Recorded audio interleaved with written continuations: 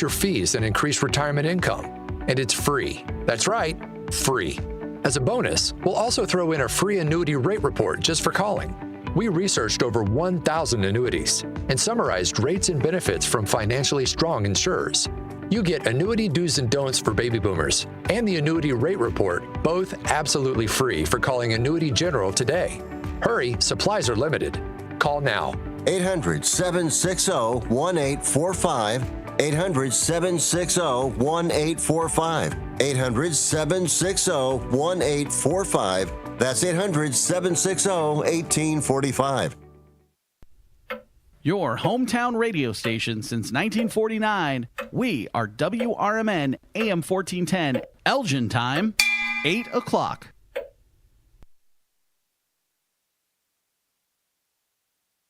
Agnew in Washington.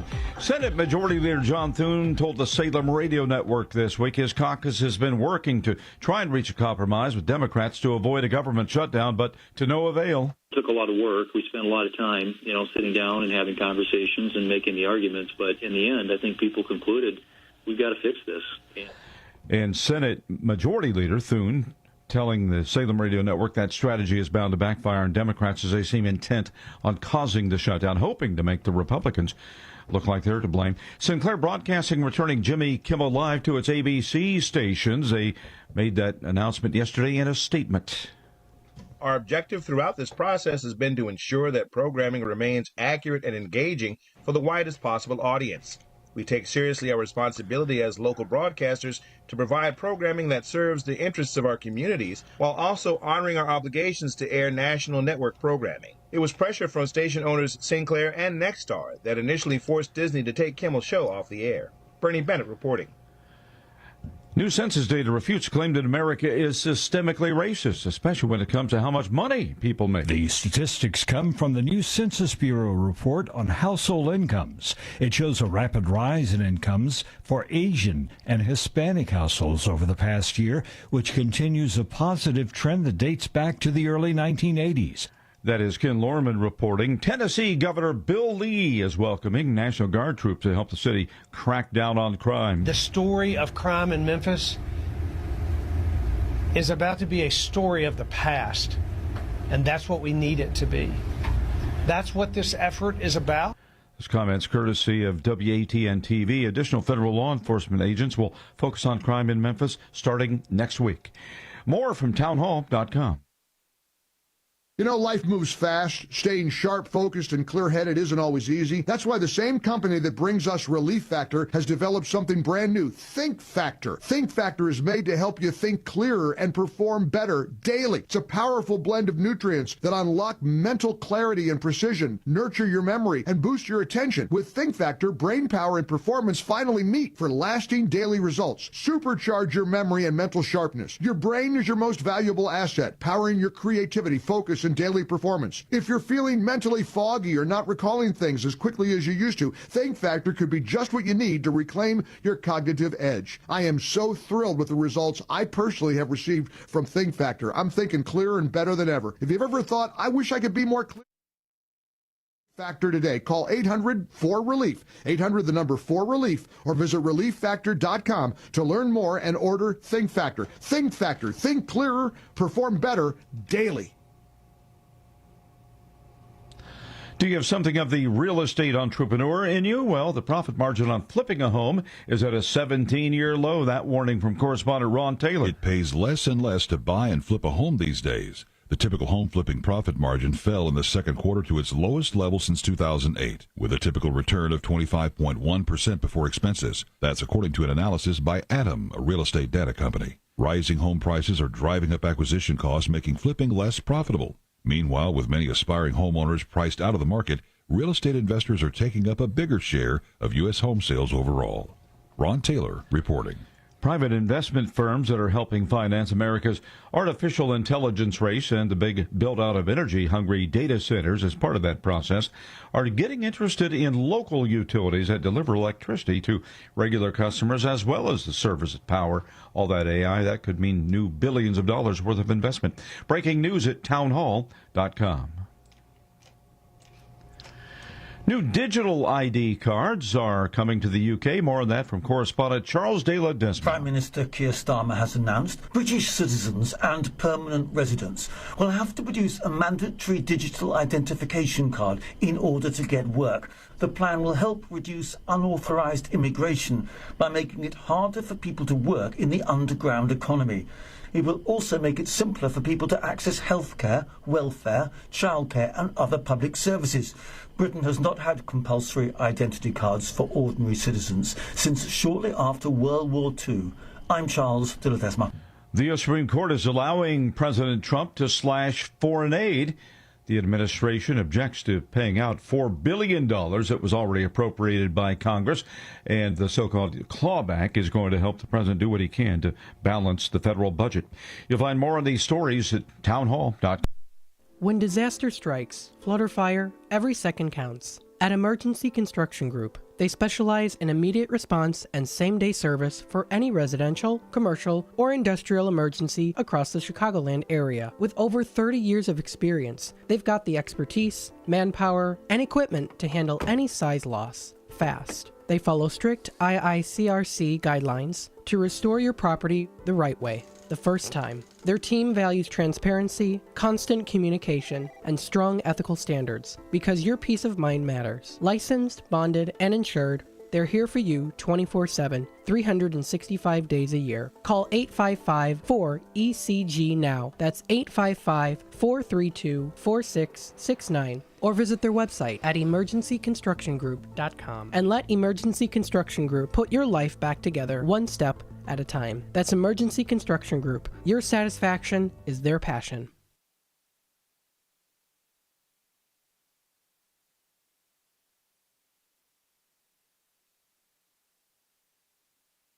And lock in to On the Rise. Yes!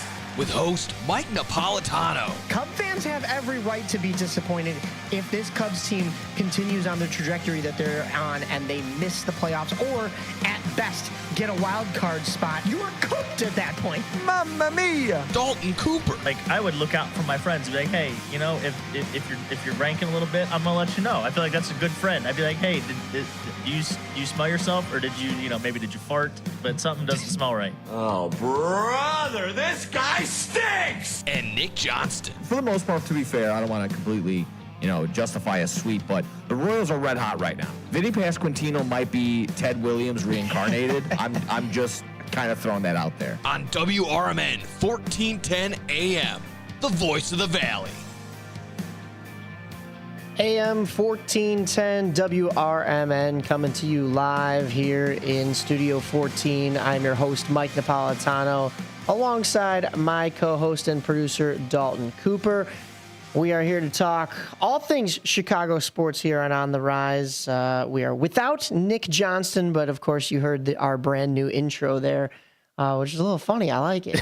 Yeah. I mean, I think it is good for friends to tell friends that they don't smell good. Okay. Yeah. Yeah. That's fair. That's fair. I don't know if I'm ready to start off with that right here at 8 a.m. on a Saturday morning. However, if you are up and awake with us, we have some announcements for you. October 18th and 19th, 2025, clinic doors will open at 6 a.m. There will be a free clinic, and that will be at Judson University Fitness Center, 1151 North State Street in Elgin. You can use the north entrance from River Road by Providence College. Registration closes when the clinic reaches capacity for the day. So if you need free dental, free vision, or free medical, please get on over there. We're talking fillings, cleanings, and extractions on the dental side, eye exams, glaucoma testings, or eyeglasses for the vision side, general medical, women's health, and more on just the general medical side. No ID required, first come, first served.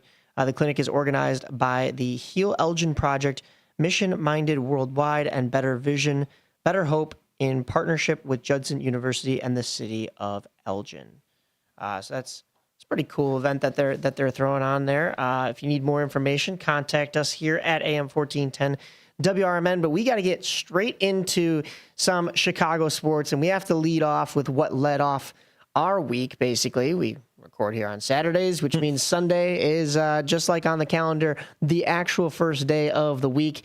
And the Bears came ready to play on day one, and that was week 3 against the Dallas Cowboys. Now, we kind of previewed this game. We were like, okay, if the Bears lose this game, cancel the season, right? Because Dallas has some good pieces still there. Of course, Dak Prescott is still at the helm there and quarterback, but it has been, for lack of a better term, a clown show in Dallas for this Cowboys team.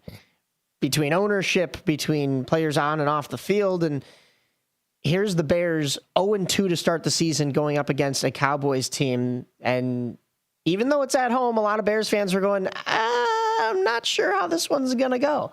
So the Bears secure the victory on Sunday. Dalton, you didn't get your over, but yeah, I know. There's a lot of people upset about that. A dominant win from the Bears. It looked good from all aspects. Yeah, 31-14. Nice to see them score some points. What was really nice about that game, in my opinion, was they did in this game what they didn't do in the Vikings game, and that is they took a 9-minute touchdown drive to really put the game away right there at the end of the third quarter.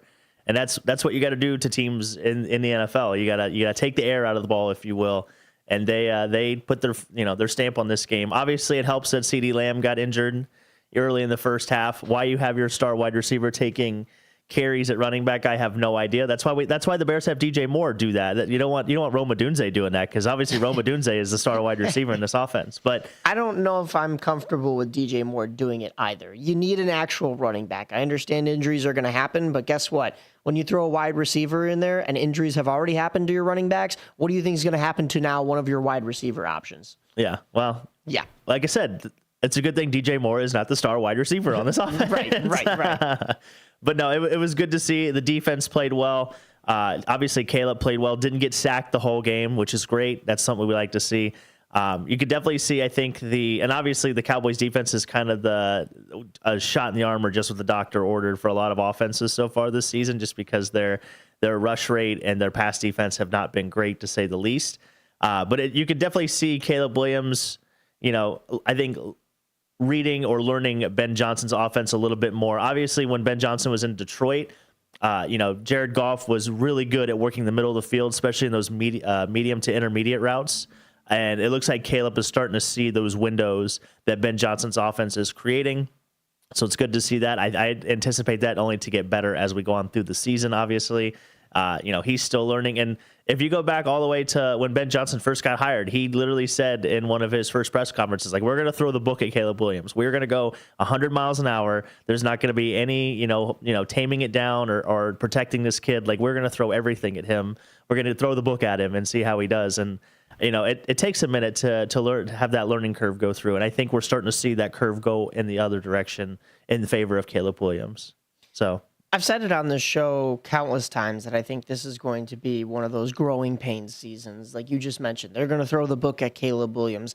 Ben Johnson specifically is going to throw the book at this entire team, and more pressingly the offense, because he was an offensive coordinator, so he knows how to run an offense. He knows how to do some of the play calling. And it's not going to look pretty at first. There's going to be an adjustment. There is going to be, new head coach, new system, new playbook. And this Bears team is going to have to learn. And they're not only going to have to learn from Ben Johnson, they're going to have to learn with Ben Johnson. They're going to have to learn things that do and don't work. Because, again, like I said, Ben Johnson is an offensive coordinator with the Lions. He is not a head coach. Sure, he's going to learn things by running that offense on what works and what doesn't work in the NFL. Sure, he's going to learn from Dan Campbell about things that work and don't work in the NFL. But this is his first tenure as a head coach as well. So he's got to learn the team. The team has to learn him. They all together have to learn what works for this Chicago team. And we talked a little bit about it last week. It extends to further than what is just happening within the games. It has to do with what the front office is actually putting on the field for this Bears organization. And there's problems. There's gaps. We've talked about it from the top down in this organization.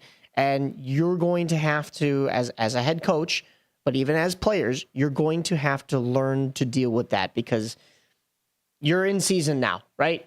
There's no, let's make a couple moves to bolster us right now. I mean, yes, sure, the trade deadline hasn't happened, right? You can make moves, but that you got to come prepared day one, basically, if you want to win in the NFL. And I have yet to see the Bears organization do such a thing. Thus, why they start out 0-2. You have a really bad second half against a Vikings team that I think you could have beat, but like once again, growing pains with Ben Johnson, and then those holes that the organization has left. I don't think you had any business beating Ben Johnson's former team in the Detroit Lions, and they showed that when they ran the score up on you. But you get a much-needed win where you needed to against a rough Dallas Cowboys team. So, I mean, this was a very much so a much-needed win for this Bears side of things. And they did a lot of things similar to the Detroit Lions previously, week 2, that the Detroit Lions did to the Bears. Now the Bears did to the Cowboys. So that was good to see. I'm not saying that the Bears are by any means as dominant as the Lions, but when you can dominate a game and take over against a team, take over, do such. Yeah, they finally imposed their will. Another thing too, and I hate to be a Debbie Downer, but we got to clean up these penalties. We still had too many penalties. They had 6 for 41 yards in the game. We were great on third down, though. That's also another nice sign to see. And I think that was one of the signs, too, that Caleb Williams is, and the offense is finally starting to click together. They're 8 of 14 on third down, which is always great to see. They did get outgained in that game, but obviously that's kind of more indicative of the game script itself. Obviously, Dallas has got to throw. The biggest glaring problem that I see, could you imagine, and I guess this is more tongue-in-cheek, but could you imagine if David Montgomery, the Bears could use a running back like him? I don't know if that's possible or if we can make that happen, but that'd be really great. He ran all over the Ravens Monday night because DeAndre Swift had 13 carries for 33 yards in this game. So, again, I know a little bit of great game script has something to do with that, but that's 3 straight weeks where, I guess Detroit, we did run the ball, and we being the Bears, did run the ball pretty well against the Lions. But, again, the game got so out of hand so quickly that I guess it really didn't matter. But the couple games that have been kind of go either way and that the Bears have looked pretty good in, they still can't run the football, which really does cause me some concern, especially as we get into the colder months of the season. You have to be able to run the football in November. If you cannot run the football in November and December, it is going to be a long holiday season for the Bears. So that's something I think that needs to be addressed. Maybe a trade deadline. I don't know if it's an offensive line issue or a running back issue. I think I'm on the team that's a little bit of both. But yeah, we got to figure something out from that point. But other than that, a great win. They got off the schneid. There was an expectation that they could, this team could do this. The Hail Mary, or not the Hail Mary, the flea flicker was sick. Yeah, that was a sick throw. That might be the throw of the year so far from Caleb Williams. I mean, that was like 65 yards, like on the rope, on the frozen rope. I don't know if that ball ever got out of the screen, to be honest. That's how much of a missile it was. Fun fact, a friend of mine was sitting first row, so he's actually like in the background of that play. I'm like, you're in... Nice. Vince, you are in Bears history right there, because when's the next time you're going to see, I guess, under Ben Johnson and with Caleb Williams at the helm, maybe we do see something like that again. But Luther Burden showed up. Running plays like that is similar to how the NFC North was running plays against the Bears like that last year with the Vikings and the Lions fake fumbling against the Bears. I mean, that was so scripted and it worked out. I mean, that was a beautiful, the perfection that you have to have for that ball to get back into Caleb Williams' hands. And can we talk about the toss back to him though? Right. The toss back to him actually helped or hurt this play? Because I almost think it helped. Do you think it helped? Because I don't know. It wasn't a perfect spiral back to him. And so he had to adjust quickly and then launch that ball all the way down the field. And to me, it was like, wow. I mean, if you've ever thrown a football in your life, you have to kind of get it in its proper position and grip it first before you rip it, right? Nice. I mean, of course. Right. Duh. So everybody knows that. I mean, if you're throwing him a knuckleball, that's going to take more time for him to adjust. And there's guys running at him. I mean, it wasn't exactly like it was, so untelegraphed that he had plenty of time. He had enough time to get the ball off, but only if that was a perfect throw to him. And it wasn't quite. Yeah.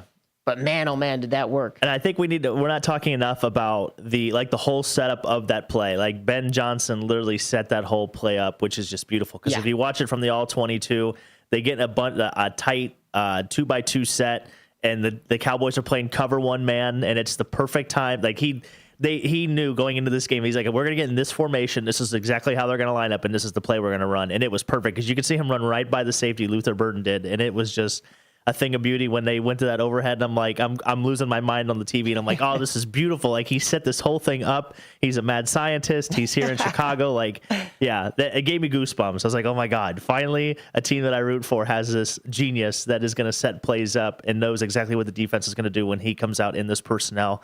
And just a phenomenal job. And hopefully it carries into this week. That's why you study the tape. I mean, you study the tape and you can create plays like that against a team that you're familiar that they're going to, like you said, have a certain defensive coverage, and you can exploit that.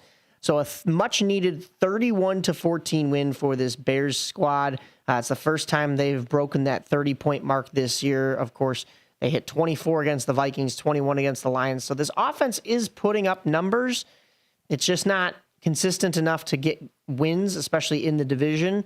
But luckily, the Bears won't have to see their division for a little while here. They will be in Las Vegas to take on the Raiders tomorrow at 3:25 p.m. Central Time. It's on CBS if you'd like to tune in. But you can also hear the radio broadcast right here on AM 1410 WRMN. This is the home of Chicago Bears football this year. Going in against this Raiders team, Dalton. Yeah. Can I give you some Caleb Williams stats real quick, too? So Caleb Williams this season on throws of 20-plus air yards, he's got a 50% completion percentage, which is the best in the NFL. He's got a plus 13.7 EPA, which is the best in the NFL. He's got 2 touchdowns, which is second best, and he's got 211 passing yards, which is third best. So it's a small sample size, but again, it's starting to show. It's starting to progress in the right direction. And by the way, he only needs to average, I think, 234 more yards per game to break 4,000 yards this season. So I think that was the pace he was on last week. Yeah, it's something like that. So I think technically he needs to raise his average about 8 yards because I think right now he's a little bit below that. But again, the 4,000-yard watch, we are right in the middle of it, Michael. We are on pace. We are on track. There's optimism in the camp. So I think this week's going to be a big week for him. We talked about Caleb Williams leading a lot of stats last year. Unfortunately, one of those was sacks, and as a quarterback, you don't want to lead in that category. That means you're getting sacked. However, there were some other categories that Caleb Williams was like, I'm trying to remember some of them off the top of my brain. I think one of them was reception percentage, and that was he was within the top 10 of the league, which for many that don't watch the Bears week in and week out was a head scratcher. It was like the odd man out that doesn't belong. But if you looked when he had the time in the pocket, he was doing great things last year. Now, this year it's been off to a mediocre start for Caleb Williams, but he's still quietly leading some of these categories. And when he's not leading the league in sacks, I think this is a much, much better look for the Bears and for Caleb Williams specifically. So, it's good that our quarterback isn't getting sacked. No duh. Yeah, you can see a little bit more from Caleb Williams is what I'm trying to say. Yeah, no, of course. Both the Bears and the Raiders are 1-2 going into this Week 4 matchup. Big game They're both 0-1. Bears 0-1 on the road, and Raiders 0-1 at home. Yep. So, of course, Las Vegas is going to be looking for their first win at home, but the Bears, they're going to be looking for their first win on the road. I know that was a no-brainer stat as well, right?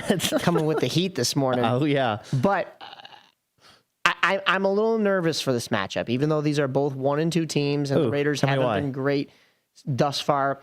That hunger to try to get a victory at home against a Bears team that they, like I said, I think it's no secret that the league knows that this Bears team is still not quite there yet.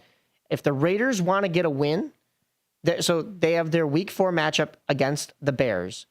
Then they play the Colts on the road, which, the Colts have been a little bit better of a team this year. Jonathan Taylor has been going off for the Colts. And also, this is a road game. This is in Indianapolis, so not an opportunity for the Raiders to get a win at home. Then they come back home and they play the Titans. So, yes, that could be a possible win at home for this Raiders team. But are they starved? Are they going through a drought? Do they want to end that drought is what I'm thinking. And I think they're going to come out. I mean, everybody's going to play everybody tough on any day here in the NFL. But when they look at this Bears team coming in, do they kind of lick their lips a little bit and go, all right, they're coming off of a win. How many consecutive wins can this Bears team post, considering before Sunday, the Bears hadn't had a win in almost 365 days at home, home. But, I mean, their only win was in Lambeau Field against the Packers team in a, you can argue, and I don't want to take this away from Bears fans, meaningless game at the end of the season that actually hurt your draft chances, which I know Chicago's tired of. I don't think it was a meaningless game. I think the Packers were playing for seeding still, because I think they still could have moved up in seeding at the last. I don't. Obviously, outcomes were all meaningless for dependent. The Bears. Yeah, right. Meaningless for the Bears. Listen, I know Tell Chicago. That to Matt Eberflus. I know he wasn't there. Yeah, I know the Chicago fans are tired of hearing, "Oh, well, tank to or lose games towards the end of the season to get a higher draft pick." But at that point, if it's the last game of the season, yes, you want to beat the Packers. Yes, you want to beat the Packers in Lambeau Field. Yes, you want to end that drought of losing to the Packers, especially when your previous game at home was decided by a blocked field goal attempt. Listen, I understand it, and I'm right there with you as a Bears fan. But as somebody who wants to analyze the game here, that may have been one that you want to give up so you get a higher draft pick. Hey, Colston Loveland is working out just fine, I think, for the Bears side of things. Hopefully he plays this week. He's got a hip issue. When he's not injured.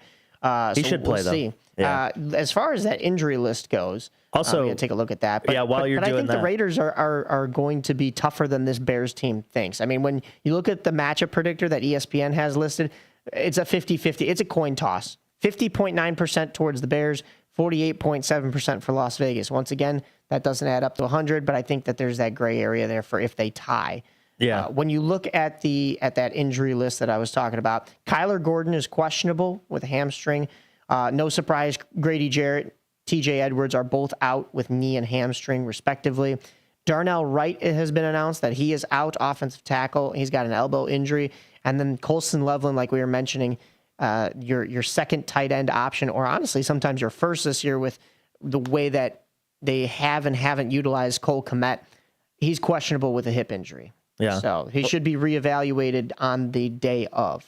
The big thing I think to watch in this game, too, is that the Raiders have the third best rush defense in the league, EPA-wise. So they struggle against the pass, though. They're 27th in EPA dropback. So expect, I think, another big game from this passing offense, especially Caleb Williams. Maybe DJ Moore gets a little bit more involved this week as opposed to Roma Dunze. Maybe they'll shadow him a little bit more. But I think that kind of leans into what this team wants to do. I mean, we want to see the development of Caleb, and that's what we're all here for. That's kind of the success of this season, in my opinion. Regardless of how many games you win, it's going into next year knowing that, okay, we have the quarterback position solidified. So I guess to your point too, the only thing that scares me is Brock Bowers is supposed to return. Yes. Jake Ferguson had a pretty good week last week for the Cowboys against the Bears. Now, granted, I'm sure a lot of that was in garbage time, and of course, CeeDee Lamb gets injured as well. So you take a big target away, you kind of put more on Ferguson. But Geno Smith can definitely figure it out. He had 3 touchdown passes last week against the Commanders.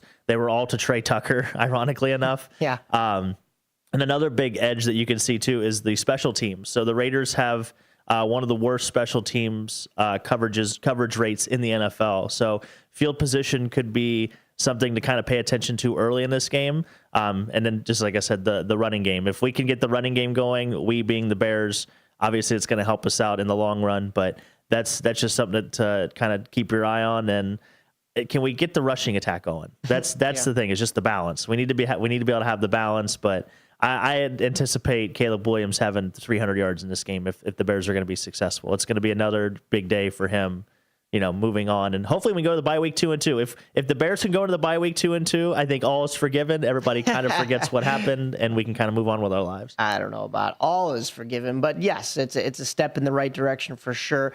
I know it's a small sample size, and the 2 losses for this Raiders team came against a very good Washington Commanders team led by Jaden Daniels, and then a home loss against the Chargers. I mean, Justin Herbert has been him this year. I call it the Madison Beer effect. But then also they did get their win against a weaker Patriots team, 20-13 win just last week. But when you look at the numbers, like you were kind of saying, it's very similar. I mean, we're talking Caleb Williams, 715 passing yards to Geno Smith's 813. DeAndre Swift, 149 to Genty's 144. Odunze's 227 receiving yards to Myers' 228. And then Tremaine Edmonds' 29 tackles to Dwayne White's 25. So this is going to be a toss-up, and we will see how it goes. 3:25 tomorrow on CBS or right here on AM 1410 WRMN. You're listening to On the Rise, myself, Mike Napolitano, and Dalton Cooper. We're going to have some special guests coming up right at 9 o'clock, and we will have baseball coming up for you in the meantime, right here on the Rise.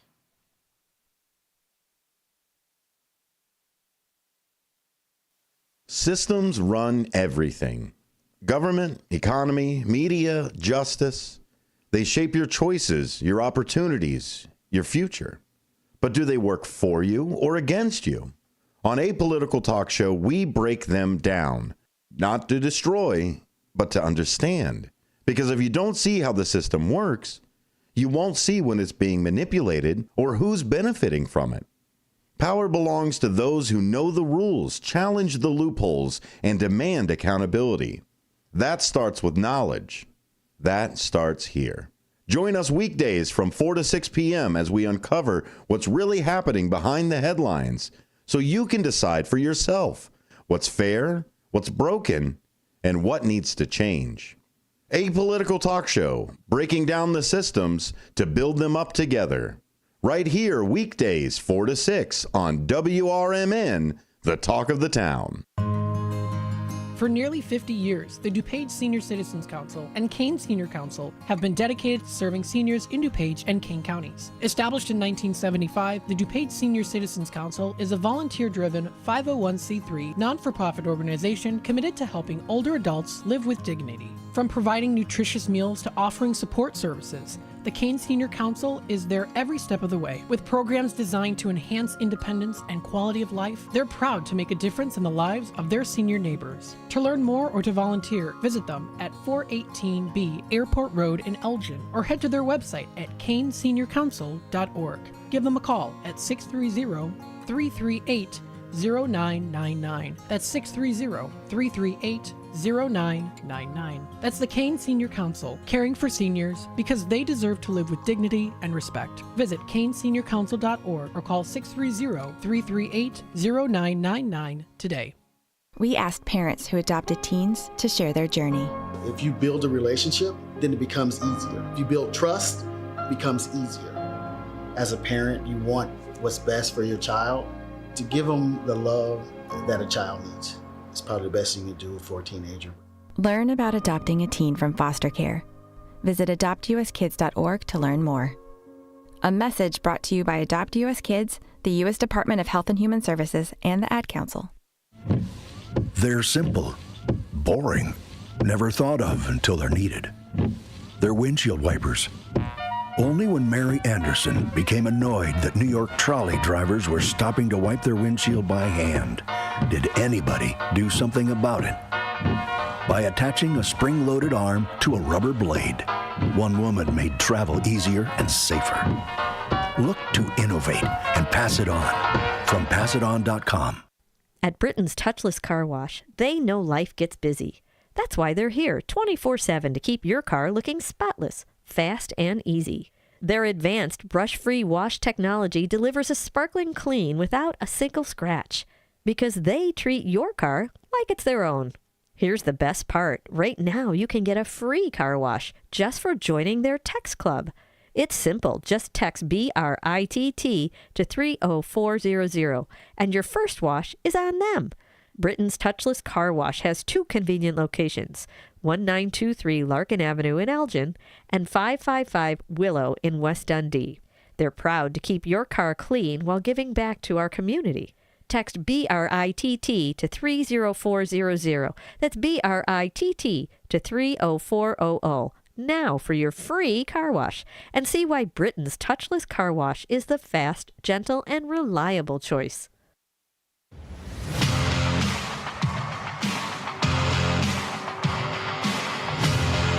Welcome back to On the Rise right here on AM 1410 WRMN. You're listening to myself, Mike Napolitano, and my co-host, Dalton Cooper, live from Studio 14. Hey, you can hear more from us if you tune in to all the socials. That would, of course, be Instagram's On the Rise and WRMN pages, but also you can find myself, Mike_Napolitano, and Dalton Cooper. That's DAULTON Cooper.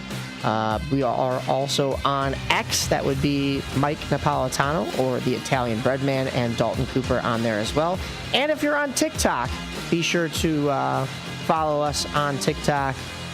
I don't really have. I don't Facebook. Really Don't forget about Facebook. Yeah. Facebook is, check out the WRMN Facebook page. There's a lot of great content going out daily from all the shows that we do here, and we appreciate it if you follow and like the page.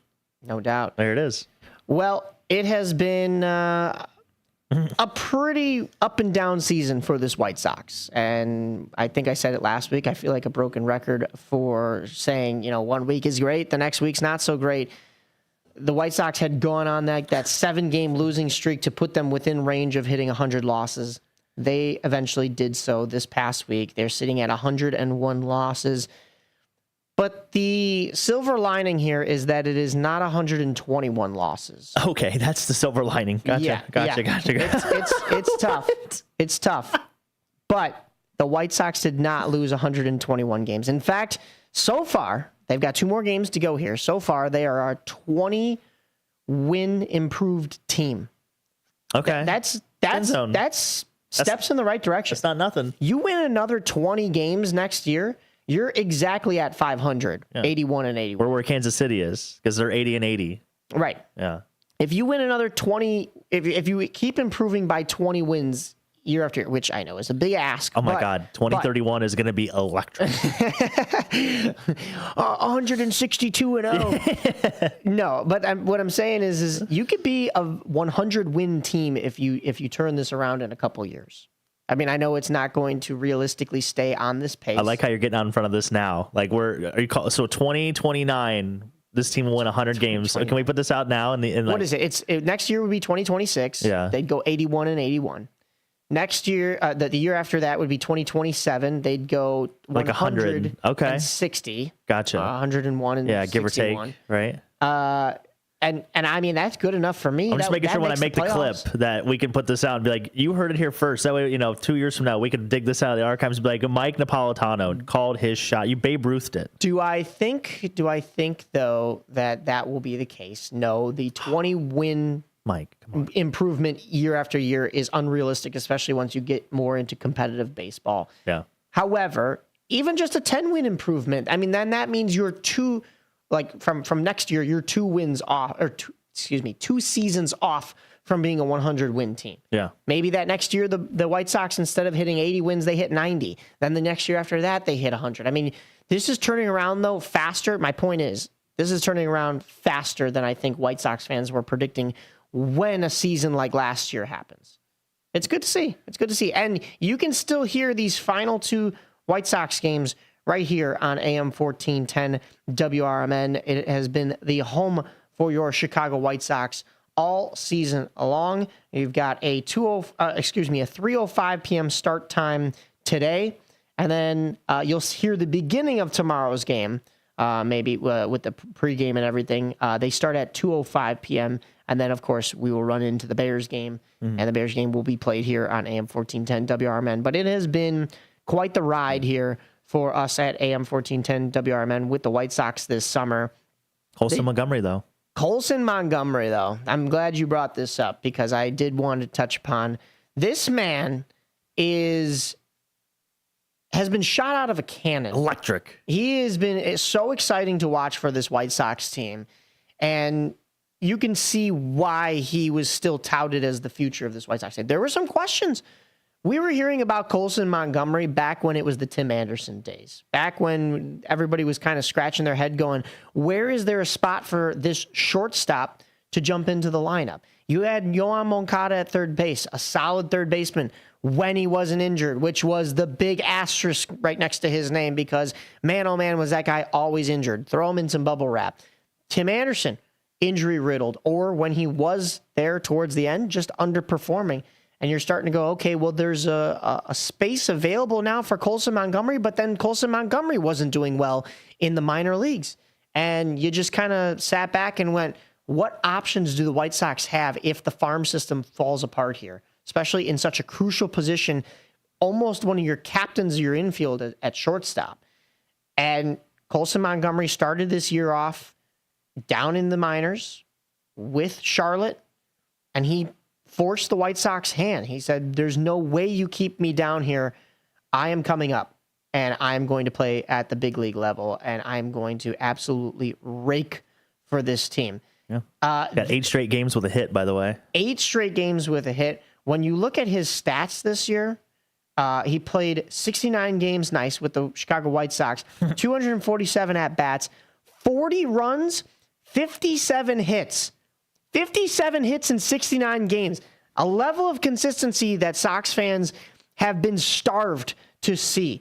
And also 53 RBIs in those 57 hits. I mean, power numbers from your short. I mean, it's pretty cool when your shortstop hits 20 home runs. I mean, there's not a lot of shortstops in this league because he'd be on pace to hit 40 if he played the full season. Yes, and that was the next stat I was going to go into. If he had played this entire season, he's on pace to hit 40 home runs. Yeah, that's crazy. 40 home runs. And he was injured for a little stint in here. I mean, it wasn't long, but that was amidst a time when he was absolutely mashing the ball. Yeah, he was red hot. Can you imagine if he had stayed healthy? Now, I know those are the what ifs, and you can't read into that, but he plays a full season. Maybe he has, since he's played a half a season here, basically, or just shy of it, maybe he plays a whole season and is injured for twice the amount of time. Like Dalton said, that's still on pace to hit 40 home runs and still probably mashing the ball. I mean, look at what Cal Raleigh did this year for the Seattle Mariners, who I should mention, clinched the AL West division for the first time in 24 years. Yep. Going back to the playoffs, Cal Raleigh in talks to be the MVP this year. Oh, he should be. Yeah, 100%. And he should be. Big Dumper should be the MVP. He is one of 4 catchers to hit 60 home runs. And I didn't do my homework. I didn't look up who the other 3 were. My guess is Johnny Bench is one of them. My guess is Pudge down in, although I don't know if Johnny Bench was the biggest home run hitter. We may have to look that up. Thank you, Statman. But one of 4 catchers in MLB history to hit 60 home runs in a season. You're right. It's probably not Johnny Bench because it's probably more recent of a stat. I bet Piazza would be one of them, I'd imagine. That is true. I've met Piazza. He's actually the only catcher that has hit 60 home runs in a single season. What? I thought they said one of 4. No. So he broke he also set the new single season record for a catcher, a switch hitter, and for the Seattle Mariners this season. So that's pretty crazy. Wow. Okay. All 3 in 1, huh? Yep. Switch hitter, catcher, and for the Seattle Mariners. I mean, the Mariners have life. Not that we're going to go on a tangent here and talk too much about the Mariners, but be worrisome if you're in the AL, because if you have to square up against that Mariners squad, it's not going to be as easy as I think most people think. 7th player in MLB history to hit 60 home runs in a season, but is the 10th overall occurrence. So there was a couple guys that did a couple, 2 or 3 times probably. Where am I getting that? Most home runs by a catcher, you have Cal Raleigh, number 1. Number 2 was Javi Lopez. He hit 43 in 2003 for the Braves. Todd Huntley in 96 for the Mets hit 41. And then Roy Campanella for the 1953 Dodgers. How could we ever forget about that heart-pounding season? That was 40. So yeah, that was around a time when the Dodgers were dominant. And it may be that 40 number that you're referring to instead of the 60 number. That maybe that all time. I thought I saw that more recently. But that's okay. When he hit it, I should say. But I mean, phenomenal season from him.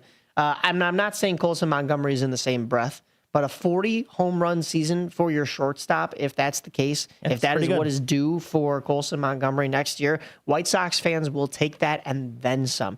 I mean, the youth movement, we've talked about it all year. Corey Lee, Kyle Teal, Chase Mydroth. I mean, some of these guys have been so exciting to watch despite the 101 losses, which could be 103 by the end of this season. Let's hope that isn't the case with 2 more games left. Let's hope it stays at 101. This White Sox team has been something to watch, something watchable, something that White Sox fans can hang their hat on at the end of the season and go, okay, we're not as in a deep dark hole as we thought we were. There is light at the end of this tunnel. There is possibility for this White Sox team to make some noise next year in the division, in a crazy tough division. Yeah. I mean, let's not overlook let's not get carried away crazy tough. Okay, Minnesota is a fire sale right now. They may have one person on contract still for next season, if I recall that correctly. But Kansas City is moving up the ranks. I mean, that's the team that would worry me. They had a lackluster second half of their season, I think, and they haven't been as hot as our bump with Nick Johnston has been saying. So Vinny Pasquantino has not been him, but. Look at the race for this division. Yeah, a 16.5 game lead for the Detroit Tigers at the end of August erased. No, end of July. That was at end of July. Yeah, that was July. Okay. Yeah. I'm getting my months mixed. It was still. I mean, it's still. They're Metting right now. They're in that same company as the Mets. And also, can you name me the last shortstop to hit 40 home runs in the season? It was done in 2021. Last shortstop to hit 40 home runs in the season, done in 2021. Not Dansby Swanson. Nope. And it's according to StatMuse, it's happened 13 times where a shortstop has hit more than 40 home runs in a season. One guy has 2, 4, 6 of those. A-Rod, when he played for the Rangers and the Mariners early in his career. But the last guy to do it was in 2021. No, it's not Trey Turner. It's Fernando Tatis Jr. for the Padres. Yeah. He had 42 home runs in 2021 for them. So I forget he was a shortstop because now they've switched him to outfield. So. Yeah, I mean, hey, that was a guy that the White Sox could have had, and I'm not going to open up old wounds for White Sox fans and rehash all of that. But can you imagine if you had moved Fernando Tatis to the outfield? Nah, I don't think the White Sox would have done that. Although, then again, Colson Montgomery, I don't think Colson Montgomery would have been. I don't think the time frame was matched up. Yeah, the timelines. I think you had to. There was trades in the way, so you had to get rid of one to have the other. But if you had kept Fernando Tatis and you still had Colson Montgomery, do the White Sox move him to the outfield? It's such a big hypothetical, but wow. I mean, that would have been crazy. There's been 4 shortstops all time in MLB history that have hit more than 40 home runs in a season. Literally Ernie Banks, A-Rod, Rico, Petrocelli, and then Fernando Tatis Jr. So maybe Colson Montgomery next season could be that 5th shortstop. But yeah, God, Ernie Banks was really good. I don't know if you knew that. Ernie Banks was amazing. Ernie Banks was phenomenal. And that's a proper point for us to transition over into a Chicago baseball team that is set to make the playoffs. One more note for the Chicago White Sox. Their AA affiliate, the Birmingham Barons, have clinched the Southern League for the 2nd straight year. So the pipeline is looking good. White Sox fans have something to cheer about. Birmingham Barons go back-to-back. We're going to be talking to some other back-to-back champs right here in the Chicagoland area right at 9 a.m. That'll be, unfortunately, we aren't being joined by Todd Lott anymore, the Kane County Cougars DH, but we will have Claudio Final on the line, the Kane County Cougars third baseman and Wolf Cup Finals MVP. We're going to get into a little bit about their phenomenal, immaculate run both this year, and we'll touch upon last year's undefeated run so that they could go back-to-back. I mean, this Cougars team is just red hot.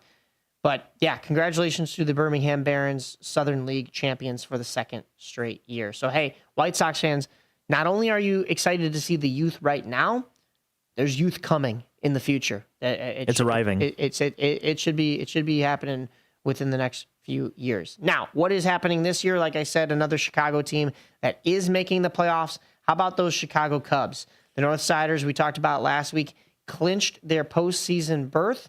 If the playoffs were to start today, it still looks as though they are going to be playing the San Diego Padres.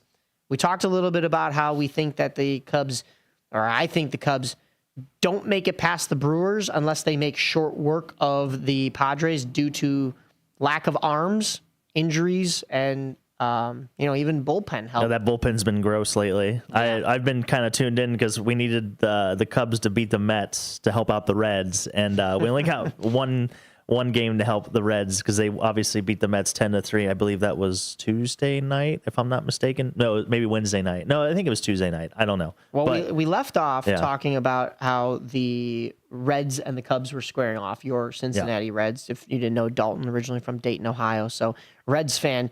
A 4-game series in Cincinnati, the Reds take all 4 games. Yeah, not something that the Cubs needed towards the end of this series here. Now, it's not going to really matter division-wise for this Cubs team, but you don't want to lose 4 straight and then lose one to the Mets and make it 5 straight going into the postseason. Yes, they do get that one win that Dalton was talking about against the Mets, but then they drop the rubber game. So 2 straight series losses after they had 3 straight series wins.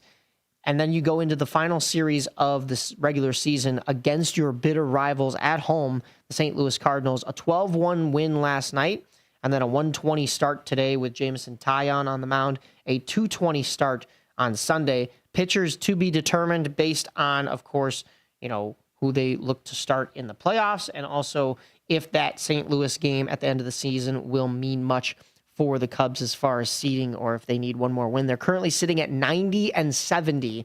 So this is a 90-win ball club.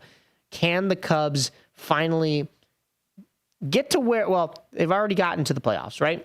But a couple years ago, when Craig Counsell was just brought in to manage this team, Cub fans thought immediately that this was a playoff team.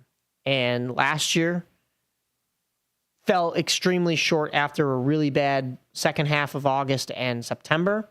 And the year prior was the same story. So I think a lot of Cub fans are sitting here going, oh my gosh, is it going to happen again? And especially when we were talking closer to the All-Star break with Brandon Combs and this Cubs team was faltering a little bit.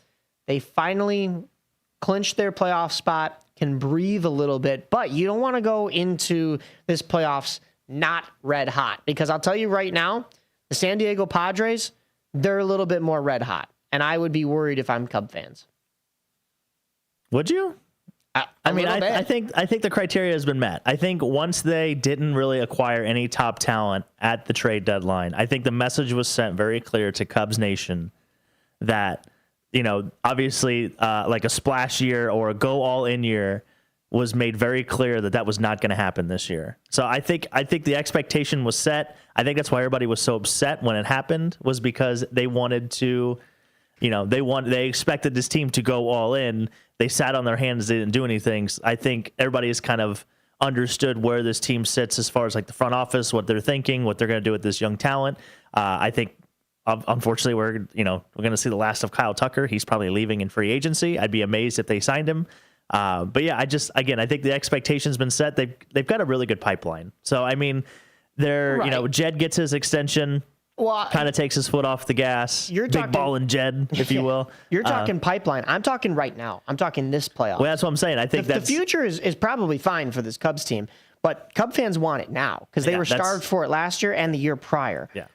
Well, the front office told you what they thought of that. I would be worried. You lose the division lead to the Brewers, who end up becoming, the best team in baseball, but you had a lead on them, and you let your foot off the gas, and now you're set to play a Padres team, which you may be sitting back going, maybe this is where we want to be, because then we get to play a Milwaukee team after that we've had their number all year. Hold on. Hold the phone. Hold it. I'm holding. You don't get to Milwaukee unless you get through a very consistent San Diego team. You know how many wins I'm looking at in the stat column right now for the San Diego Padres? They're getting their wins where they need to. Yes, in the recent month, they've faltered against your Cincinnati Reds at home and the New York Mets on the road. But they took 2 out of 3 from the Milwaukee Brewers. They took 2 out of 3 from the Chicago White Sox. They took 3 out of 4 from the Colorado Rockies. I mean, yes, maybe some of those are weaker opponents, but they're getting their wins where they need to.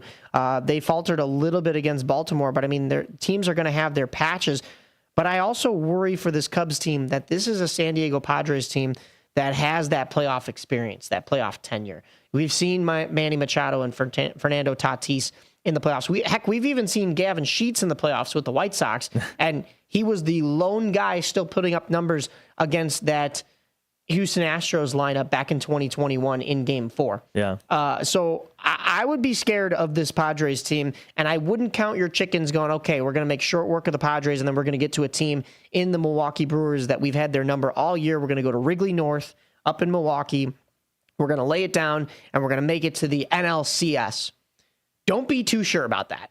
Yes, you think Cubs Nation is really thinking that? A lot of Cubs Nation I hear is very, I would say, realistic, and I would say they're more pessimistic than optimistic about even being in the playoffs to begin with. Because I hate to beat a dead horse, but they didn't make that splash move that everybody thought this team needed to make to actually be a World Series contender. And we talked about that the other way too. We talked about it as this should be alarm bells, right? When they don't make those moves. Yeah, 100%. And I mean, I think you're saying it right now kind of in a way where like Cub fans and the Cubs organization is going, no, we believe in what we have right here. And sure, that what you had is getting you to the playoffs. That's fine. Yeah. But let's not overlook the point that they did falter in the middle of the season. They let their foot off the gas. We were kind of saying this earlier in the season too, that you're never going to please the fan base. It's like any other baseball fan base where when they're winning too much, they say, oh, take your foot off the gas. You're too hot. You're going to lose all momentum come September, October. So the Cubs do that. They take their foot off the gas. Maybe they took their foot off the gas a little too much based on what I'm saying. And then, yes, Cub fans had every right to kind of hit the panic button a little bit and go, okay, well, we lost the division lead. Like, is this going to be a complete collapse? No, it's not. You clinch a playoff spot. But what I'm saying here is you're right. I haven't heard there being too much optimism from Cub fans. However, I think the pessimism has gone by the wayside, and that's a good thing, right? Yeah, I mean, we're getting right here on even keeled on the brink here. But also, I would have a little bit of worry going in. I would. Well, I guess my biggest worry when you look at specifically when you look at the matchup of the Cubs versus the Padres is they're two different rosters. They're constructed two completely different ways. The Padres are built on pitching to where the Cubs are built on offense, and you could literally see that in the season standings. I mean, the Cubs have scored literally 100 more runs this year than the Padres, but the Padres have given up right around 30 to 40 less runs on the season, and the Padres have probably a top 2 or 3 bullpen in the majors right now as it stands. So I think just more of the roster construction, the way that these teams are going to win or have to win to be successful, I think is just so vast and different. And I think that's kind of where the rubber's going to meet the road in this series. It's like, okay, is the Padres pitching going to take over, or is this Cubs offense going to take over? I mean, they just scored a dozen runs last night against the Cardinals. And I know in the beginning of the season, they were, the offense had scored double-digit runs the most amount. I think that stat still stands true, but we'll see. Like I said, just the vast differences of how these teams are constructed it's kind of like the Peyton Manning Colts, right? Like they knew they weren't going to get a lot of defense, but they were going to just outscore people. And I think that's kind of the mindset behind this Cubs team. No doubt. These two teams split during the regular season, and you talked about earlier on in the season, these two teams played both of their series in the first half. So I think this is probably going to be one of those where you throw out the regular season numbers. 100%. The Cubs take 2 out of 3 against the Padres in Chicago, but then the Padres take 2 out of 3 and almost sweep the Cubs, a 2-1 final in 10 innings back in April in San Diego. So does San Diego turn into Slam Diego going forward and continue becoming continue being a postseason force to be reckoned with? I don't underestimate San Diego. They may be looking ahead to going, you know what, we want to get to face the Dodgers again because we've had the Dodgers number in the playoffs for a little bit of time now, despite the Dodgers being the Dodgers. You look at their head-to-head, San Diego gives them a run for their money. Well, they beat them last year. If they could get to the Dodgers, now who's going to say it is the Dodgers? Because it might be the Phillies. We might get a rematch of 2023 when it was Phillies and Padres in the NLCS, if that is the case. But both of these teams that I'm talking about right now have to get through a red-hot Milwaukee team that everybody is predicting is going to choke.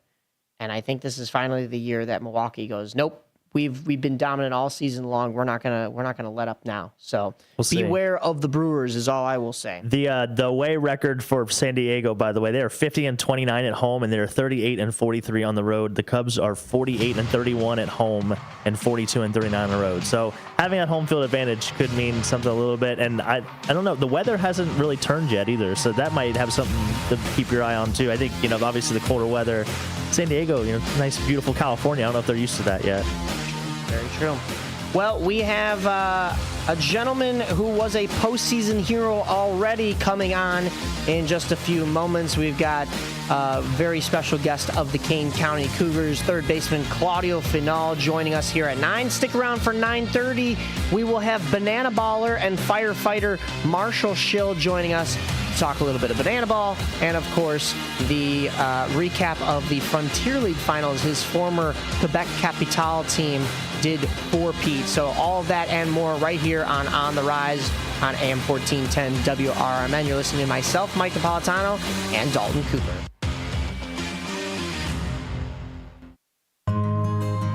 For nearly 50 years, the DuPage Senior Citizens Council and Kane Senior Council have been dedicated to serving seniors in DuPage and Kane counties. Established in 1975, the DuPage Senior Citizens Council is a volunteer-driven 501c3 non-for-profit organization committed to helping older adults live with dignity. From providing nutritious meals to offering support services, the Kane Senior Council is there every step of the way. With programs designed to enhance independence and quality of life, they're proud to make a difference in the lives of their senior neighbors. To learn more or to volunteer, visit them at 418B Airport Road in Elgin or head to their website at caneseniorcouncil.org. Give them a call at 630-338-0999. That's 630-338-0999. That's the Kane Senior Council, caring for seniors because they deserve to live with dignity and respect. Visit caneseniorcouncil.org or call 630-338-0999 today.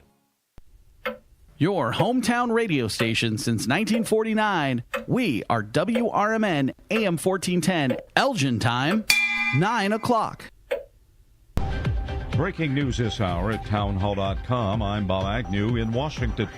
Republican strategist Aaron McGuire told the Salem Radio Network this week the DOJ is taking its time to make sure it gets not only indictments and prosecutions, but successful convictions against government officials who may be guilty of engaging in lawfare against President Trump. This is where it's perilous. We have to trust that the justice system, the Department of Justice under President Trump and Attorney General Pam Bondi are doing the work to the investigatory standards to be able to get not only indictments and prosecutions, but convictions. McGuire says the president and many of his MAGA supporters need to be reassured that Bondi is moving ahead with her investigations despite some delays. Tennessee Governor Bill Lee says additional federal law enforcement agents will focus on crime in Memphis starting next week. Memphis is a world-class city, and before us, we have a generational opportunity to make Memphis a safe city. Those comments courtesy of WATN-TV. 13 federal agencies will arrive in phases, including the National Guard. And Governor Lee says that Guard members will not make arrests and will not be armed unless local law enforcement officials request it. He says he will not be declaring a state of emergency. President Trump devoted a portion of his remarks at the United Nations this week to blasting so-called green energy initiatives. The primary effect of these brutal green energy policies has not been to help the environment, but to redistribute manufacturing and industrial activity from developed countries that follow the insane rules that are put down to polluting countries that break the rules and are making a fortune. They're making a fortune. The president speaking this week at the United Nations. More on these stories at townhall.com. So my mother is thinking of switching from Verizon to Pure Talk, but she's worried the deal sounds too good to be true. Michael, she said, how can those Pure Talk people offer me the same basic service as Verizon for so much less money? I said, Ma, go ask Google how much Verizon spends on advertising and promotions. A few seconds later, my mother said, oh my goodness, $12 billion a year? That must be a typo. I'll tell you what I told my mom. It's not a typo. Verizon spends $12 billion a year on advertising and promotions, and their customers are paying for it. Well, Pure Talk doesn't spend that kind of money on commercials. Trust me, I would know. That's why they can offer you and my mother unlimited talk, text, and plenty of data on a crazy fast 5G network for just $25 a month. And if you're a business owner, you could really save a fortune. Dial pound 250, say the words Mike Rowe, and you'll get an additional 50% off your first month. That's pound 250 Mike Rowe. Pure Talk. Everything you need and nothing you don't. The Federal Reserve's favored inflation gauge accelerated slightly in August from a year ago. The Commerce Department reports that its personal consumption expenditures price index was up 2.7% in August from a year earlier, up from a 2.6% year-over-year increase in July and the most since February. Excluding volatile food and energy prices, so-called core PCE inflation showed a 2.9 increase in prices from August 2024, same as in July. The increases were what forecasters had expected. John Scott reporting. It pays less and less to buy and flip a home these days. The typical home flipping profit margin fell in the second quarter to its lowest level since 2008, with a typical return of 25.1% before all the expenses involved. Breaking news and analysis can be found at townhall.com. The Transportation Department will immediately tighten up the requirements for non-citizens to get commercial driver's licenses after 3 fatal crashes this year blamed on illegals or immigrants with no proper license. Some couldn't even speak English. Transportation Secretary Sean Duffy. This is a license to operate a massive 80,000-pound truck that's being issued to foreign drivers who are not U.S. citizens or lawful permanent residents. The process for issuing these licenses is absolutely 100% broken.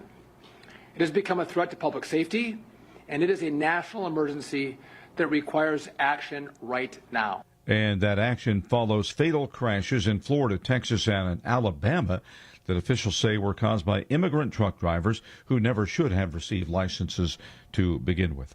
You'll find more on these stories at townhall.com. Loved one owns a gun, and for a while now, you've been concerned about their behavior. They're just not acting like themselves.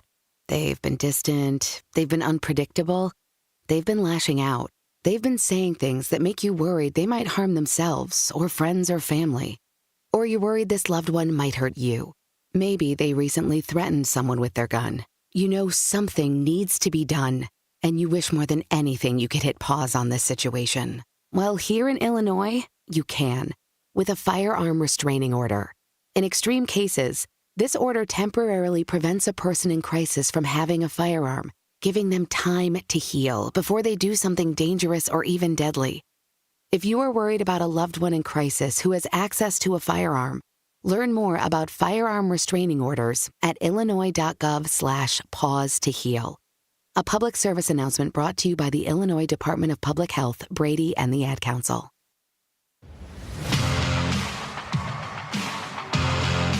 Welcome back to AM 1410 WRMN. You're listening to On the Rise. Myself, Mike Napolitano, joined by Dalton Cooper, and we are both joined by a very special guest here.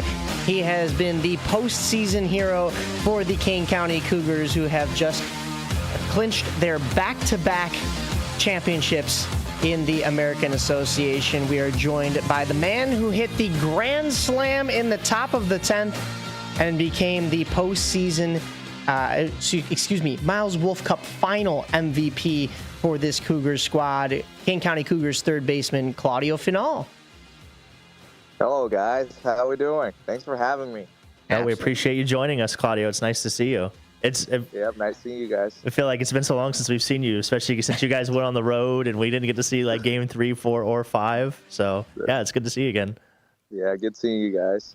Are you living it up now that you've got your second ring in hand? Oh, it's an amazing experience, and it was a great feeling. Now, just in the off season, renovating the house we just bought, so nice. It's a great time. Life doesn't stop, even though you become MVPs and winning championships, and still have to live everyday life. That's funny. You touched on the. Yeah, you touched on the Grand Slam. I just have to ask you, because the first thing I thought of, Claudio, when we were watching the video, I was watching on my iPad the championship game going on. When you hit that Grand Slam, I have 2 questions. 1, did you black out when you're running the bases?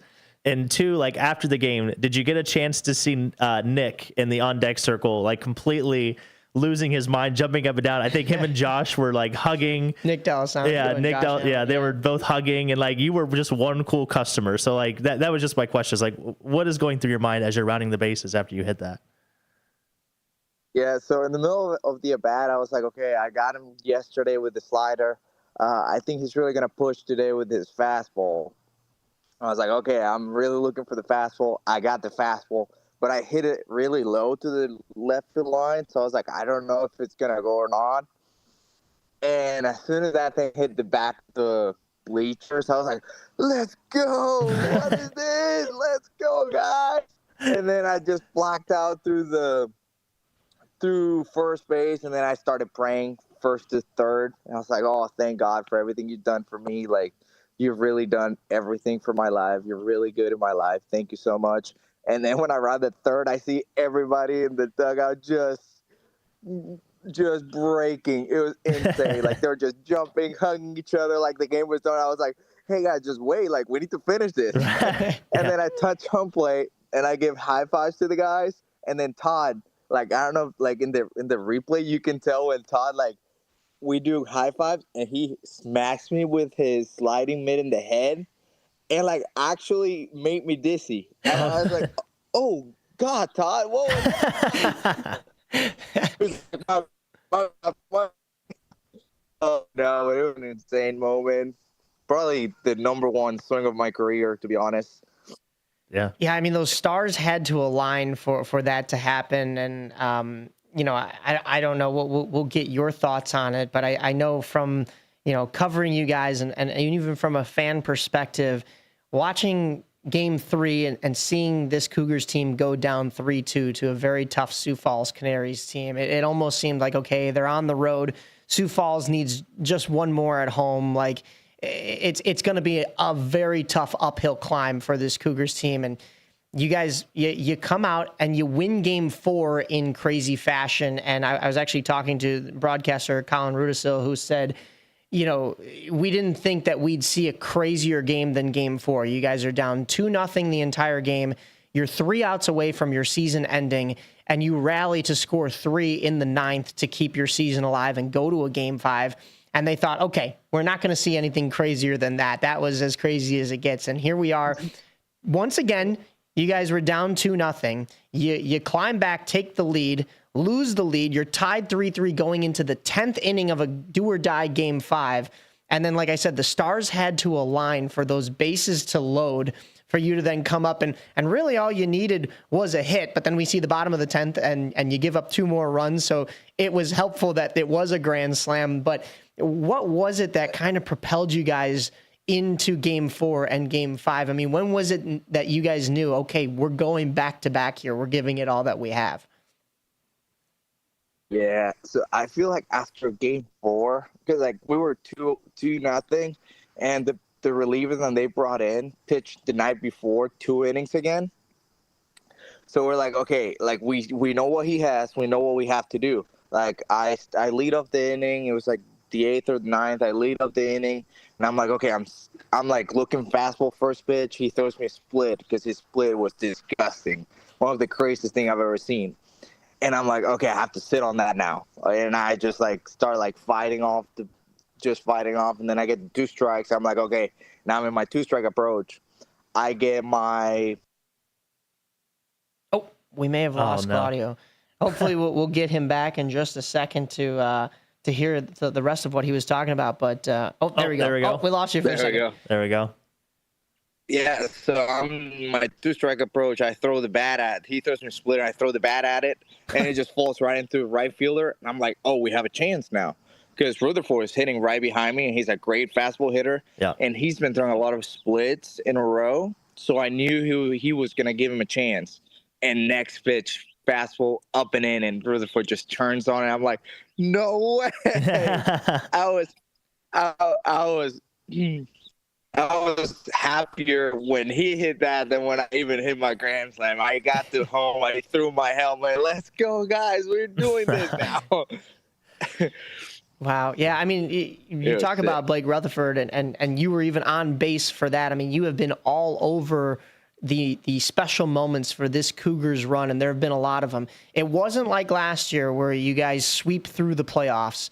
You took every single series to the brink this year. So it was a battle for this Cougars team. You'd played a lot of baseball in the last 2 years, but 8 RBIs here in the postseason for you. 4 of them coming, of course, 8 RBIs in that final for you, which is what led to you being the finals MVP. Yeah. But even in that Milkmen series, you were on base when that walk-off wild pitch happened. And I mean, you've just been around every special moment. We talked to Commissioner Josh Schaub during that finals series, and he spoke upon the Cougars and how you guys were very similar to last year in the sense that, you know, the makeup of the team is still the same. And last year, just the same as this year, you kind of just get hot towards the end of the season and go on this crazy postseason run. What were some of those like key consistencies that you saw between these two teams? I mean, I'm sure that, you know, that core was still there, but a couple of new names shifted in and out. What were these consistencies that really drove you guys to go back to back? Yeah, so that was very important. When we started the year, we started really slow. The team was really like slow. Everybody was like tired. But then we were always like in this mind to like just give us a chance in playoffs and we'll make it work. And I feel it's just like the experience in the lineup, like from winning the championship last year, like, we've all been there. Like we all felt what it feels like to be in the big moments. And just coming through time and time again. So I feel like just the experience in the playoffs, it's like the Houston Astros for the last 10 years. Like every time, like they're a good team, but like when you put them in playoffs and they're like a different breed. Like it's crazy. But I think it's that. I think it's like the experience in the lineup, just like having Todd, having Armand, having those guys that came back from last year, Josh, and just like they know what it feels like to be in that moment, and like they know how to calm their nerves and just come through when it needs to happen. That's massive for that back-to-back championship, in my opinion. No, and you spoke to I like what you said there, and kind of raising the game and everything in between of getting into that postseason, being a different team. You were definitely a different player in the postseason. I think in the regular season you were somewhere like in the 249 range in your batting average. And I remember we got to game 2. And they were putting the stats up on the board. I was like, oh, man, he's hitting like 311 or 320 in the postseason right now, him being you. So was there a shift in your approach in the postseason specifically, just compared to the regular season? Is it just, you know, you got hot, you know, you kind of got in the flow of things? Is there anything you can credit to that kind of bump that you saw? Yeah, so during the season, the first month was a weird month. Like in preseason, I got hit in the hand. My hand was feeling weird. Then during that time I tried to play through, but then I changed my swing because I couldn't feel my low hand, and then it was just like a weird in between of like, okay, like I'm like my swing feels fine, but like I'm getting to the spots I need to get because my hand was hurting. And then I go through the first month and a half, and I'm like, okay, like I need to turn around. I need to go back to what I'm good at, which is like my rhythm and my hands and everything. And then July happens. I have a really hot month. And then at the end of the season, it's like, oh, I'm tired now. And then it's like you go back to like that cold mindset because like now the bat starts getting heavy and everything. And then once the season ends, you get those couple days off, your body recovers, and now you're in prime time again. And then those series being longer, it helps the bats, and it helps me a lot because I keep like the at-bats and the pitches and the pitchers that pitch during the games like fresh in my mind. So like I know what they were trying to do the at-bat before or like the game before. So I know like I kind of know what's going on in their brains, especially in the catcher's brain, especially with the Sufos, and they only have one catcher through that whole series. Like I kind of like to think with the catcher more than the pitcher, because like the catchers then primarily ask for the pitchers. Yeah. So yeah, I think it's just that's interesting. One, we have to win, and two, the pitchers. I'm seeing the pitchers more often. Okay. No, I like that. That's interesting. I've never thought about that. That the catcher could tip the pitching is more than actually the pitcher could, or you could learn more by watching the catcher than the pitcher. That's interesting. I never thought about that. Yeah, that's the game within the game that I think a lot of people don't see, that, you know, if you're playing at that level, Like you've got to be alert at all times, because you could pick up on signs from base coaches, from the way the infielders shift after you see what the catcher says, or like you're saying, in between pitches and such. And just to be able to pick up on those tendencies is, I think, speaks to why this Cougars team is, now crowned, they are crowned back-to-back champions. We heard that, there may be some names kind of, leaving or some key roles being swapped out during this offseason. Of course, you want to celebrate the win first and foremost and bask in the back-to-back. But do you think this Cougars team will look much different going into next season? Or are you guys going to maybe kind of stay the same and try for the three-peat? I don't know. So there are a lot of guys that are really tired and really want to get back into like a Mexican league, or they want to get back into affiliated. I've heard a lot about not coming back, but after we won, it was like, oh, guys, we kind of have to come back now. But I don't know. Josh Allen was one of them. He said that he was going to retire after the season the whole time. And then once we won it, we're like, let's go, Josh. You have to three-peat at home. We have to do it at home now, because we won the last 2 championships on the road. We got to do it at home. And he's like, And he goes, if most of you all come back, I'm coming back. And I'm like, let's go. He's thinking about it now. So, it's kind of a good team, the core of guys. We all like each other. We hang out all the time. We talk to each other all the time, too. It's just a good team bonding experience being with the Cougars. No, absolutely. Josh was talking about going backpacking, I think, for a week. Yep. We talked to him, I think, before game 1 or game 2, and he's like, yeah, regardless whether we win or lose, I'm going to go for a 7-day backpacking excursion. I can't remember. It's maybe somewhere out west. I can't remember exactly where it was. So maybe he had his. It might have been. Yeah, maybe he had his come to Jesus moment. They talked to him in his dreams, like, oh, you got to go back to the Cougars and everything. Well, he was also talking about going on hunting trips and winning the championship last year. He had to cancel his trip, so this year he was like, I'm doing it no matter what. But yeah, that's a guy that wants to get back out into the wilderness right after winning a championship. And for your, I guess for this past season, and I guess this question's a little tongue in cheek, so forgive me on that, but you guys became the first team with a losing record to win the Miles Wolf Cup, if you will. So sub 500. Yeah. Does that is that funny to look back on, or is it something that you're like, man, I wish we would have had a better regular season? I guess now that's into the championship, how does that feel to have that record? I think it's hilarious. Okay, and that just goes to show how different of a team we are, under the pressure with experienced guys playing. We all want to win, and that comes to show when that happens. During the season, we can't help it that much, because we have a lot of old guys, so they're tired most of the times. We're hurt. During the season, it's hard because there are a lot of stuff that fluctuate a lot. But during the postseason, it doesn't matter if you're tired, if you're hurt. You're playing at your 100% no matter what. And that's what that means. Okay. I think. Yeah. We were actually supposed to be joined by Todd this morning as well. He told me he had some family stuff that was already pre-planned that he had forgotten about. So we'll probably talk to Todd in another time. We also hear that he's we may have lost Claudio real quick. He'll come back in just a second here. But once we get him back, there we go. All right. There you go. We were supposed to talk to Todd this morning, as I was saying. Unfortunately, he had some other plans come up, but we've also heard that he's a very shy guy, even maybe so in the locker room. But are there any stories of Todd, especially now winning the championship, that you've seen him really come out of his shell, and something that the people would be surprised to hear about? I think it's the opposite. I have the opposite stories for him. He's really shy, really quiet during the season.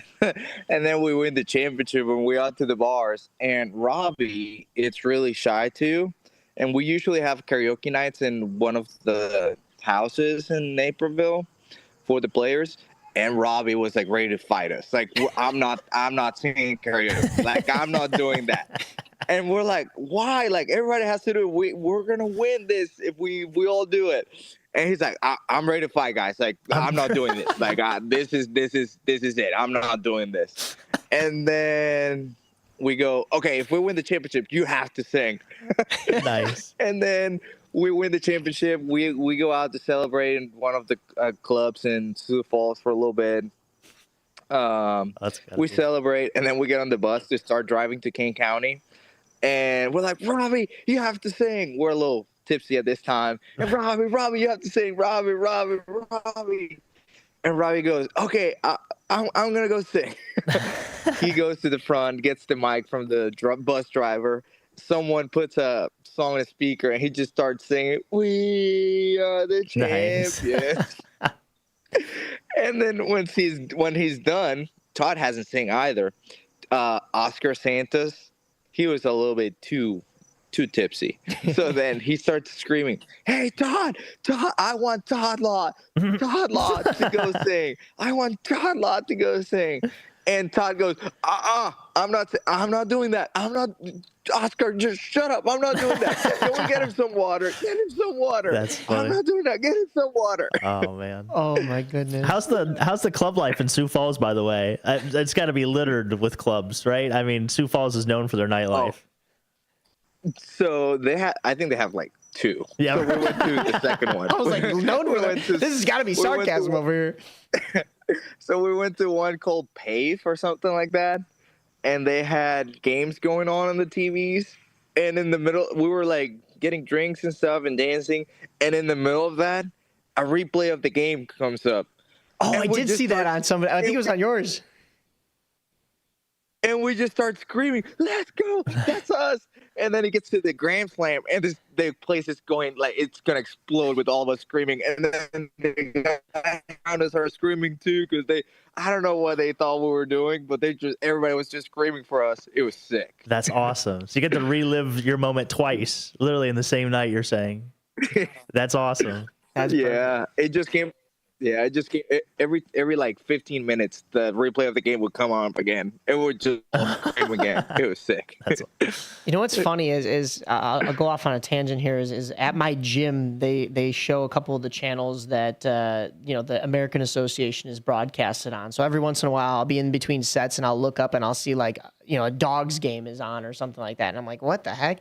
Because here in Chicago we're so littered with like the actual professional sports teams that, they're always talking Bears or Blackhawks or whatever. So I don't know if that would have happened for you guys here. So I'm glad you guys got to experience that.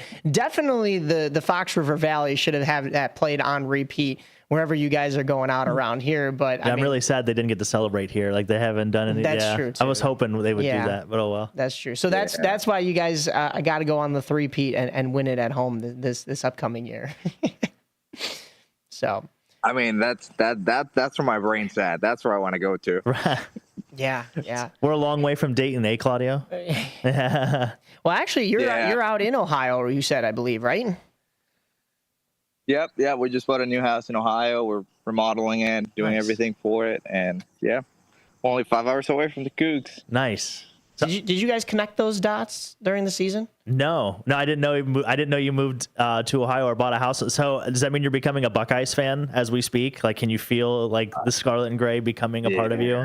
Yeah. I feel the Buckeye rage all the time now.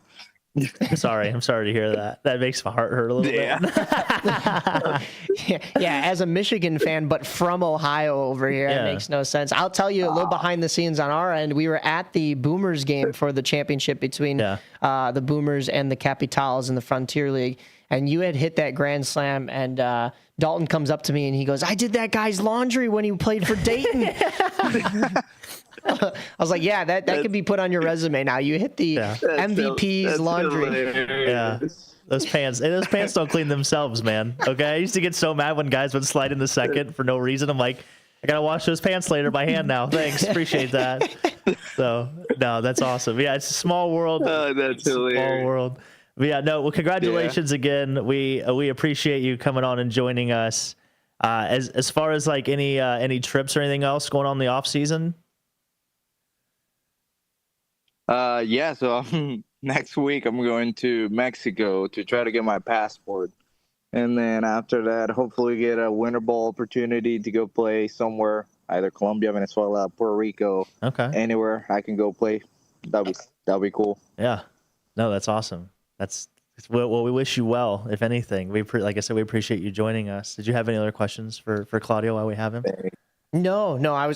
I double checked your baseball reference because I know former Schaumburg Boomer and friend of mine, Frank Pfister, played for Dayton as well, but the timelines I don't think. And Brent Spillane plays on the Boomers now, and you guys I think were teammates in Dayton in the 2018 season, or I think 2018 or 2019 season.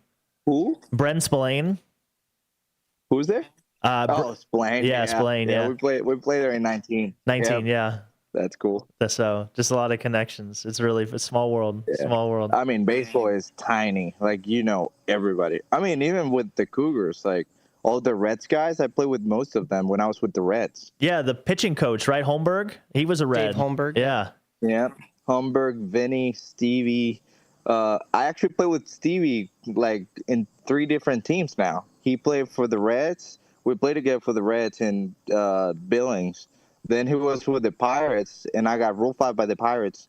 We saw each other in spring training, and then I got here, and he was here. And I was like, oh, are you chasing me around? What's happening? Well, Claudio, I want to thank you because here at WRMN, we covered 2 independent ball teams that both made the championships. Unfortunately, the Boomers fall short in a Game 5 in a very similar but reverse scenario. So I'm so happy for you guys and so grateful that we got a chance to cover you during this championship season. Your Kane County Cougars are back-to-back champs, and this was Mr. Claudio Final, the third baseman and Wolf Cup Finals MVP for your Kane County Cougars. Claudio, congratulations. Enjoy your offseason, and we will see you hopefully in the three-peat season next year. That'll be sick. Thank you guys very much for having me. It was a blast to come here and speak for a little bit. Thank you. Thanks We'll again, talk Claudio. to you soon. You listen to AM 1410 WRMN. Get ready for Around the House every Saturday night from 5 to 7 p.m. on WRMN AM 1410. If you're a homeowner or contractor looking to tackle those projects that feel a bit too big, this is the show for you. Join Eric along with his knowledgeable guests as they dive deep into everything from DIY renovations to creating a healthy home environment. We'll provide you with the tools and tips you need to complete your projects with confidence and ease. But it's not all work and no play. We believe in having fun. Our passion for home improvement shines through as we help you save time, money, and reduce the stress of DIY. So whether you're a seasoned pro or just starting out, don't miss Around the House. Tune in every Saturday night and let's tackle those home projects together.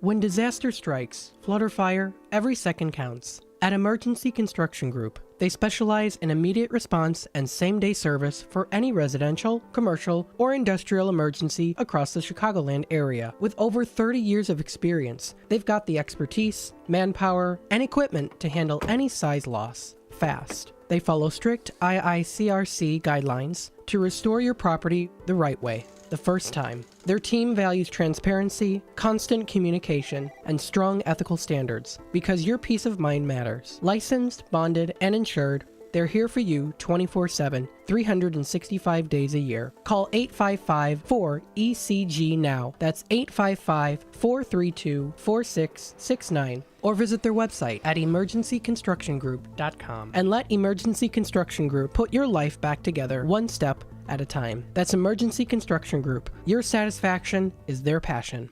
We are AFGE, the American Federation of Government Employees. We represent 700,000 federal and D.C. government workers who are the vital threads of the fabric of American life. We support our nation's military. We take care of our nation's veterans. We protect our nation's borders. We respond to our nation's crises and natural disasters. We provide services to our nation's seniors. The American Federation of Government Employees. We work for America. We WRAFGE, the American Federation of Government Employees. We represent 700,000 federal and D.C. government workers who are the vital threads of the fabric of American life. We support our nation's military. We take care of our nation's veterans. We protect our nation's borders. We respond to our nation's crises and natural disasters. We provide services to our nation's seniors. The American Federation of Government Employees. We work for America. Welcome to WRMN, your trusted voice in the Fox River Valley for over 75 years. We bring you fact-based news, good faith discussions, and entertainment that brings people together. From national headlines to local stories, WRMN is your home for thoughtful dialogue and community engagement. No matter the time of day, where you're listening from, or who you are always welcome here. Thanks for making us a part of your day. This is the Talk of the Town, WRMN. Ready to tackle your junk piles? Call the Junk Luggers. From old furniture to entire cleanouts, we do the heavy lifting. And here's the best part. We rehome and recycle as much as possible to keep it all out of landfills. Feel good about your cleanout the green way. Call 1-800-LUG-JUNK or visit junkluggers.com today for your eco-friendly, stress-free service.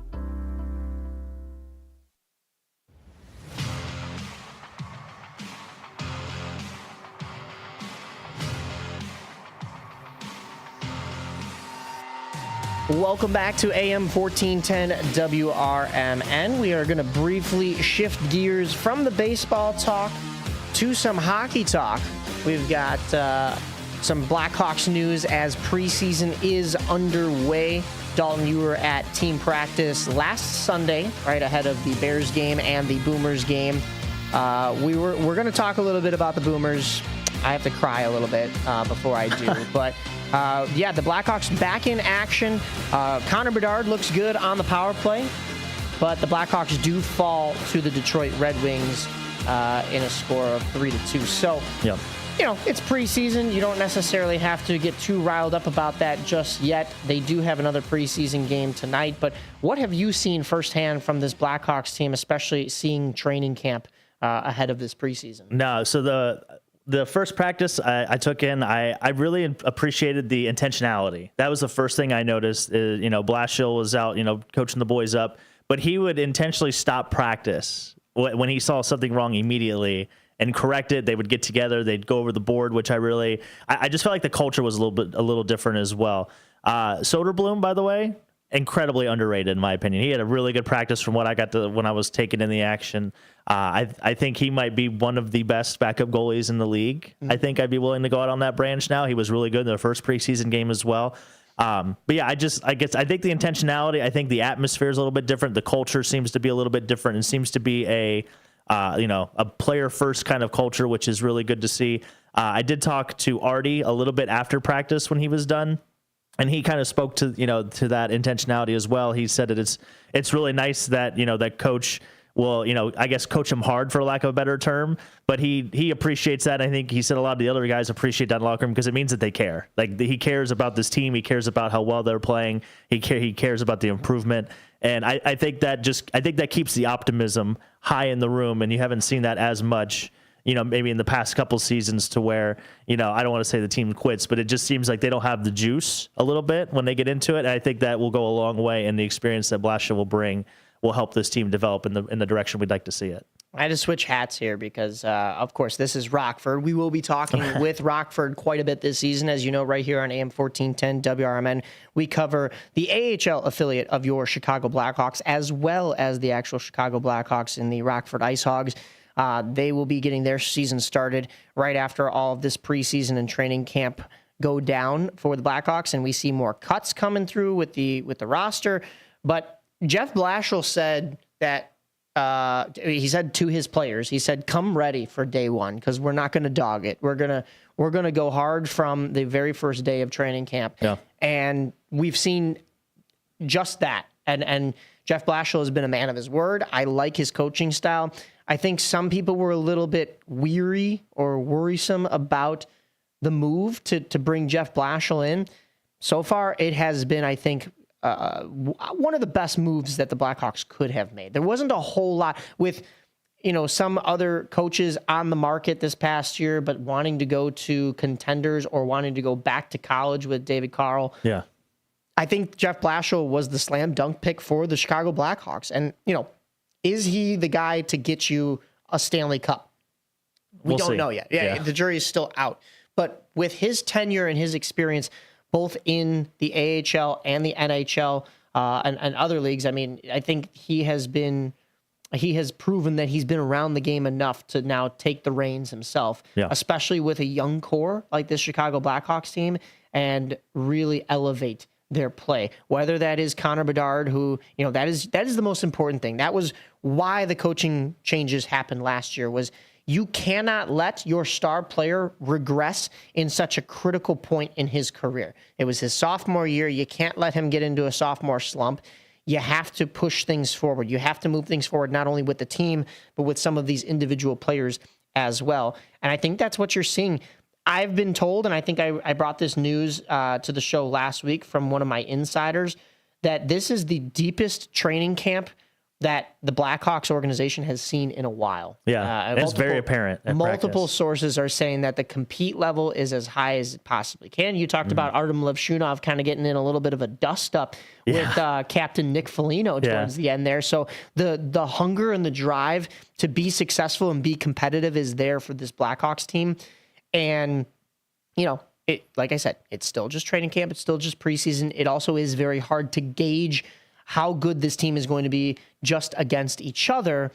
But we're going to see once they start playing real competition, even after this preseason. So a 3-2 loss to the Red Wings, and then a game tonight at 6 p.m. on ESPN Plus against the St. Louis Blues, followed by another preseason matchup that'll be tomorrow at 5 p.m. on ESPN on the road against the Wild. So the Blackhawks are on the road for the beginning of the preseason. They'll come home for the second half. That'll be Tuesday, September 30th. So we'll get to that. Actually, that is this next week. Tuesday, September 30th, a 7 p.m. game against Detroit at home. And then a Friday start time at 7 p.m. puck drop against Minnesota before their final preseason game next Saturday at 6 p.m. after another edition Can you hear me, guys? Of On the Rise. And if you hear that voice, that is because we are going to be switching gears once again back to baseball. We are going to be joined now by a banana baller and firefighter, somebody that we got to speak to when the Bananas and the Firefighters came to Chicago. Pitcher Marshall Schill of the Firefighters, but not just of the Firefighters. Yeah, I'm a man of many hats here. Oh my goodness. Is he on the screen? He's in here. I do not see him physically, though. Hello. Can you hear me? Marshall, can you hear us? Hey, gentlemen. How's it going? Can you hear me? Pretty good. Hear you guys. Pretty good. Where are you calling in from? I know you got a little bit of a week off here with Banana Ball, but are you still on the road? A week off. But good enough thing is that we're still back in getting after practice. So even if we have a week off, we're still got playoffs coming up. So we're trying to get everyone sharp for that. And we just had a weekend, or yesterday, just had live ABs for the Firefighters. So nice. We're gearing up. So yeah, that's what we're looking like today. So we're going to be back doing live batting practice on the field and still getting after it.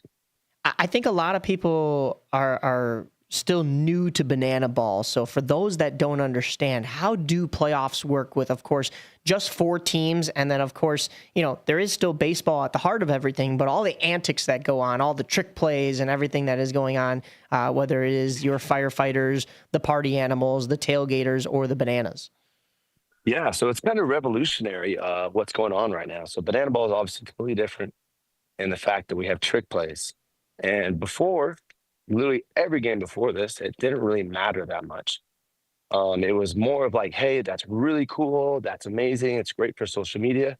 But now, starting our first game of playoffs, whoever has the most trick plays actually gets 1 point in the game. Oh, okay. Yeah, so this has never happened before. So this is brand new stuff. So this is pretty exciting. So being able to tune in, watch those playoffs this coming week, it's going to be something you're going to maybe even see more trick plays, because guys are like, hey, we can actually win a game if we're tied 3-3 because we have more trick plays. You now will be 4-3. Interesting. Okay. We just saw that you were in San Diego and Seattle the last couple weeks. Do you Yes. know where you're heading for your playoff battle yet? So we are going to be in Savannah. So we're going to host the first ever playoffs in Savannah at the time. So nice. We're just gearing up and ready here. So we have a couple 2 weeks here that we're all be able to kind of relax and get sharp for that, because this is going to be exciting. Because banana ball every time, obviously we care about who wins and loses. Now we can have a little bit of bragging rights, and especially incorporating these new rule of whoever has the most trick plays. I mean, it's going to add more strategy. It's going to be a lot more exciting. So one of the biggest questions I think I was asked after getting to see banana ball firsthand here in Chicago is, everybody makes the analogy that it's the Harlem Globetrotters of baseball, right? And so the big question is always, do the Bananas always win? And I came back and I was like, no, not always. It does matter who wins these games. Sometimes you will see the Firefighters win, or the Party Animals or the Texas Tailgaters. So that just kind of proves it when you're going into a playoff format. We kind of spoke to Jesse Cole a little bit about what is to come for banana ball, and I'm sure he'd be a little upset if we gave too much away. But one of the things he did talk about was this playoff format. So other than knowing that it's going to be in Savannah and the trick plays, do you know what the format is going to look like with these 4 teams, and how the little tournament here is going to shake down? Especially, there's going to be an announcement pretty soon that 2 more teams are going to be added to the Banana Ball League coming next year. So a lot of big announcements on the horizon, and this playoffs is set to make some noise, I think. yeah, no, this is going to be super exciting. So they're letting us starting, I believe, October, I want to say 9th, we're actually going to start letting people know all the other stuff, what next year's going to look like, new teams, all that, this playoff format. I mean, this is going to be exciting. This is something we've all been waiting for a while. I mean, some of these guys have played for 6, 7, 8 years. That's wild. So to actually fully make this a league, it's getting exciting. There is another interesting part to it, is the draft. Oh, wow. So with the draft, they're going to kind of be mixing up these teams a little. Interesting. So, man. Okay. Well, yeah. I mean, yeah. So maybe you'll see your favorite bananas getting traded and stuff. I was going to say, does that mean you're going to be on the block? You're not going to be a firefighter anymore? Like, what are we going to do when Marshall is not a firefighter? They're going to have franchise picks. So people are going to be franchised within some of these teams. Okay. But they're going to be drafting and kind of spreading out these banana ball players, because we want to make sure that it's an even playing field, because even if you've played baseball many years, banana ball is a whole nother step up when it comes to trick plays and antics and all that stuff. So if you can win a game based on trick plays, and you have a bunch of guys that can't do them or just fresh to them, you're going to be kind of on the lacking side. So, well, Marshall's the name of I was told is the name of the dog in Paw Patrol that you had on your shirt, and it's a perfect name for a firefighter. So I would imagine you're getting franchised leading this firefighter team. One of the other reasons though we were having you on is because prior to your banana ball tenure, you did actually play in the Frontier League for the Quebec Capitals, and that was something we were talking about when we met you. And they just won their 4th straight Frontier League championship. You were kind of there for the start of it back in 2022 when the Capitals beat the Boomers for, of course, the Boomers' first ever postseason series loss, and also the Capitals' first of these 4 championships, which now ties the Boomers 4 championships for the Frontier League lead in number of rings. I'm sure you still have a couple of friends on the Capitals, and can you tell us a little bit about, we were there firsthand watching our Boomers fall to your Capitals, but can you tell us a little bit about the emotions of four-peating from some of those guys? Yeah, so those guys are incredible what they do. The manager, Scalabrini, he's probably one of the best managers I've ever played for. His ability to know the game of baseball, he was drafted himself, so that was incredible. But that is such an interesting fact. I didn't know that they're now tied for the same amount of rings in the Frontier League. That's very exciting. Yeah. And they were a championship team back in the Can-Am League, so they were winning championships left and right there before. But they do such a good job of matchups, knowing their players, doing your scouting reports. No, he's done a very good job. And there's a whole other atmosphere behind playing in Quebec. It's almost a cheat code because of the environment. Because a lot of places, I mean, knowing the Boomers, they probably get a lot of good fans and they probably have a lot of attendees. But the type of fans that are in Quebec are far none more than better than anybody. Because normally you go to normal baseball games, it's a lot of families, elderly folks, where these people are college age, middle age, young kids that are just screaming to the top of their lungs. They're playing almost like house music during the game too. So it is definitely almost an intimidation factor because you're having all these people in French speaking to you, and you're like, I don't even know what they're saying, but I know they're talking smack. So it's a pretty exciting environment to play in. I think it's probably one of the best in, I want to say, minor league baseball or Frontier League baseball, at least Frontier, because I've played at all the other spots, and man, you can almost feed off of that energy. No, absolutely. And I, the big thing when you were talking about that, I remember speaking with Ross, one of the pitchers for the Boomers, because they played the first two in Quebec City, and then the last three they played here in Schaumburg. Do you, I guess, speaking back on your player experience, they said it was a 20-hour bus ride between game 2 and game 3. And they said that they literally drove halfway. They took the night off, got some sleep, got back on the bus, drove home the rest of the way, got home at like 4 a.m. the night of game 3, or the morning of game 3, I should say. And then, went to bed and had to get up and play that. So as far as the travel factor, can you speak to that at all as being an experience, or just if you remember back at, playing for Quebec City, if that was ever, something that you felt was an advantage for you guys? Yeah, no, travel was absolutely an advantage. It was kind of because it's probably it's the farthest east team, so you're gonna have to go as far. You're the longest travel. I know even for, we had a lot of show and go days where you kind of show up and just get right after it. But having that Quebec, having to go through the whole process of customs and going through all that, it's something different. It's a little extra. Well, we're used to it because we do it all the time. But if it kind of throws off like maybe a starting pitcher or a couple guys that aren't used to that kind of lengthy travel day right before a game, they're going to be a little bit out of sorts.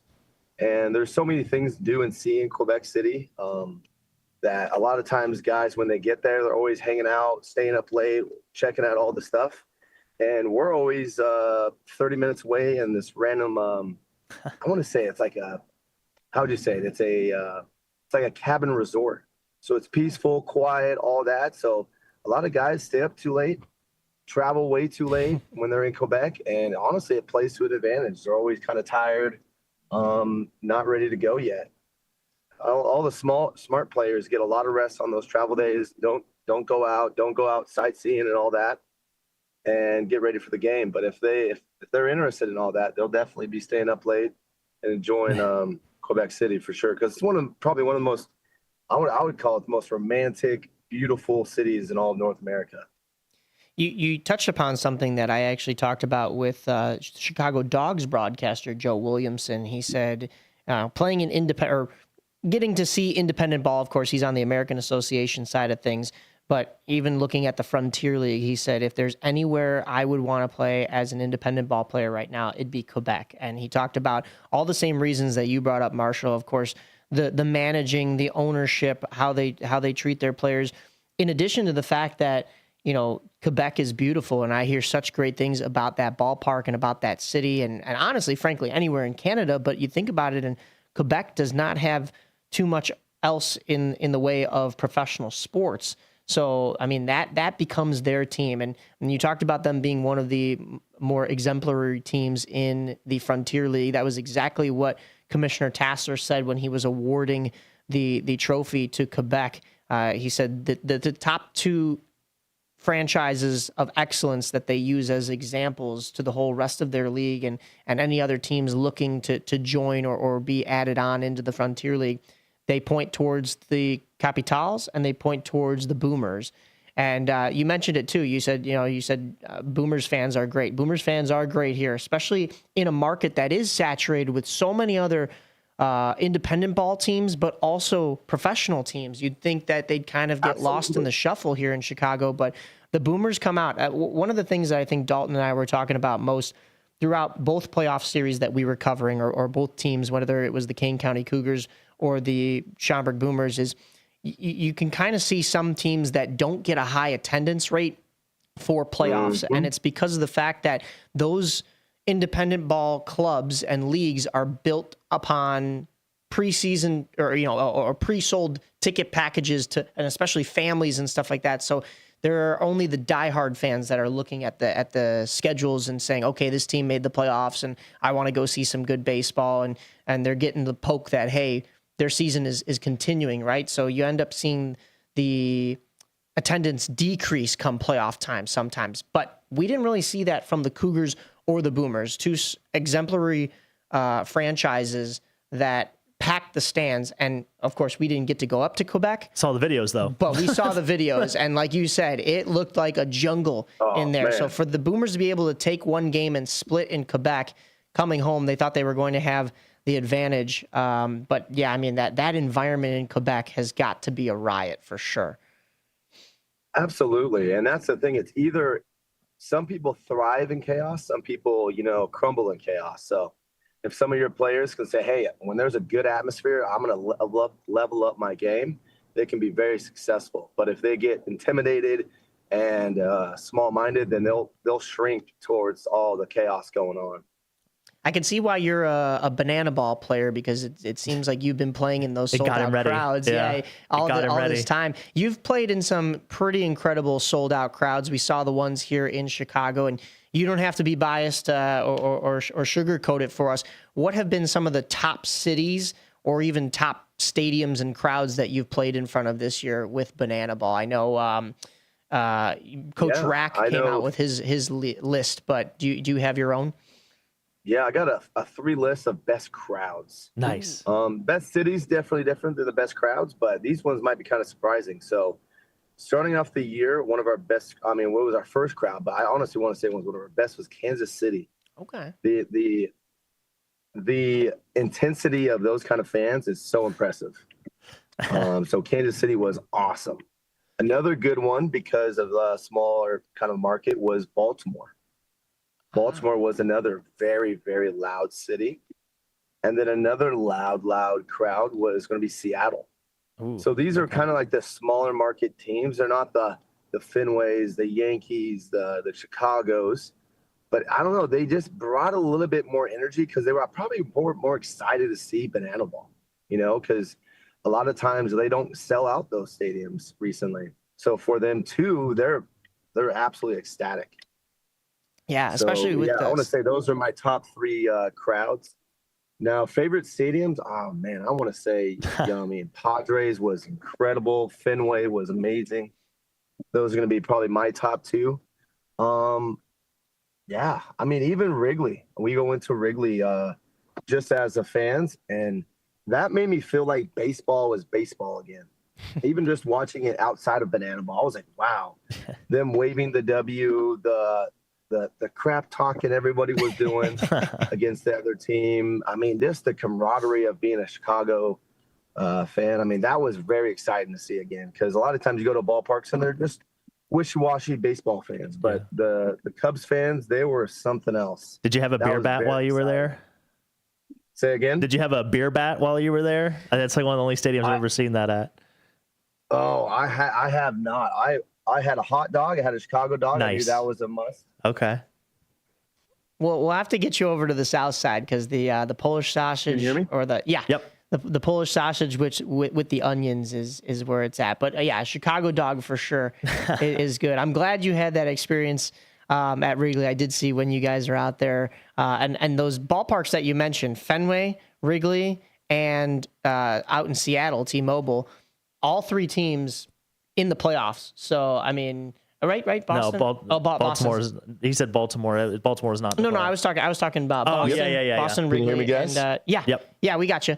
Perfect. But yeah, those are some electric crowds, and I think it plays into a little bit when their team is good at the same time that Banana Ball is coming to town. So that's got to be a little bit of fun as well. Or even if their team is not doing well, that was kind of thing. Like a lot of them said, hey, Baltimore wasn't doing good this year. So it was exciting to see this crowd fired up and excited for baseball again. So that is awesome. Yeah. Such a cool environment. 100%. But gentlemen, I do have to get rolling here. We are about to start to practice here. So I just want to make sure. Perfect keep timing. on rolling. But it was absolutely lovely to chat with you guys. Marshall, appreciate you guys having me on. Thank you again so much for joining us, and we will talk to you soon. And we hope to see Banana Ball and the firefighters in some fashion not too far from us very soon. I'm very jealous you getting to travel the country like that, so enjoy it and and have fun in these playoffs. Yeah, really appreciate that, guys. It's an absolutely blessed opportunity, even from the Lord above. We have a lot of very special and talented humans, and I'm just ecstatic to see their abilities every day. So bless you guys and have a good rest of y'all's day. Thank you, Marshall. Thanks for joining us. That was Marshall Yes, Schill of the Firefighters pitching. We'll get a chance to talk to him at some point later down the line, hopefully when Banana Ball comes back. But this has been another edition of On the Rise right here on AM 1410 WRMN. Mike Napolitano, Dalton Cooper. Are you suffering with anxiety, depression, PTSD, an eating disorder, or even a substance abuse problem? If it's causing problems at work or with your family, get help now at Insight Mental Health and Wellness. We can help and treat all types of depression and mental issues. We'll help you use your insurance to get away from it all to a beautiful, sunny, and tranquil vacation-like environment so you can recharge yourself. And with a Family Medical Leave Act, you could take the time off you need from work. Plus, with the Affordable Care Act, your treatment could be 100% covered if you're suffering from any kind of anxiety, depression, PTSD, eating disorder, or even a substance abuse problem. Use your insurance and get away from it all. Come to sunny California. Call Insight Mental Health and Wellness now. 800-419-0287. 800-419-0287. 800-419-0287. That's 800-419-0287. Your hometown radio station since 1949. We are WRMN AM 1410, Elgin time, 10 o'clock. Breaking news at Town Hall. I'm Bob Agnew in Washington. Israel's Prime Minister Benjamin Netanyahu continues to blast the Hamas terrorist group, still holding Israeli hostages almost 2 years after their bloody October 7th attacks on civilians. At the United Nations on Friday, Netanyahu demanded that Hamas, in his words, let my people go. Among those watching Netanyahu's address, U.S. House Speaker Mike Johnson. All free-loving people everywhere and every nation at the UN should have applauded that message and that call. Right after October 7th, Bibi Netanyahu said it as well as anybody could. He summarized the whole thing. He said this is a battle of good versus evil, light versus darkness, civilization versus barbarism, and that has not changed. It still goes on, and the United Nations needs to get behind the good side of this so it can be resolved. Speaker Johnson was interviewed this week for the Salem News program This Week on Capitol Hill with Tony Perkins. Also at the UN this week, President Trump unleashed a blistering tirade against climate change policies he says are hurting Western nations. Donald Trump has long been a critic of climate science and green energy policies, and he let loose during his address to the UN General Assembly. It's the greatest con job ever perpetrated on the world, in my opinion. He sharply criticized the European Union for reducing its carbon footprint, which he claimed has taken a toll on its economy, and warned countries that have invested heavily in renewable energy that their economies will suffer. Greg Clugston, the White House. New census data refutes the claim that America is systemically racist. The statistics come from the new Census Bureau report on household incomes. It shows a rapid rise in incomes for Asian and Hispanic households over the past year. That continues a positive trend that dates clear back to the early 1980s. In fact, one statistic indicates that Asian households now make on average $120,000 a year. More from townhall.com. If you have unfiled taxes or are in debt to the IRS, this is important news. Did you know the IRS has programs specifically designed to help people struggling with tax debt? Powerful tax assistance programs that can save you thousands if you qualify. No one knows these programs better than the experts at Optima Tax Relief, America's most trusted tax resolution firm. A-plus rated by the Better Business Bureau, their award-winning tax attorneys and licensed professionals have resolved over $1 billion of tax debt for their clients. One call to Optima can start the process, helping to put an end to your worries about wage garnishment, asset seizure, and other aggressive IRS actions. Find the best options to solve your tax problems. Call the experts at Optima Tax Relief today for a free consultation. Call 800-965-1433. 800-965-1433. 800-965-1433. Optima Tax Relief. Some restrictions apply. For complete details, please visit OptimaTaxRelief.com. If the White House thought its threat to fire federal workers in the event of a government shutdown, that would spark a Democrat retreat, they may be disappointed because, as Bernie Bennett reports, so far, that's not happening. Instead, multiple congressional Democrats brushed off the prospect of mass layoffs floated in an Office of Management and Budget memo as a negotiating tactic and vowed not to bend as the midnight September 30th shutdown deadline approaches. Some Republicans argue that the party should be straightforward about what the potential impacts will be if the government shuts down Wednesday. They're hoping the memo will weigh on Democrats over the coming days, with GOP leaders planning a revote on their punt as early as Tuesday. Bernie Bennett, Washington. The Federal Reserve's favored inflation gauge accelerated slightly in August compared to a year ago. The Commerce Department reported Friday its personal consumption expenditures, PCE, price index was up 2.7% in August compared to a year ago. Breaking news and analysis at townhall.com.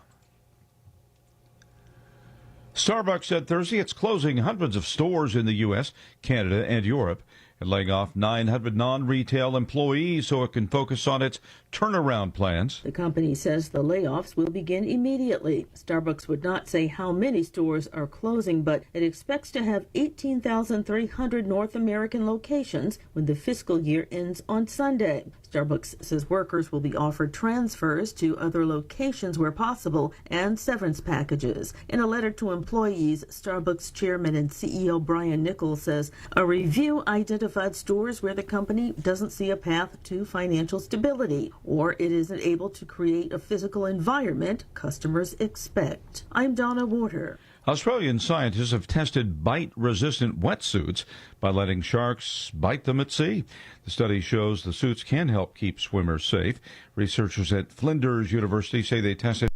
This is Larry Jones, and I'd like to talk to you about my bank, American Eagle Bank in South Elgin. Has your bank changed names in the last 10 years? Is your bank another faceless branch with headquarters in another city? Are you tired of earning next to nothing on your savings account or certificates of deposit, or does your personal banker treat you like a stranger?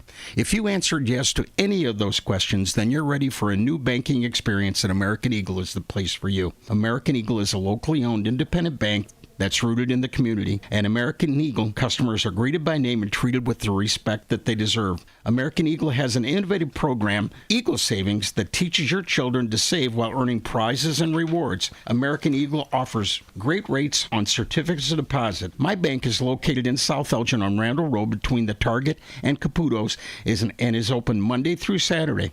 Give them a call at 847-742-7400 and a real person will answer the phone. American Eagle Bank, a place where you matter.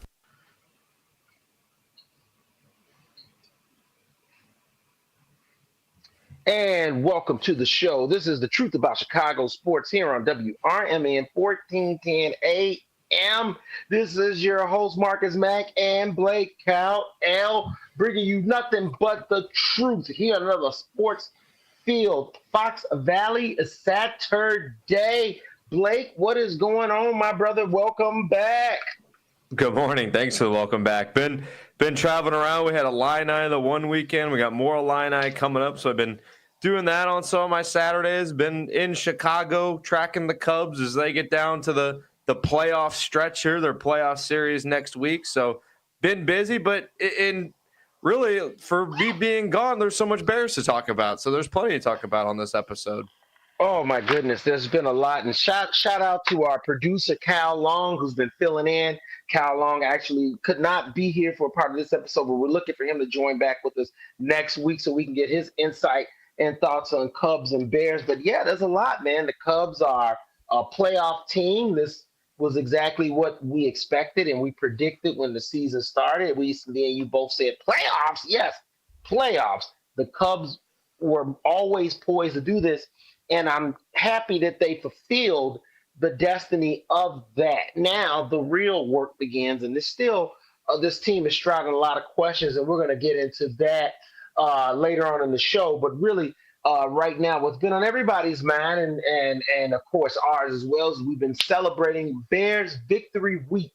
And now, as we get ready to head into the throes of game day tomorrow, as the Bears play the Raiders. I believe that is a late game. Is that the 3 o'clock game? 3:05. Yeah, 3:05 game. 3:05 game. Yeah, they're on the road in Vegas playing the Raiders. And it's a really intriguing matchup because when you look at the percentages, I believe it's something where in the last, 20 plus years, maybe even longer, maybe even the modern Super Bowl era, teams that go 1-3, only 10% of them make the playoffs. So if the Bears were to lose this game, then playoffs are pretty much I don't want to say very much off the menu, but it is going to be a hard ticket to sell. It could be a stretch. So 2-2 heading into the bye looks a lot sexier than 1-3. But before we get there, let's take our hats off and let's still celebrate. We still got a day of glow. As I like to tell people, the team has to move on by Tuesday after a victory. But us, the fans and the pundits, we get to revel in this victory for as long as we want. And the Bears got Ben Johnson's first win, first home victory under Ben Johnson as well. And it was delightful, especially after the debacle that happened the week before in Detroit, where they were completely trounced. We didn't get a chance, unfortunately, because of the first responders parade last week. There was no chance for us to really cover and talk about that. And I'm glad, actually. I'm glad that we didn't really have to live with that stain in our mouths on the airways, because that was a tough pill to swallow. And Blake, a lot of questions followed that Detroit game, rightfully so. Even Ben Johnson coming out and saying players were not practicing it at a championship level.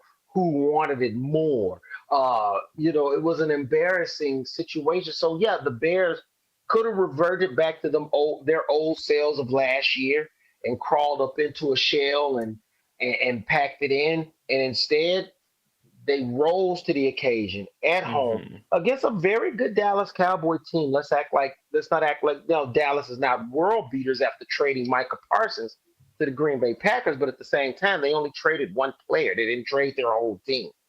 And so last I checked, Dallas was a pretty good, formidable team. It helped that CD Lamb did not participate in the full game. I'm not going to say it helped that he got injured because no one's injuries. But it did help that he was not able to participate in the full game. And we saw a Bears team that was able to bounce back in all three phases. How impressed were you with this Bears game? Break down your good and even if you had bad from this Bears victory against the Dallas Cowboys. I'll start with the good because there's so much good to get to. Marcus, I am so glad, my friend, that we don't have to sit here and talk about how a Matt Eberflus defense shut down Caleb Williams. Tell it. Because this is the complete opposite of what happened. All the memes online were finally not at the expense of the Chicago Bears. They were making fun of Matt Eberflus. And even though I'm sure he's a great guy, never met him, and I'm not talking down to anything of his character or his time in Chicago, he just simply was not a good football coach. The quarterback that he couldn't win with passed for 298 yards, 4 touchdowns, and just tore his defense to shreds. Well, that quarterback rating, what was that, 140, I believe? Something like that. And in front of one of the largest televised audience that the big afternoon Fox game has had in a couple years, and Tom Brady on the mic, and Caleb Williams got all the spotlight. Man, that was some special. Wasn't that special? It's good to see that from Caleb. I mean, that's even just the flea flicker play too to Luther Burden. Finally getting those picks involved. Finally getting the 2025 draft class of the Chicago Bears involved in this offense. One of the things that was frustrating me through weeks 1 and 2 was that there was nobody that was contributing from the draft class, and it was starting to look very ugly for Ryan Poles. I knew it would take time for Luther Burden. I didn't think it would take as much time for Colson Loveland, even though now he's on the injury report. He did have a big catch before he went on that. Still hasn't done much. But it was awesome to see Ben Johnson be able to run his offense, be able to be able to call the plays how he wants to call plays. He wants to build off the run into the play action, make easy throws for Caleb, stretch the field, make them respect the deep ball. And he was really able to do that from the jump. And when the Bears offense is, I want to say, playing from in front, or when the Bears are playing in front, obviously it's easier to compete, but especially for a guy like Ben Johnson, who then can really take control of the play calling, can really manipulate the clock in his favor, can really manipulate the defense how he needs to successfully call the offense. That's what we saw on Sunday, and it was awesome. Yeah, I think, like you said, that we're going to start out with the good.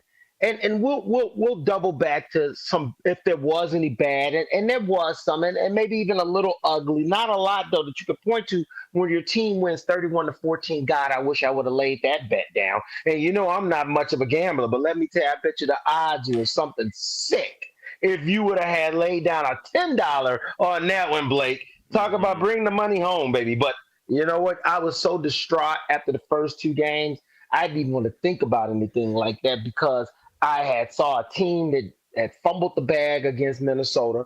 I saw a team that then went up to Detroit, and they were not prepared for what they were going to walk into, and that was a hornet's nest. And the thing about that Detroit game, which a lot of people don't want to really give credit to or understand, they took a massive blow in that game that they were not able to in-game rebound from, but they clearly were able to the following week, and that was the loss of Jalen Johnson. Before Jalen Johnson went down, the Bears were in that game. Once Jalen Johnson gets injured, all of a sudden the Bears are getting blown out. Tyreek Stevenson has one of his worst games of his professional career out there. And now look what happens when they were able to catch their breath, readjust. Tyreek Stevenson bounces back and really set the tone in that game by ripping the ball out of Trayvon Williams? Is that, I don't want to say his first name wrong. Javonte Williams. Ripping the ball out of Javonte's hands, that let them know, hey, we're here to play. And I let the team know, you know what, that was last week. This is this week. And we're here to win. And once those tone setters were set, I just saw all three phases of the team respond. And yes, it does start with Caleb. He is the head figure of that offense and the team. And when you saw Caleb coming out and playing with confidence, especially after taking the lambasting that they took against Detroit, which wasn't that bad. If you look back on it, they scored 21 points. It just got out of hand.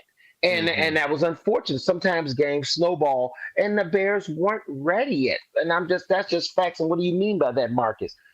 They don't plan a preseason anymore. And so since teams don't plan the preseason, since starters don't plan the preseason anymore, I've always told people the first 2 games of the season are now the new preseason games. And you got to work the kinks out. And what you saw was a Bears team go up against 2 teams that had solid staffs already in place. Yeah, Detroit had to replace some coordinators, but their head coach has been there for some time. And he's got that team to the NFC Championship. If it was all just his coordinators, then they would have fired Dan Campbell when Ben Johnson and Aaron Glenn left. Obviously, this guy has his thumbprint on that team. And the same can be said for Kevin O'Connell, who is considered one of the best head coaches in the NFL, even though he has accomplished nothing yet. He has not gone to a Super Bowl. I don't even think he's won an NFC Championship game. But throughout the NFL and coaches circles, Kevin O'Connell is respected as one of the best offensive minds in the game. And he's been coupled now with one of the best defensive minds in the game, Brian Flores. So, you know, we have to maybe take a step back and think maybe, just maybe, the Bears ran into two teams that had solid infrastructure for the last couple years, and they could sustain those first couple game things that you need to iron out. The Lions had them against the Packers, and they were able to bounce back and give it to the Bears. We saw Minnesota pull the first game out against the Bears, but then look what happened the very next week. So, I think that maybe we're too quick to want success so fast that we forgot that this was a whole new coaching staff, a whole new offensive philosophy, a whole new defensive philosophy. You've got 3 new offensive interior linemen that did not get to play together much in the preseason at all. You got an injured defensive star in Jalen Johnson, another injured defensive star in Kyler Gordon. You got new guys trying to mix into the defensive line, Grady Jarrett, Deo. Maybe, just maybe, pump the brakes and let's give this team time to gel. And I think that that's what we started to see against the Cowboys. And I'm glad I didn't go nuclear. Blake, I'm glad. So many people did. So many people went nuclear, and I'm glad I did. Now, I was kicking back. People were questioning Caleb. Oh, my God, he's missing players out there. Oh, no, what is he doing? Why isn't he taking more chances, throwing it down the field? Maybe he still needs to learn the offense, huh? Maybe just... That was good animation there. Right, but isn't it the truth, though, Blake? I mean, how it was so, everybody just throwing their hands up. People are questioning if he's even the quarterback. And I even heard some suggestions that Tyson Bagent needed to get a look after 2 games. I'm like, what are we talking about? So I love the fact that Caleb balled out, because that shut so many haters up, man. That shut so many haters up. And he was good on his deep ball. Yeah, he missed a couple here and there. And I guess that's the bad. And we'll address that. Nothing's perfect. But it was still nice to see him command the offense. He passed to all 4 of his main offensive targets for touchdowns, if you think about that. Roma Doomsday, DJ Moore, Luther Burden, Cole Kmet. That's like a Madden stat, dude. That's like when you're playing John Madden and you're like, oh, let me make sure I give the ball to each one of my offensive stars. Yeah. That's what he did. Yeah. That's called being special. Yeah, spreading the rock around. That's what he did. You could tell in this Dallas game, too, that there was just so much more commanding of the offense. In the Monday Night Football game to open the season, we saw a very confident Caleb Williams drive down the field. But one thing that you could still see in that game was there was still some sporadicness to him. There were still some missed throws. There were still some times where, he needed to be slowed down a little bit. And credit to Brian Flores, who you just mentioned, too, is a good – there's a reason that guy's been in the league for a long time, has had a head coaching opportunity before, and will probably get at least one more before he fully retires. And then you mentioned the Lions game. They were playing so far from behind at the start of the second half, or in the second half, they were already playing from behind. You can't really get your feet wet when everybody in the stadium knows you have to throw the football to get back in this game. But in this Dallas game, there was poise. There was good decision making, and credit to DeAndre Swift too. I don't think he's had a good season so far in terms of running the football, especially between the tackles. His vision blows me away, how sometimes he can't hit the correct hole. He's not committed. He's not committed to the point of attack. Yeah, it's a little bit everything, but credit to Caleb for commanding the offense and doing it at a high level, because that then rolls into confidence for future games and definitely into this next game, because like you mentioned, it hurts a little bit knowing how they lost the first game. Knowing that this could have been an opportunity to go 3-1, but what's said and done is said and done. They're 1-2 with a really good road opportunity this weekend. But you got to like where the offense is at. You got to like the feelings you're getting. And a lot of that I have to give credit. Just as much as I'm going to get Caleb Williams credit, I'm going to give Ben Johnson credit, because he does not mince his words. He doesn't give acronyms to describe how he's feeling. He says, our practices aren't good enough. They're not reflecting a championship team. I'm going to watch the film and find out who wants to be here, who wants to practice hard. He doesn't mince his words. And if he's telling the media that, I can only imagine what those practices are like. I can only imagine what some of those conversations are like. And I can only imagine just the expectation that he has outside of game time or outside of in between the lines when the game starts. Gives me confidence for the team, not only moving forward, but for Caleb Williams in general too, because if you look at all of his stats from the first 3 games of this year compared to the first 3 games of last year, there's a significant improvement. There's a significant improvement from, I think, what we saw last year already, because even in the Minnesota game, there was shaky times, but the completion percentage is up. You can tell when he goes read 1, read 2, read 3, nothing's there, boom, DeAndre Swift. Or read 1, read 2, nothing there, boom, Kamanungai. He doesn't have a problem taking that check down now. And that was a big thing for Caleb coming out of college, was he loves the deep ball. He loves ad-libbing. He loves to play out of script.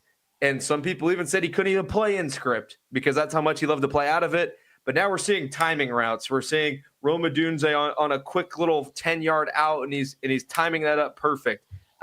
It's really been incredible to see, but it's incredible to see from a standpoint of it's getting better. You can see it's getting better. Now it's how good can it get?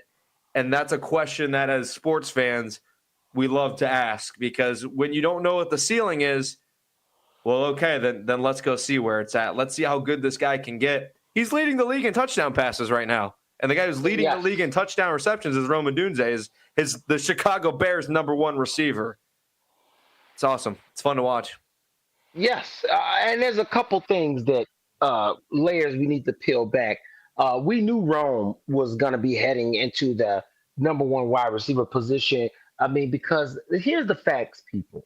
When you draft a player 1 through 10, you don't draft those players to be bench guys. You don't draft those players to play behind someone else. And I think that maybe even though DJ Moore, knowing that he got a good contract, I think even he knows deep down that this guy is going to usurp me, if not has already usurped me, is wide receiver #1, and I've become wide receiver #2. The thing that I have to commend DJ Moore is that where I thought that he might be a petulant diva, he's actually seemed to accept that role, and now we're starting to see an excelment as he caught a beautiful touchdown pass from Caleb and the red zone, but also there was big plays that he made as well just throughout the game. Talking about first-round picks being used, shout out to Kamanungai, who finally got handoffs, who couldn't, for some whatever reason, couldn't get a handoff in game 1 or 2, and which was really frustrating when we're 3rd and 1 and 4th and 1. It's like, okay, if DeAndre Swift is not your thumper, which he clearly is not, then what are we doing with this guy? Why did you draft this guy if we at least need to find out? And so, yeah, shout out to see Luther Burden get the ball. Shout out to see Loveland get the ball. Shout out to see Kamanungai getting some handoffs. Because what did you draft him for? And, there was a couple rookie mistakes. But you know what? One thing I did notice when I saw Manungai running, a kid that's not afraid to hit the hole, to hit the point of attack. And that's the thing. I love DeAndre Swift. You brought this point up, and this is something that's been talked about through Chicago pundits, sports stations, all over. DeAndre Swift, I want him to stay right where he's on the Chicago Bears. The problem is DeAndre Swift is a running back 2. He is not a running back 1. He is not the guy that's going to pound the defense in the 4th quarter. We have seen that he can be exposed with big hits, and he is not that guy. He got the stuffing knocked out of him in Detroit, and he fumbled the football. We've seen multiple times, even in the games against Dallas, where there was yards left on the table, where he just didn't hit the hole fast enough or hard enough, dancing too much, and then got caught up and didn't make any plays. So, no, if anybody's watching football, the only problem you should have with DeAndre Swift is that DeAndre Swift is in the wrong role. for the Chicago Bears. DeAndre Swift should be that relief back. He should be like Jamar Gibbs in Detroit, that guy that can come in and can make the big splashy play with his speed. He can catch out the backfield. And you know what? He does a great job at blocking as well. So you don't know when he's on the field what the Bears are going to do with him. Is it going to be run? Is it going to be pass? I love having that ability in him. But the problem is when it gets in the fourth quarter, when you need just a guy just to run, like, hey, it doesn't matter. They can put 8, 9 in the box. We're running the football because we're going to wear this defense down. DeAndre Swift is not that guy, Blake, and we both know that. And that's the only issue with DeAndre Swift. Can Cal Monunga become that for the Chicago Bears? We're going to have to find out because the Bears don't have anybody else in the stable right now currently. Now, maybe trade deadline, and we'll talk about those prospects when we come back from break. But in just this right now where we're sitting, Monunga has to become that guy, pun intended, for the Bears to have a successful running game. And it's no coincidence that when the Bears, they actually ran the ball pretty decent against the Cowboys, you saw Caleb Williams respond with one of the best games of his career. Yeah. The running back situation is going to be an ongoing conversation because there's a reason Ben Johnson got rid of DeAndre Swift in Detroit. Like these are things we've called once Ben Johnson was initially hired. With the contract that Ryan Poles had given DeAndre Swift, you don't really want to cut bait with that right away. Maybe they can make it work, but it was only a 3-year deal. He's already in year 2, so you could find a situation where you eat that dead cap potentially in the offseason and still roster him at least for the rest of this year. We've seen Ryan Poles in the past eat dead cap with a guy like Khalil Mack or some of those larger expiring contracts, or those larger contracts where they know they just have to do something with. You're not going to net a significant draft capital for DeAndre Swift. It could be a 6th or a conditional 7th or however that even works. But exactly. At this point, it's not really about what you can build with that draft capital. It's who can you replace with who else can you replace besides DeAndre Swift in this trade deadline? If the Bears are truly competing and truly have a chance to make the postseason or make the NFL playoffs, which I think they have an okay shot, kind of how I felt before the season. I predicted them to win 8 games, and I'm still sticking with that. But with the ascension of Caleb Williams, you never know what can happen. Yeah, you just don't. And once again, when we return, we're going to talk more Bears. We got a ton to talk about. We're going to talk about how the defense bounced back. Tremaine Edmonds out here earning his contract, making a name for himself with a big, huge game. We're going to break that down. And we got a lot more here to come on WRMN 1410 AM. This is the truth about Chicago sports with Marcus Mack and Blake Cowell every Saturday, bringing you the great noise about Chicago. For a little lighthearted lawlessness on Sunday afternoons, listen to Handle on the Law from 4 to 7 p.m. Handle on the Law is a unique combination of useful legal advice and outrageous Handle remarks. Whether you're talking about Big Brother, big business, big legal problems, or Big Macs, you'll rarely find Bill without an opinion. His rapid-fire commentary gives listeners the information they crave in the way they crave it. It's Handle on the Law, Sunday afternoons from 4 to 7 p.m. right here on WRMN, AM 1410 and 96.7 FM. Fitting in shouldn't be hard, whether in life, on the court, or in the classroom. At Elgin Community College, you could find your place alongside those expanding their horizons, exploring rewarding careers, and achieving their dreams. A place for doers, thinkers, and believers. At ECC, we see you, we believe in you, and you'll fit right in. Learn more at elgin.edu/belong.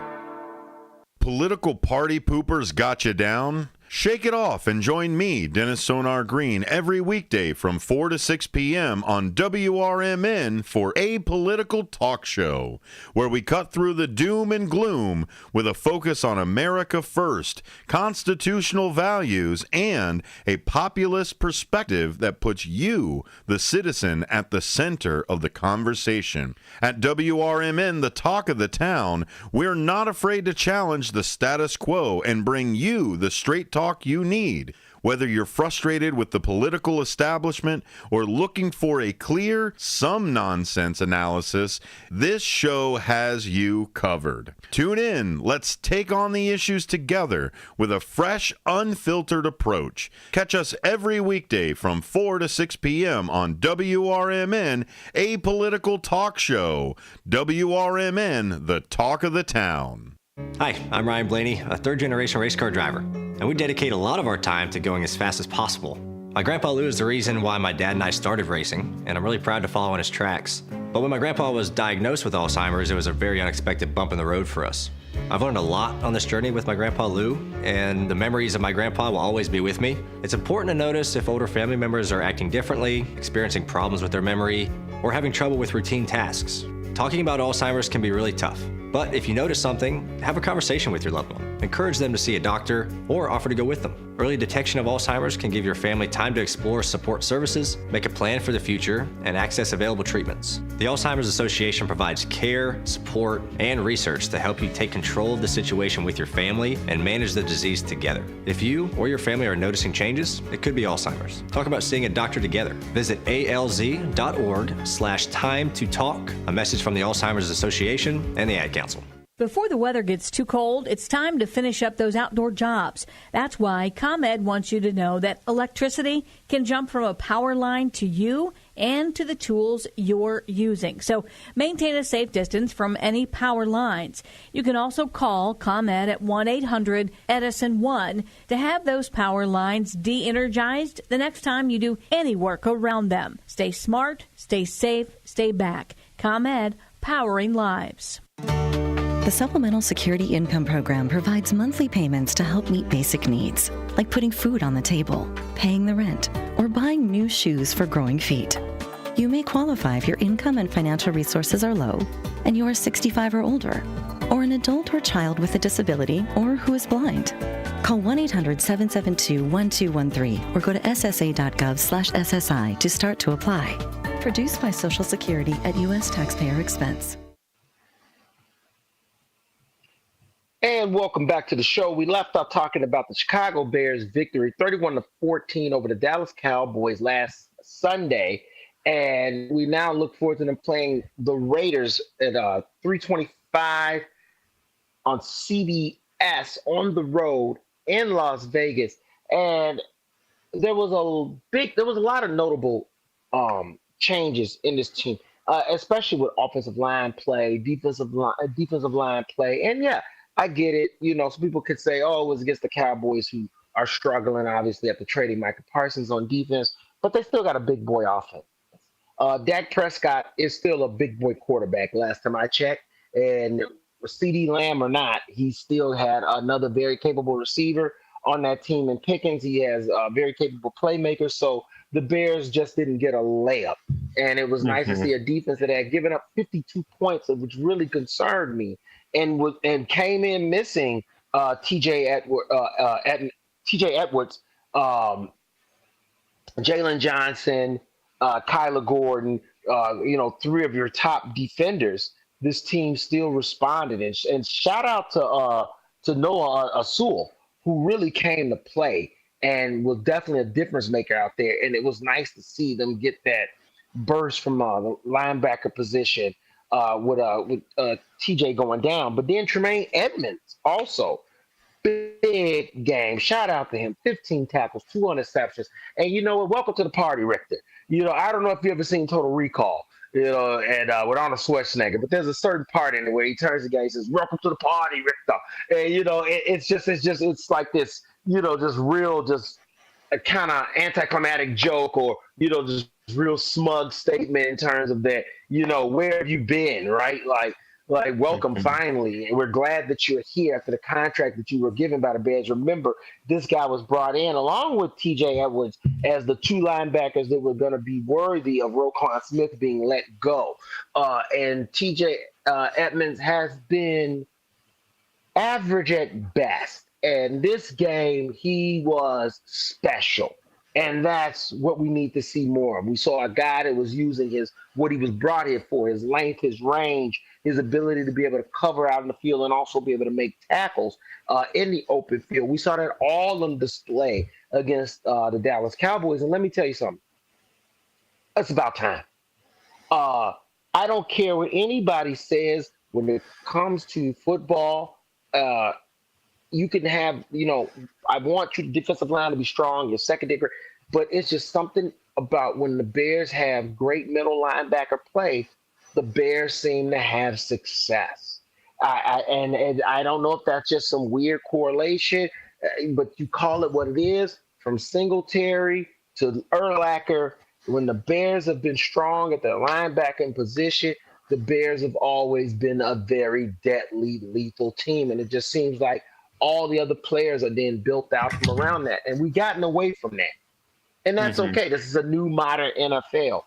But isn't it funny that when one of the linebackers for the Chicago Bears has 15 tackles, 2 interceptions, that defense looked pretty darn dominant, missing 3 of their defensive stars. Mm-hmm. Yeah, the Bears defense up to this point in the season has been, you could say, I feel very meh about it, kind of what I expected. They're not rushing the passer like they probably should or need to be to eventually become like an elite level defense. We knew the strength of this defense would come from their secondary. Unfortunately, Jalen Johnson is out really indefinitely at this point. They said he's not going to be out the entire season, though, which is encouraging. We'll see at what point they get him back. Kyler Gordon was a scratch a day and a half before the opening game. He hasn't played a game. He hasn't not played even preseason, nothing. Yeah, and he's been a non. He hasn't practiced at least up to this week on the injury report either. So it's kind of looking like he's going to miss another game. And TJ Edwards is their best linebacker, so we know they're not playing at their highest strength possible. And especially going into the Dallas game last week, I predicted personally they would lose the game because when you're missing your top 3 defenders, that's how I should feel about the Bears defense. Is probably they're not going to perform at their highest level. And we were coming up with a 52-21 loss. There were people that were picking that the overall score might be like 60-61 or something like that. You know what I mean? Like it was.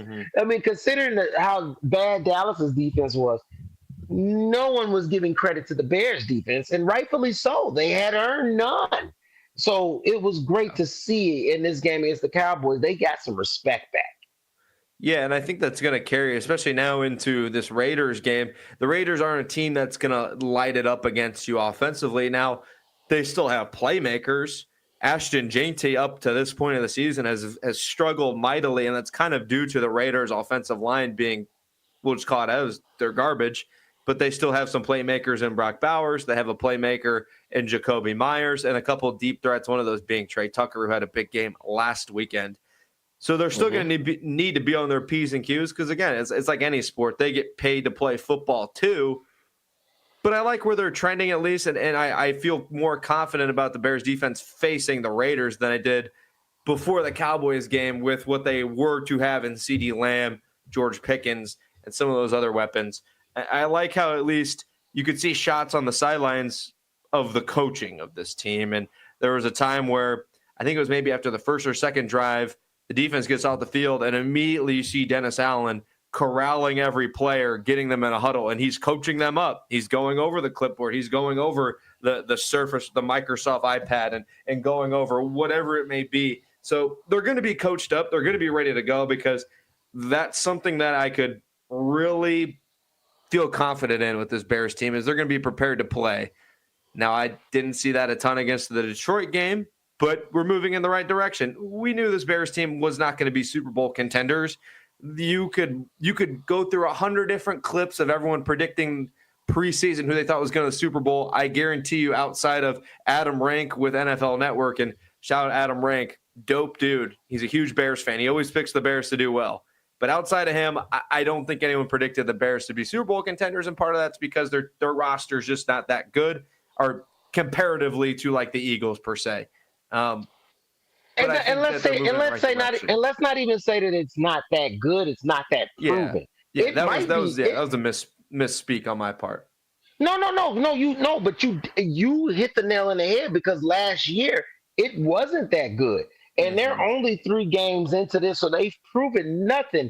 But the one thing they have in their credit, at least for this year, is there's hope. There's an opportunity for this team to be better this year, for this defense to be better than it was last year. Now, you're missing some key guys, and hopefully, they're going to come back in the season. But we've seen Grady Jarrett start to pay off. We've seen Dale come out and right from the gate be an impact. We've seen Noah Sewell, who's come into the Bears organization, and he's kind of started to rise to the occasion when put into play. We saw Tyreek Stevenson struggle against Detroit and now bounce back and play, probably one of his best games of his career against the Cowboys. And you're starting to see some of these guys gelling under Dennis Allen's philosophy. Maybe we saw Montez Sweat actually be more effective in this game against the Cowboys. We mentioned already Tremaine Edmonds. I mean, so, a lot of people were able to just come in and be effective, maybe more than we thought with this defense. And that's a great sign. That means that, yeah, of course, maybe we know the Bears are not ready for the Super Bowl, but we know that this Bears team is a lot better and should be a lot better than it was last year. I believe they can be a playoff team, but like I told people, and I stand by this, everyone asked me what would the Bears look like, and I told them, give them the first 4 games. Mm-hmm. And I stand by that. And if the Bears are 1-3 after the first 4 games, then they'll probably be good enough, but not good enough to make the playoffs. Or if they're lucky, they'll squeak in, but it'll be daunting.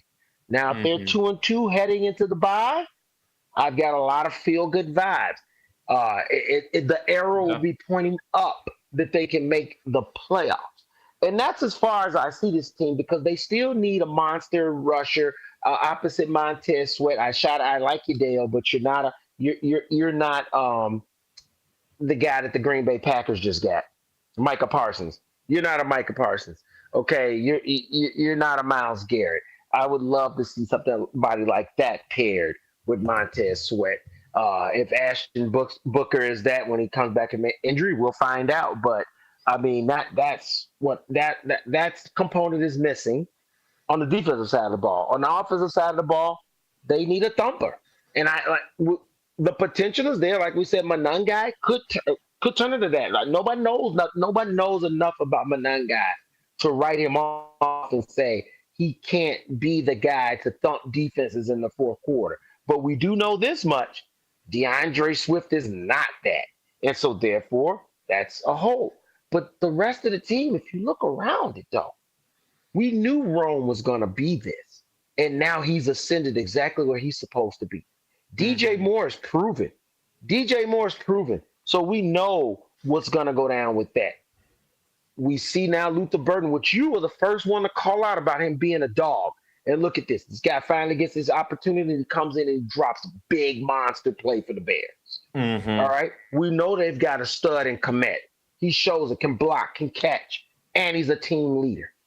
We see now the ability of Loveland being put on display. Hopefully this injury isn't serious to keep him out for a long time. I would hope that he could be back for this week as well. But if not, the thing that's nice to know is that you've got a stud like Cole Kmet right there. That shows depth in a team. That shows that a team can conquer. When a team can lose your best defensive player and you still are – they were right there with that Vikings game. The only game that got out of hand was when Johnson got injured against the Lions, and I think that was more of an ego and a mental blow than it was about talent. Mm-hmm. And so now we see a team that is sitting on the verge of really maybe saying, hey, we're here to make some noise, but it's all got to be figured out after this 4th game. So as I sit and I revel in this Bears victory over the Cowboys, I know that we have to transition and get into this Raiders game, because that's what's on the forefront now. We won the Cowboys game, and it was great. And shout out, like I say, even to special teams, we can't leave them out.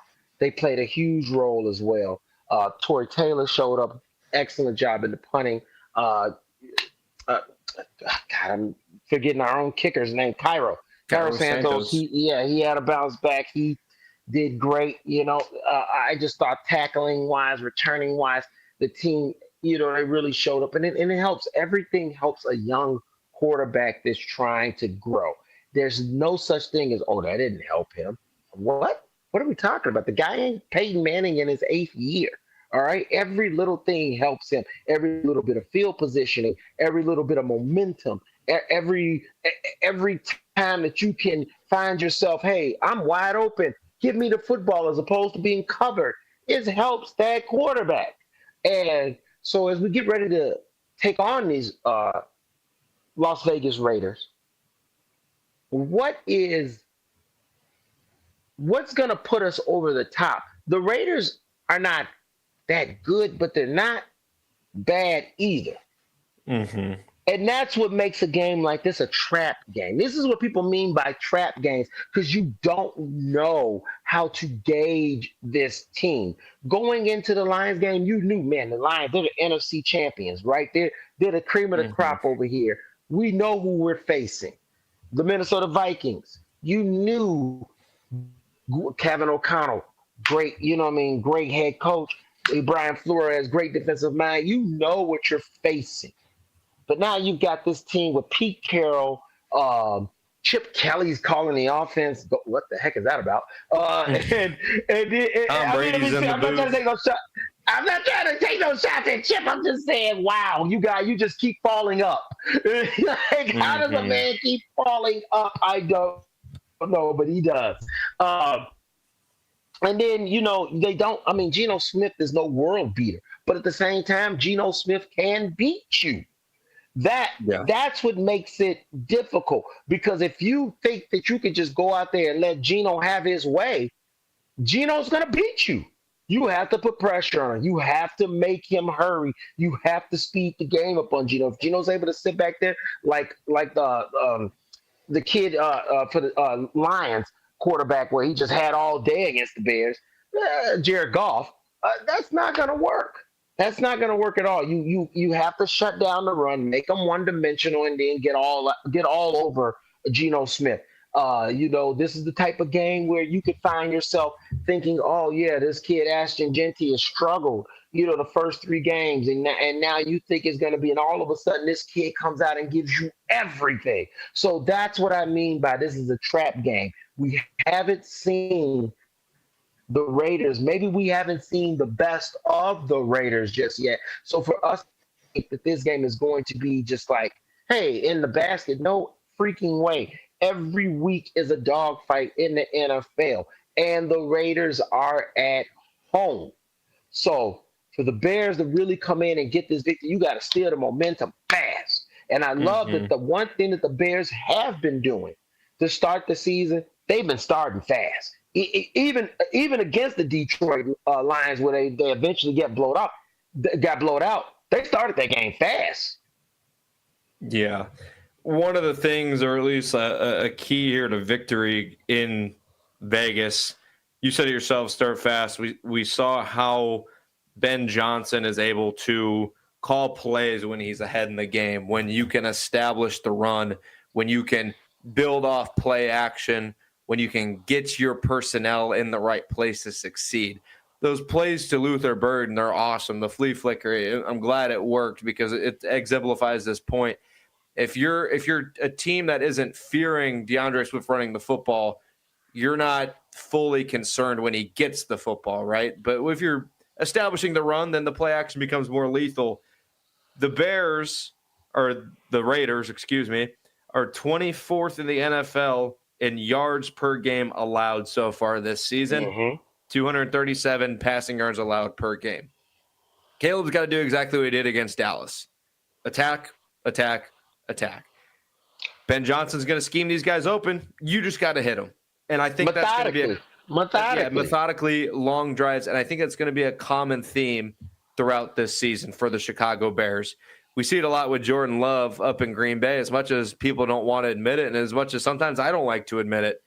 Jordan Love's a decent quarterback and borderline good. I would say he's a good quarterback because he hits a lot of open receivers. Matt LaFleur schemes these guys open, and he hits them. Caleb has to do the same thing. He did it enough against Dallas. He's got to do it again. On the flip side, the Bears give up 139 rushing yards per game so far through 3 games. That's 26th in the NFL, 26th worst in the NFL. No bueno.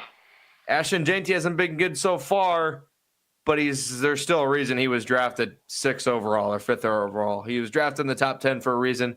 There's a reason he was the Heisman runner-up last year. It's because he's an overall good player.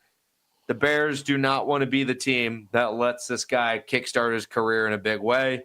I don't want to see him go for 150 yards. No one in Chicago should want to see that. But it's going to be up to the Bears to stop it. Can Caleb hit wide open receivers, and can they stop the run? Those are 2 of my biggest keys, at least initially right off the bat, that have to happen.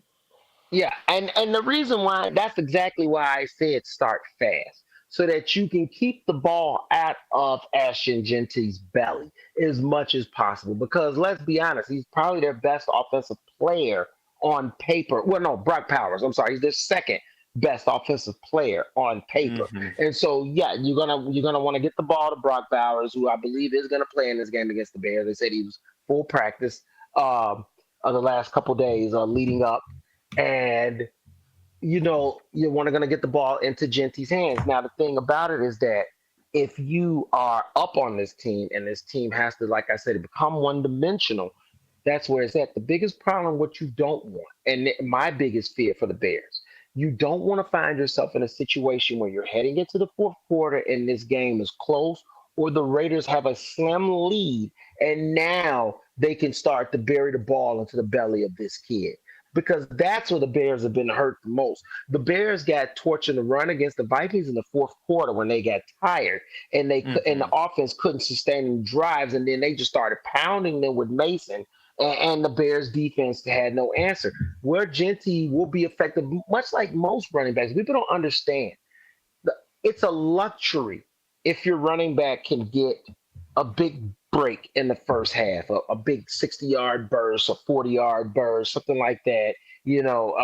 That's awesome, because that just pads the stats real nice. Where running backs' effectiveness needs to be is that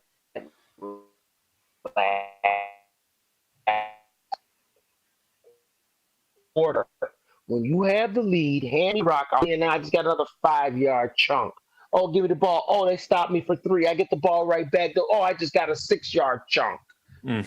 That is what demoralizes the defense in the 4th quarter, truly, of a close game. And so if the Bears find themselves in that situation, this is what goes back to what we were talking about. Do the Bears have that? The Raiders do. You see, and that's the difference. Yeah, Jeanty may be struggling, but the Raiders can definitively say in the 4th quarter, if this game is close, I feel confident giving the ball to this kid. What they don't really feel confident in is him pass protecting. That's why you got to make him one-dimensional. You got to find a way to create separation, and that's why starting fast, I think, is very important. If you can get out to a 10-point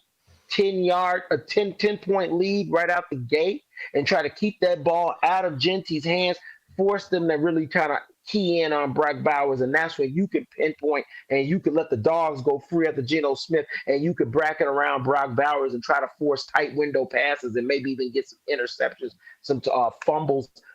This is what is going to make the Bears over the top, because the Bears are not the type of team just yet that can just beat someone just straight head to head like a Philadelphia Eagles team, where they could be down by 20-some points and say, you know what, we want to go win this game. They're not there yet. They're not there yet. And another good point, speaking of the Las Vegas Raiders, is there is a lot of comparisons between these two teams. I think we have the better quarterback. I think we have overall the better weapons. I think we have the better all-over defense, too. I think the Bears are definitely favored in this game. I think actually they're, per Vegas, they're underdogs, mainly because they're on the road. But in terms of where these two rosters are at, I think they're both similar in the sense that they're elevated because of their coaching. Pete Carroll's been around for a long time. He's the oldest coach in the NFL. He's won Super Bowls. He's coached in college. He's done it all. He is very capable of scheming up a good game plan, getting his team ready to play, and when it's late in the game, ignite them and fire them up enough to steal a game that, quite frankly, I feel like the Bears cannot lose. I think that this is the game where if the Bears have any chance of making the playoffs, and it's still early, this is not a do or die in terms of you're going to get eliminated, but I think when you look back on the 2025, 2026 Chicago Bears, this will be one of those games. If you're for real, and if you're taking the next step toward becoming a team like the Philadelphia Eagles, like the Los Angeles Rams, like these teams that year in and year out are winning football games, because that's ultimately what Ben Johnson was brought here to do, then you have to win on Sunday. Point blank, period. You have to win on Sunday, point blank, period. And you know what? And the thing about it is that the reality, I think, is setting in for a lot of Bears players. Ben Johnson's not going anywhere. They just got rid of the last coaching staff because you said that coaching staff didn't work. So now they brought in a coaching staff that they believe wholeheartedly is going to work. So if it's not working with the players, guess who's going next? Players, not that coaching staff. And I think that it makes you play with a different set of urgency as opposed to when you knew you were playing with the lame duck Matt Eberflus last year. When we come back, we're going to break down some more Bears stuff. We still got to get into some Cubs, and don't think we're not. We're going to get into that as well here on WRMN 1410 AM. This is The Truth About Chicago Sports with your hosts Marcus Mack and Blake Cowell. Stay with your boys. We'll be right back.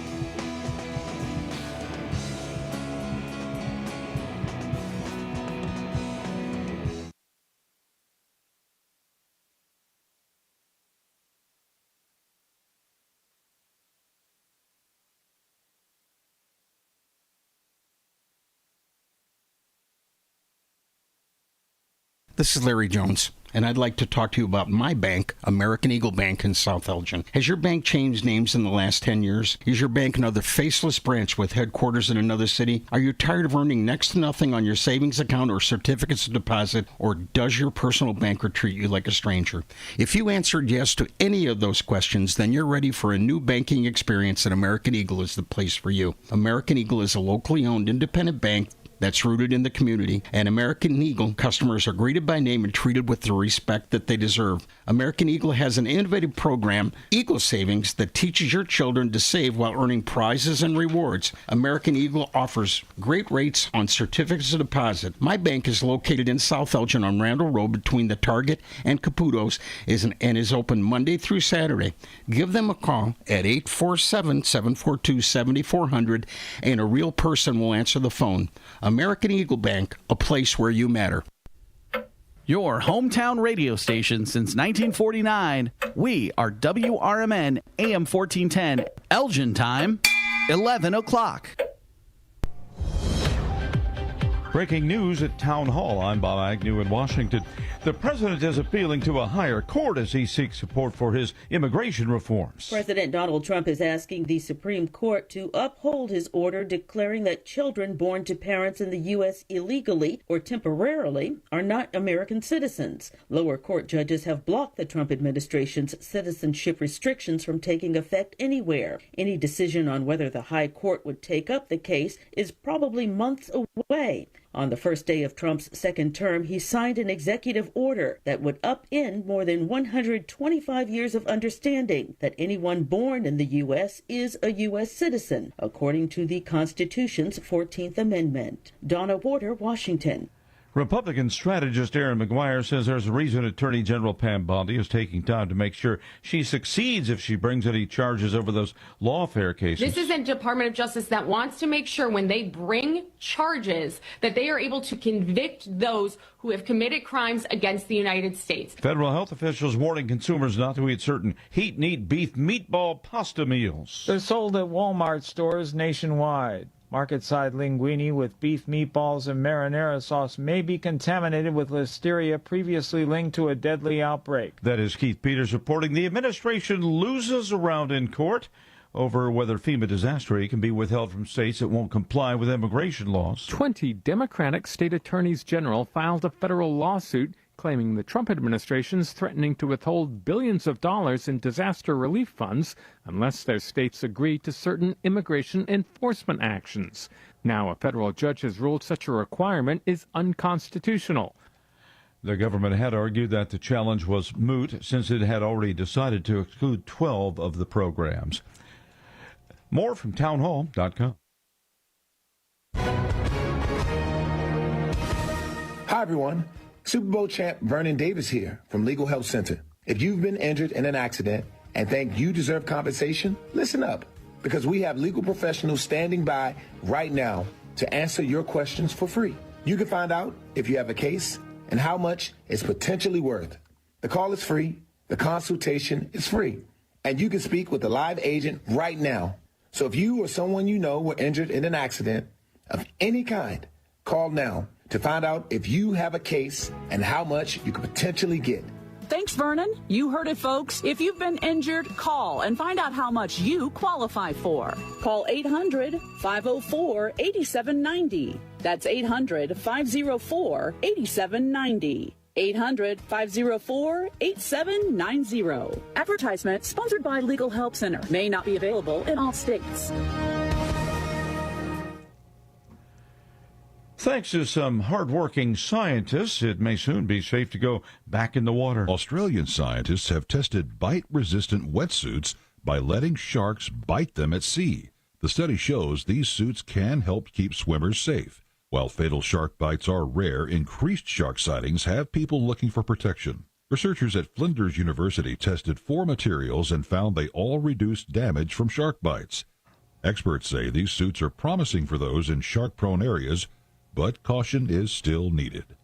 Ron Taylor reporting. Top 25 college football today will feature number 3 Penn State hosting number 6 Oregon, and the number 1 Ohio State Buckeyes head to Washington in the 2 biggest games on this week's Big Ten schedule. That Oregon-Penn State game, a rematch of the Ducks' 45-37 victory in last year's Big Ten championship game. Breaking news and analysis at townhall.com. The Transportation Department will immediately tighten up the requirements for non-citizens to get commercial driver's licenses after 3 fatal crashes this year in Florida, Texas, and Alabama. Transportation Secretary Sean Duffy. Non-citizens will not be eligible for a CDL unless they meet a much stricter set of rules. Second, all states must immediately pause the issuance of non-domiciled CDLs until they can comply with our new rules. And that is Transportation Secretary Sean Duffy. Sinclair Broadcasting on Friday said it's returning Jimmy Kimmel Live to its ABC stations, ending its preemption of the late-night show over remarks host Jimmy Kimmel made in response to the shooting death of conservative activist Charlie Kirk. Sinclair is the largest owner of ABC stations. You'll find more on these stories at townhall.com.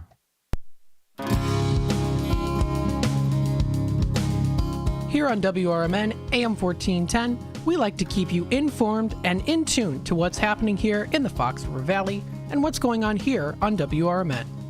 We recognize the importance of local radio to be a part of the conversation and to be a part of the community for the community. You know, we talked about the importance of community theater, but supporting community radio is a big deal too. And, you know, for WRMN, this is a really cool thing that you guys do every day, and a really important thing. You have to have a local media outlet to talk about what's going on in your town. So you guys do a nice job. Tune in to AM 1410, WRMN. Don't forget, you can also subscribe to our YouTube channel at youtube.com/WRMN Radio. Keep in tune and informed on what's happening here in the Fox River Valley, right here on WRMN.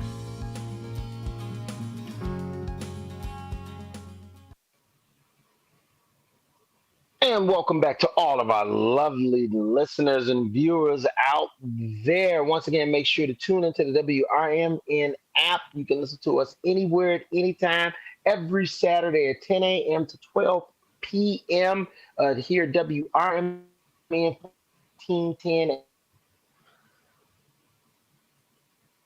Chicago Sports with Marcus Mack and Blake Cow. If you miss us, also check us out on YouTube. Just simply go to YouTube and put in the search WRMN 1410 and then look for the truth about Chicago sports. We will have to match up with the Las Vegas Raiders. This game's going to be at 3 o'clock on CBS. And, there's also been that kind of, I know that it's in the background, and I guess I try not to care about certain things that I just don't feel like that are important. But at the same time, it is something that you do have to kind of like keep an eye on. And what is your feelings with the Tom Brady access situation? Like, because if I'm the Bears and Tom Brady walks into my locker room, now he works for Fox and the game is on CBS, so he's not going to be there as a commentator. Mm-hmm. And I don't know if he's calling a game on Fox at 3 tomorrow. But I'm assuming if he's not, then he will be watching the Bears game from an owner's booth or something. Heck, he was sitting in the coach's box the one game that they were on Monday night, I think, or something like that. Do you think it's something that should, like, who cares, or is it a real thing? Like, maybe Tom shouldn't have this type of access being an owner. Yeah, from what I've seen and what I've read, to my knowledge at least, he doesn't get the full access that some of these other broadcasters get. I know that was a big talking point last year, especially when games were getting down the stretch and he would talk to coaches and players, and he's a minority owner in the Raiders, and now he's in the coaching booth as well, and he's helping game plan with Chip Kelly for offensive stuff. It's definitely a conflict of interest, but if he's truly not getting the full access that like Greg Olsen gets or some of these other sports pundits that work for Fox, then I have no deal with it. And if he does, then players and coaches on the teams will just stop talking to him. It's like a you don't have to talk street. to him. It's a two-way street, so I don't know. Yeah, I don't put a lot into it. Like I say, I know that we're playing the Raiders, and I'm pretty sure that, it might, come up if he's seen on TV, if a camera flashes to him or whatever. But, like you said, ultimately, I think the teams are very smart enough to know that why would we give this guy information when he literally works for another organization? And if you do, something's wrong with you, man. Like you're going to tell this guy about defensive and offensive schemes when he could literally call one of the coaches and be like, hey, yeah, this is what this guy told me, this and that, that they're running. The only thing I guess that I worry about is not him, but other people in his industry talking to players, and he works with them. How easy is it for Tom Brady to walk up to someone that works for Fox, Aaron Andrews, and say, hey, what'd you hear about this team? What did you hear about them running schematically when you were in the building? What did you? How hard is that for him to do? See, it's not about his access. It's the fact that he has access to people that do have access, and he can have very private, intimate conversations with said people that you would never know about.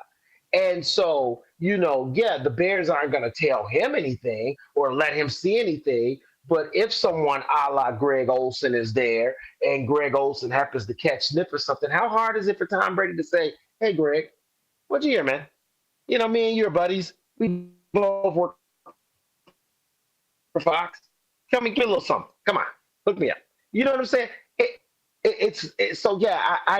I don't want to be bugged by it, but it is something that I think everyone should keep their eye on, because let's be honest, Tom Brady's been caught cheating multiple times in his career. It's not like this guy is squeaky clean. Yeah, that's a fair point. That's a fair point. Yeah, I'm not thinking about it too much in this game because he'll be working somewhere on Sunday because he's got duties to fulfill. Because he's got his own. Yep. He's got his own job that he's got to do. So I don't think about it too much, or don't think it'll be a huge issue. But yeah, I mean, I don't know, something to think about, but not really, especially for as often as the Bears play the Raiders, which is once every 3 seasons. Yeah, once every 3 to 4 seasons. It's not a huge talking point for me, at least not this week. Let me ask you this. How surprised or how pleased have you been with the ascension of Rome? because I think he's arrived now. I think he was arriving last year. And I think after the first 3 games, Rome has put every NFL team on notice. I am that dude. Rome's been awesome. Shane Waldron, I don't know what he did. I don't know what he's done in these rooms. I mean, obviously we got firsthand experience of him with the Bears. He got fired midway through the season. But once Jackson Smith and Jigba was not under his coaching anymore, he popped off. He's been one of the best receivers in the NFL. Now, once Shane Waldron's left Rome Odunze's life, he's been popping off. And now that Shane Waldron is the passing coordinator for the Jacksonville Jaguars, Brian Thomas Jr., who was one of the best receivers in football last year, is now struggling, can't get in the end zone, and is barely getting passes thrown his way. Or at least if he is, he's playing scared because he's getting hospital balls thrown to him, and he's getting lit up across the field. So back to Rome. That was more of a Shane Waldron, more slander towards him. But Rome's been awesome. I see a lot of Brandon Marshall in Rome Odunze when I watch him. His route running's awesome. His hands overall are good. Like, it's tough for me to be super mad about what Rome's done so far because he's been so good, but he still has some of these. The only thing I'd really want Rome to clean up is some of his contested catches. And then sometimes he'll just have a drop where he has his hands out in front of him, like he's going to make a play, and there's a guy on his back. Like, don't get me wrong, this isn't like a walk in the park easy catch. Not as bad as what Marvin Harrison Jr. has done at some points this year of dropping just clear-cut easy passes, but some of these he's got to come down with. Some of these, like, when the game's on the line, he shows up. But not even more 50-50s, but there was a couple plays against the Cowboys. Even he had a chance to catch another touchdown against the Cowboys. He was more on the goal line. A guy was on his back, and he just couldn't come down with a play that I thought he should have had. Plays that elite wide receivers come down with. Yes. And that's still where I can't fall too much in love with what Rome's been doing, because it's been great. Don't get me wrong, he's been phenomenal. He's showing why they draft him that high, and he's showing. But you're talking about the ceiling, and there's nothing wrong with that. You're talking about the ceiling of greatness, and top 5 in the NFL. Like, I think Rome has all the tools to do it. He's just missing a couple of those 50-50 balls, and he's really just missing some of those passes that I think he can catch, and he's just not coming down with. But I think in due time, you'll see him start really cleaning that up. You know what I've been most impressed with, and it kind of jumped off to me, even his rookie year. But I guess I didn't see, and I didn't watch enough Washington games, because I'm pretty sure if I go back and watch enough Washington games, I will see it. But I love his body control. That, to me, is a very special trait in a wide receiver, because the guys can go up and, catch the big body, big target radius because of the long arms and the big hands. But the thing that made receivers like Jerry Rice, Lynn Swann, Randy Moss, Calvin Johnson, body control. Being able to control your body in the air, or being able to control your body once you catch the football. That move he made on that kid in the open field in Dallas to score that, I think it was the only touchdown that he scored. You saw that stop and go where he was able to just right there, that guy missed, and then the acceleration pop, he's in the end zone. That type of skill is elite. I love DJ Moore, but DJ doesn't even have that type of skill in his arsenal. Yeah, I'm with you. There's still so much for Rome to grow, and especially I think one of the big things with what we've seen from Rome this year is we hear about it in camp, and the thing about hearing rumors from camp is that you don't know what's going to translate into the regular season. But what we've heard from years past is Rome and Caleb are connecting well. He's clearly his number one guy. And last year we really didn't see it toward the end of the year, because we saw Keenan Allen get a lot of that safety net from Caleb Williams. We saw DJ Moore at times loaf on some plays, but he would still get a lot of that target share. Well, now it is clear cut that Rome is the number one. Caleb loves going to him. He trusts him. Late in the game, he goes to him. It's phenomenal to see, and especially to no shade to DJ Moore, but I don't want to say you can tell that he's not happy with it, because these guys all I think it's an adjustment. It's an adjustment for him. It's an adjustment period because all these guys have egos, whether you want to admit it or not. Every player's got an ego, and especially wide receivers, they want the football. They're out there working their tail off, making blocks, making plays. They want the football. And DJ Moore, it was good to see him get a touchdown. You could see the little funny clip of the sideline of Caleb's like hugging DJ Moore and messing with him and whatnot. And I think DJ Moore needs that just to lighten up a little bit and keep playing his game because he's still a good wide receiver, but Rome's clear and far and away the number one target in this offense. Yeah, and I think what we're starting to see, Blake, too, remember one thing, Caleb was force-fed to this team. He was force-fed to the offense.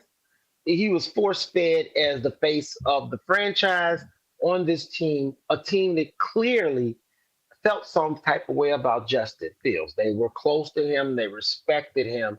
A lot of these players are still there. Like, that's people forget it. It's not like it's just this whole new team or something. A lot of these players are still there. They played underneath Justin. Watch the rookie quarterback come in and struggle and not even be coached properly. And so now we see a team that's now finally maybe getting to see the real version of this kid that was force-fed to them. And I think that what we're getting from that is a team that's starting to believe in Caleb. And that's not to say that they didn't believe in his ability last year. I just think that they looked at him as, hey, you're a rookie. You're not going to be able to do it because we know how rookies struggle, especially rookie quarterback. And I'm pretty sure Caleb came in with all the confidence in the world because Caleb is a confident guy. You can tell that. But he did struggle as a rookie. And then when he didn't get proper coaching, those struggles were magnified. And then they kind of, I feel like, transpired into frustration, which now you started hearing stories about, oh, Caleb was disgruntled. Caleb, we were seeing his car stays in the parking lot a lot later this year. This and that. And, man, when you're going and you're up against it and you don't feel like you're getting the help you need, I totally could understand that frustration. Now, should it happen? Should million-dollar athletes do that? I guess not. But at the same time, he's a 20-something-year-old human being. That at that time, I think 23. I don't even think Caleb's 25 yet. And you've given him a bunch of money. You've given him this new place to live and play football with all this tremendous pressure being thrust upon you, being the Chicago Bears quarterback, not the quarterback for the St. Louis, for the New Orleans Saints or, quarterback for Denver Broncos. No, you're the quarterback for the Chicago Bears. There's only a few other teams I feel like that there's pressure to be a starting quarterback on than the Chicago Bears. And it's not because of winning. It's because of the ineptitude that has followed the position for so long. So there's just tremendous internal and external pressure of, hey, you need to play good, man. We sick of seeing these losing. You need to play good. So he has to adjust to all of these things, right? And this team is there watching this. I don't think that they believe in, and they're human beings and they're professional athletes. And this is the truth about Chicago sports. We don't tell no lies here. And the truth is now I think that this team is starting to finally believe in Caleb. And now we're starting to see an even bigger difference. Because when you believe in your quarterback, everyone comes to work a little bit different.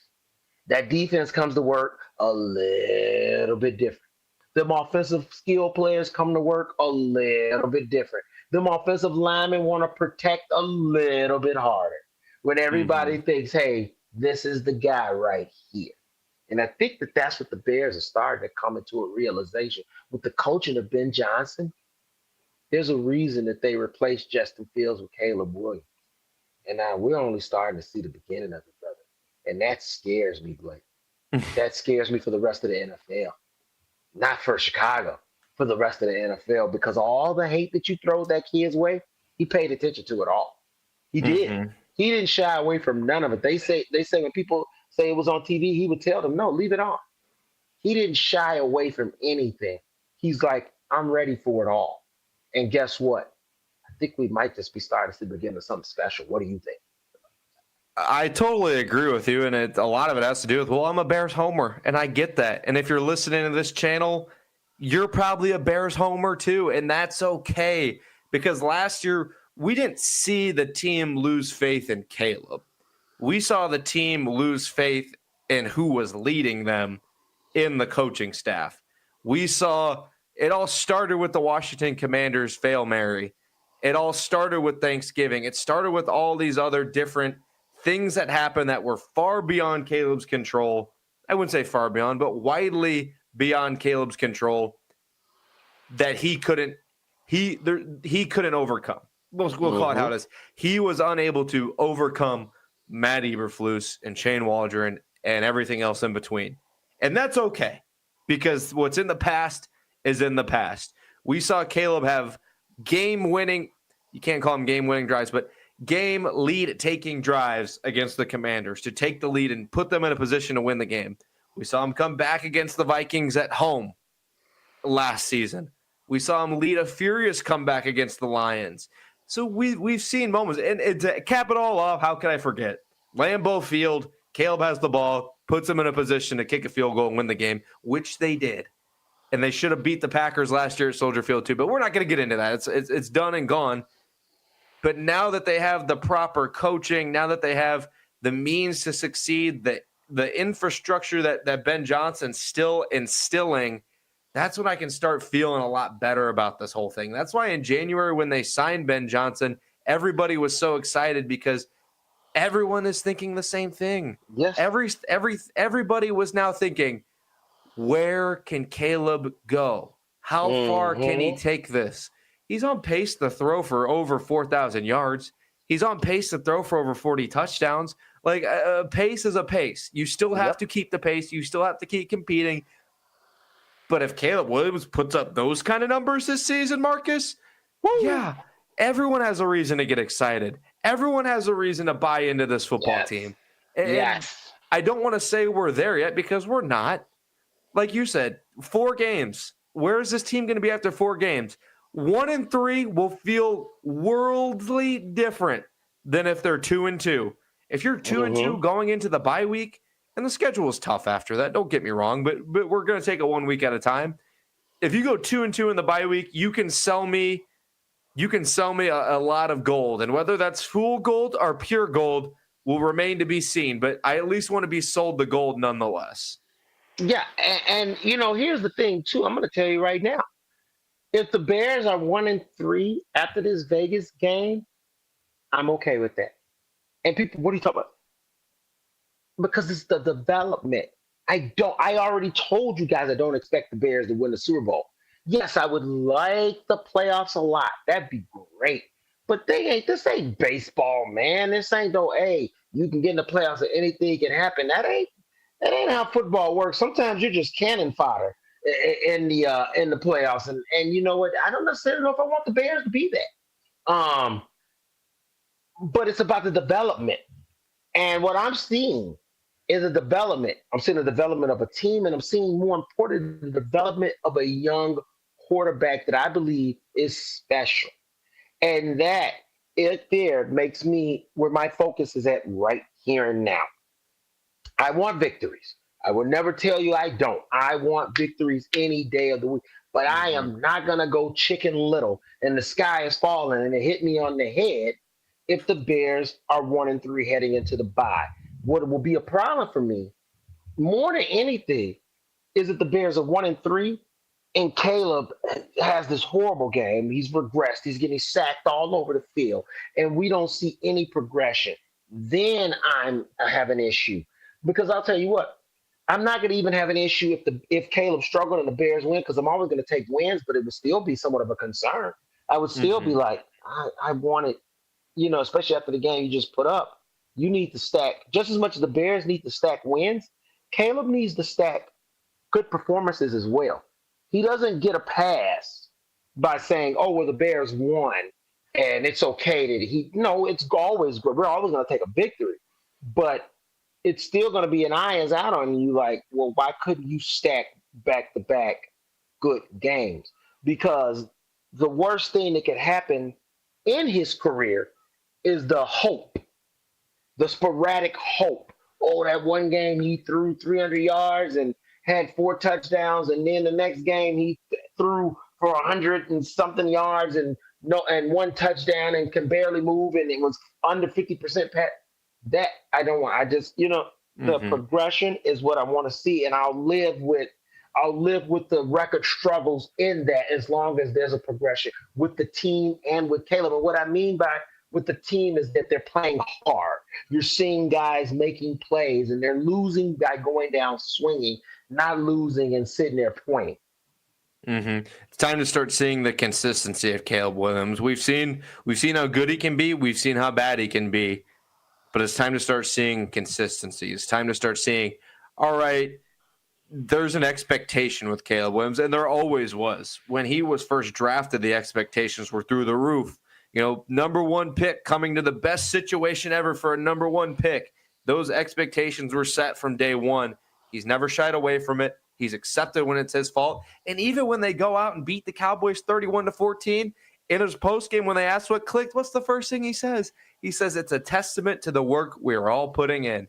He has no problem taking all the blame and giving all the glory. He is PR trained to a T. He loves this team. He loves this city. And now it's just the only thing missing now are the wins that roll in. The Cubs. I'm thinking of different team. The Bears have had some really good, likable QBs in the past. I loved watching Justin Fields. I loved rooting for Justin Fields. I love Mitch Trubisky. I loved rooting for Mitch Trubisky. But those guys never won. Same with Jay. But they never won enough. None of those QBs ever won enough with the Chicago Bears, and there's a reason why any of those quarterbacks have seen significant success in the NFL. But now it's time for Caleb to start stacking the wins that come with becoming an elite quarterback. It's the only thing really missing. We've seen how good he can be. We know he can be good. We've seen he can be good. There. But he's got to start winning some games. He's got to start consistently winning games. Yeah, and just consistent quarterback play. That was the one thing where you knew, wow, this guy Tom Brady is real. That's when you knew, wow, this guy Peyton Manning is real.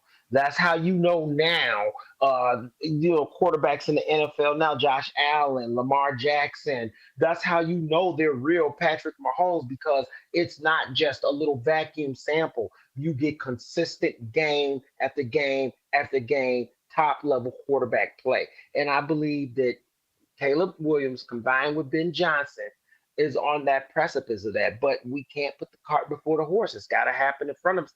And I believe that starts with the Vegas Raiders. I believe that the door was opened against Dallas, but I think the start is against the Raiders. And what do you mean, Marcus Mack?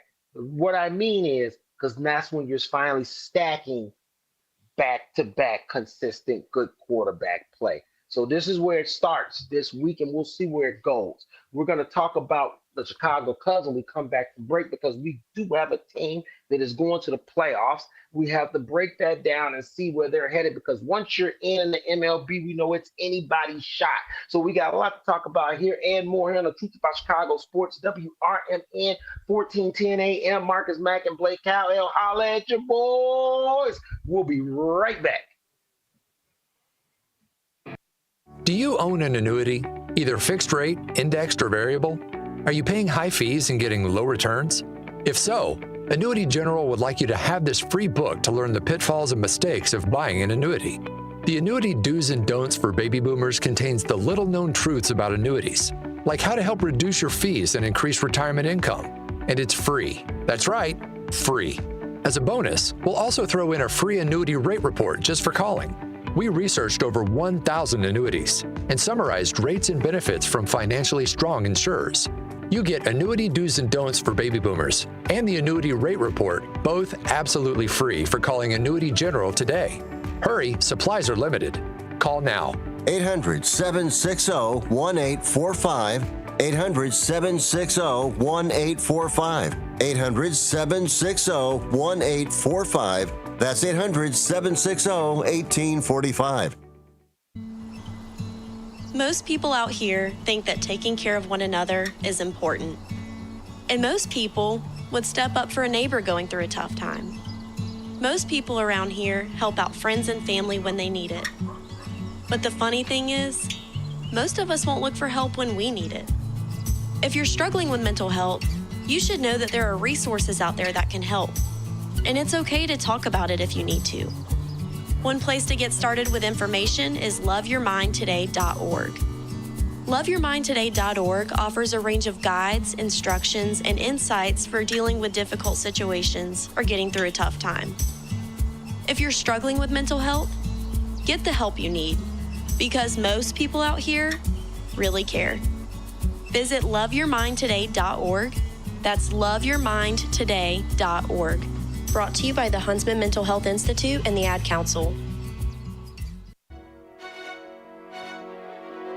Tune in to Big Top Sports with Derek Geyer every weeknight from 6 p.m. to 8 p.m. You'll have sports thoughts from the center ring of Chicagoland and to the outer rings from across the nation. Weather from Chicago Cubs, White Sox, Bulls, Bears, Blackhawks, Stars, Fire, Boomers, whatever the national story is of the day. Geyer and his sports czar takes will either have you nodding in agreement, yelling at the radio, or in all honesty, a bit of both. With the way the Chicagoland sports and sports are in general, there's bound to be thrills, chills, and oh my God moments. So get your snacks and libations ready, because this is going to be a wild ride. Big Top Sports with Derek Geyer's quirky and insightful Fanatics take will make you feel a little or a lot better about your Chicagoland sports viewing experiences. Tune in to Big Top Sports with Derek Geyer every weeknight from 6 p.m. to 8 p.m. When disaster strikes, flood or fire, every second counts. At Emergency Construction Group, they specialize in immediate response and same-day service for any residential, commercial, or industrial emergency across the Chicagoland area. With over 30 years of experience, they've got the expertise, manpower, and equipment to handle any size loss fast. They follow strict IICRC guidelines to restore your property the right way, the first time. Their team values transparency, constant communication, and strong ethical standards, because your peace of mind matters. Licensed, bonded, and insured, they're here for you 24/7, 365 days a year. Call 855-4ECG now. That's 855-432-4669. Or visit their website at emergencyconstructiongroup.com and let Emergency Construction Group put your life back together one step at a time. That's Emergency Construction Group. Your satisfaction is their passion. And welcome back to all of our lovely listeners and viewers. This is the Truth About Chicago Sports here on WRMN 1410 AM with your host, Marcus Mack and Blake Kyle. And Blake, we got a team that's in the playoffs. A Chicago Cubs team, although they did drop the series against the Mets, they came back and they won yesterday against the Cardinals to start out that series. A great win. They're going to be looking to wrap up over the weekend against the Cardinals. And as we see that there's only a few games left. We're in that home stretch that we talked about. What do you think so far? I mean, we have obviously been sitting players. Kyle Tucker's still in the injury reserve. Kate Horton hasn't been pitching much. They lost 4 straight against the Reds. Like I said, they dropped the series against the Mets. Is this anything to even be concerned about? It's just now at this point, let's just focus on getting our team to the playoffs, because the Cubs have already clinched at this point. Yeah, the Cubs have already clinched at this point. It still remains to be seen where they'll be playing their first round matchup, but we know who it's going to be against, and that's the San Diego Padres. A good baseball team, but guess what, Marcus? It's the playoffs. Everyone's a good baseball team. You're not here on accident. Baseball is one of those sports, a lot of sports too. I think in the NBA, you can kind of get lost in the track of how big those playoffs are. But in baseball, everybody is here for a reason. Yep. Everybody has beaten very good teams, and they've lost to some bad teams. But here we are, 162 games later, and the Chicago Cubs are in the postseason. And it's been the first time since 2020 and the first time in a full season since that they're going to be playing a playoff series since 2018. And it's going to be electric. I'm so excited. This team is fun. They've had a rough second half, but they still made it here, and there's tons of credit to go around. And, Blake, they won 90 games. We talked about this starting to see. What did we say was going to take for them to make the playoffs? we said it was going to take 90 wins. As they currently sit, they've got 90 wins. And, you know, they got a game today. It's going to be at 1:20 p.m. They'll be playing versus the Cardinals at home with a potential to win 91 games today and maybe a couple more. But they've already accomplished what we felt like a check mark or one of the goals in the season. And one of the goals in the season was to win more games than you won last year. They won last year 86, I believe. 83 wins last year. And now they're already 7 games up on that. So that improvement, first goal, check. Didn't win the division, so that was a goal that we wanted. But Milwaukee, we talked about, had an insane second half. And you know what? If that's what it took for you to take the Cubs down and win the division, hats off to you. But I'm still not afraid of the Brewers. And I still think the Cubs, in a heads-up battle with the Brewers, stand a good shot. Right now, my only thing right now is health, pitching. Cade needs to get healthy. Shoulders struggled a little bit. You asked me a question once before, and then Cal came back and asked me another week, and I went on the fence. I told you Shota originally, and I said, you know what, I don't know. Now I kind of, when Cal asked me the same question, who do I want in the mound in the playoffs, I kind of leaned towards Cade because the way he'd been playing, you know, in the month of August, heading into September. But now with Cade experiencing back issues, some rib issues, Craig Counsell even flat out coming out and saying it's something we have to monitor. It's something that is a concern. I guess the ball has to go back to Shota. And what do you think with that happening, with the way Shota has played the last couple weeks? I mean, Shota has proven himself, but do you still have that confidence giving Shota the ball game one? No, absolutely not. The thing about Shota Imanaga is he hasn't had a scoreless outing since July 19th, and he hasn't pitched a game without giving up a home run since early August. And if there's one thing in the playoffs you need, it's tone setters. It's setting the tone in a playoff game. And if they get to do that at Wrigley Field, the tone's already set because the fans bring that. The fans bring that energy. It's up to the players then to feed off that energy. And that's why home field advantage in the playoffs in any sport is so crucial. The thing that worries me about Shota Imanaga is that he can give you a good outing, but he can't give you an elite outing right now. It's not to say that he can't in general, because he can. I've seen it before. I've seen it with my own 2 eyes. He's been on this team 2 seasons. He's pitched in America now for 2 full seasons. But right now, it's a momentum game. It's riding the hot hand, and he certainly just doesn't have it. Going back on Cade Horton briefly, because the initial reports sounded terrible. The initial reports made me sound like Cade Horton was done for the season. He got an MRI. And knowing what I know about this Cubs medical staff is they will push the narratives far down the road as they can before they announce a guy's injured. Apparently, Cade Horton threw yesterday in the outfield on Friday in the outfield and says he feels good. And if there's one thing about Cade Horton that I feel so confident about is you're going to need to put this dude in handcuffs and lock him away in the clubhouse to keep him off the mound for game 1. Because this dude is a dog. This dude is a savage. This dude is a bulldog on the mound. He'll come at you with everything he's got. And if he's just a tad uncomfortable, he's going to pitch in this game, Marcus. And here's where I stand with that. Because there are 2 roads where this can go.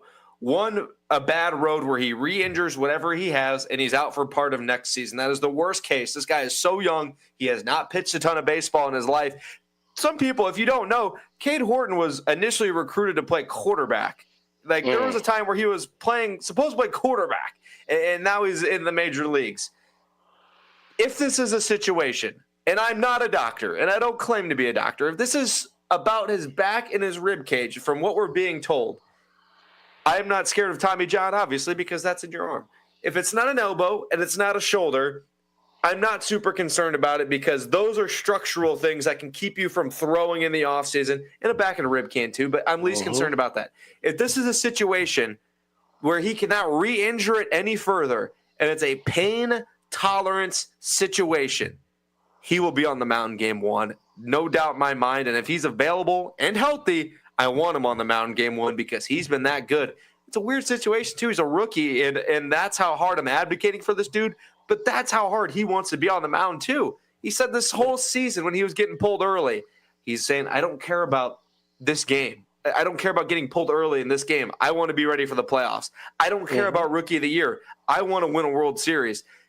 This dude has been locked in for months, and they're not going to keep him off the mound if he's healthy. No. And like you said, he needs to get the ball. He's a tone setter. And with the struggles of Shota, you need someone to come in and just and be a difference maker. Be a guy to give you the unexpected. And I'm going to put things in perspective for fans out there to understand that even though the Cubs had the struggles in August and some of late July, they still put together a very solid month of September. The month of August, they did not finish below 500. They're now sitting, like we said, with 90 wins. And I do apologize. I should have stressed this earlier. The series against the Cardinals this weekend is the last series of the season. So once this series ends, the playoffs start. Let's get it going. And the reason why these games are still important, the reason why I pointed them out and point out the losses against the Red, where they got swept 4 games and then losing the series against the Mets. The reason why these games still matter, the Cubs sit with, right now, the only 3 teams in the major leagues overall. I guess 4 teams currently, because the Blue Jays and the Yankees have 91 wins. Mm-hmm. Phillies got 94. The Brewers got 96. If the Cubs win today, they're going to have 91 wins matched with those other teams. So that would put only 2 teams to have won more games than the Cubs this year. And the Phillies are a pretty darn good team. The Cubs have right now currently just as many wins as the Dodgers that were predicted to be a super team and are, let's be honest, and are very deadly. But the Dodgers only have 90 wins. So is it out of the realm to think that even though they did not make a move at the trade deadline, even though they've had the injuries to Justin Steele, Kyle Tucker, the Cubs still are in a position to make a run for the World Series, Blake? Well, yeah, they're in the dance. If you get invited to the dance, you can still swoon the best looking girl there. You can. I mean, you still have a chance. If you're there, you have a chance. You're there. You have a chance. And that's why it frustrates me a little bit when I spend too much time online. So I know this isn't all fans, but there's a certain subset of Doomer Cub fans that just feel bad about this series coming up, and I'm with them to an extent. I don't think this team is playing the best they've played all season because May and April were electric. They played great. They played way above their means. They had so many offensive guys playing very well. And I understand that you want to keep that feeling. You want to feel like 2016 where you win 10 in a row to go to the postseason. You have all the guys there. You have Aroldis Chapman in the bullpen. You got John Lester and Jake Arrieta and Chris Bryant, MVP, and Anthony Rizzo. And you got all these pieces, and you're feeling ready to go. But where I differ from those fans and where I feel good about where the Cubs are at right now is that all these guys that made you feel so good in May and April are still on this team. It's the same guys. And for 2 weeks, I say 2 weeks, but for 2 games, you got to harness that same energy and survive and advance. This is what it is now. It's survive and advance. It's every game. It's every inning. And if I can be better than you every inning along the way, the Cubs will be in a good shot. And you mentioned it earlier. I don't want to skip to the Brewers, but this is where the Cubs are at. They have best 2 out of 3 against the Padres, and then they go to Milwaukee, who they won the season series against. That's if Milwaukee. Oh, no. Does Milwaukee get a bye? Milwaukee has a bye. So it's already set in stone as it stands today. Winner of Cubs and Padres will go to Milwaukee and play against Milwaukee, and that starts next Saturday from Game 1 of the NLDS. And then we'll be looking at the Dodgers playing the choice between either the Mets or the Reds. Yeah, or even the Diamondbacks. The Diamondbacks are there too. The Diamondbacks are still in play. But I'm going to tell you what. I think the Dodgers can handle either 3 of those teams. So I think the Dodgers will advance on as well in my position. But yeah, the Cubs are going to have to beat the Padres, which will not be easy. The Padres have found a little bit of life after they struggled mightily most of the second half of the season. They found a win in the last 10 games. They're 6-4. They made a lot of changes during the trade deadline. They obviously went swinging for the fences. So, the Cubs are going to have their work cut out for them because the Padres believe that they are a team that can make some noise too. Yeah, and so when I look at this Cubs team and where I think they're going to end up in this postseason, it's tough for me to say. If there's no Cade Horton, they're going to struggle because I don't have faith in Shota Imanaga right now. Matthew Boyd has been good for the most part this season, but has not been an all-star caliber pitcher that he was in the first half. And Jamison Tyone is getting up there in age, and he's not as a star level. Is that the Cubs 3? Is that who the Cubs are going to go with in the playoff? Is that going to be the Cubs 4? I should say. Is it going to be Cade, Shota, Boyd, and Jamison? Yes, if I had to guess. That doesn't leave me with a lot of confidence. And that's where I understand where fans are at of not expecting a deep postseason run is because their pitching isn't elite. With a lot of confidence. Their pitching is not elite. We get that, but again, if your offense can score 6, 7, 8, 9, 10 runs a game, you're going to have an opportunity in a lot of baseball games to win. And that's where the Cubs, if they're going to be successful in October, they have to stack runs early and often. And with the ascension of PCA this season, who's now a 30-30 guy, Seiya Suzuki, 30 home runs, Michael Busch, 30 home runs, Kyle Tucker played in the game yesterday. He's back. Matthew Shaw is on fire and playing at a good level. There's an opportunity. I'm not going to give you my confidence level, but there's an opportunity. Who on this team could go Freddie Freeman? Who on this team I realistically could just be that guy in the lineup that just, hey, man, every time we pitch to this dude, he's killing us? I will give you an answer. And it's not full Freddie Freeman because Freddie Freeman hits for a lot of power. And this guy on the Cubs does not hit for a lot of power, but I'll tell you what he does. He gets on base nonstop and he gets a lot of hits, and that's Nico Horner. Nico Horner has a 6+ baseball reference WAR this year. He's been phenomenal. He's in contention to win the NL batting title. He has been through and through one of the best players on this team. And when the game's on the line this postseason and there's runners in scoring position, there is not a single player right now, even with Kyle Tucker, there is not a single player on the Cubs right now that I want at the plate more than Nico Horner, because that dude has been electric. He gets hits nonstop. He doesn't hit for power, but singles, couple doubles, stolen bases, plays good defense. Base hits matter. Putting the ball in play, and good things happen. They teach you that in pre-K. They teach you that in T-ball. And Nico Horner just simply puts the ball in play and does it at a high level and gets base hits. And I'm super excited for him. So I wouldn't say go full Freddie Freeman because he's not going to hit a lot of home runs. But he's our most clutch player right now.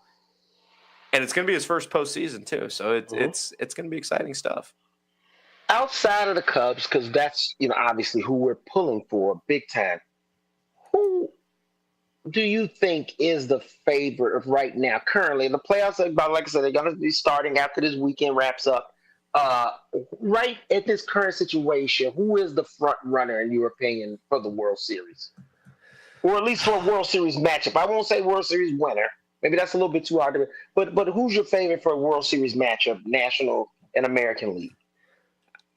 That's a great question. I was talking to a friend about this last night because you could give me really any two teams, and I could see a scenario where they're in the World Series. That's how open this field is. I think from the National League, it's going to be the Phillies.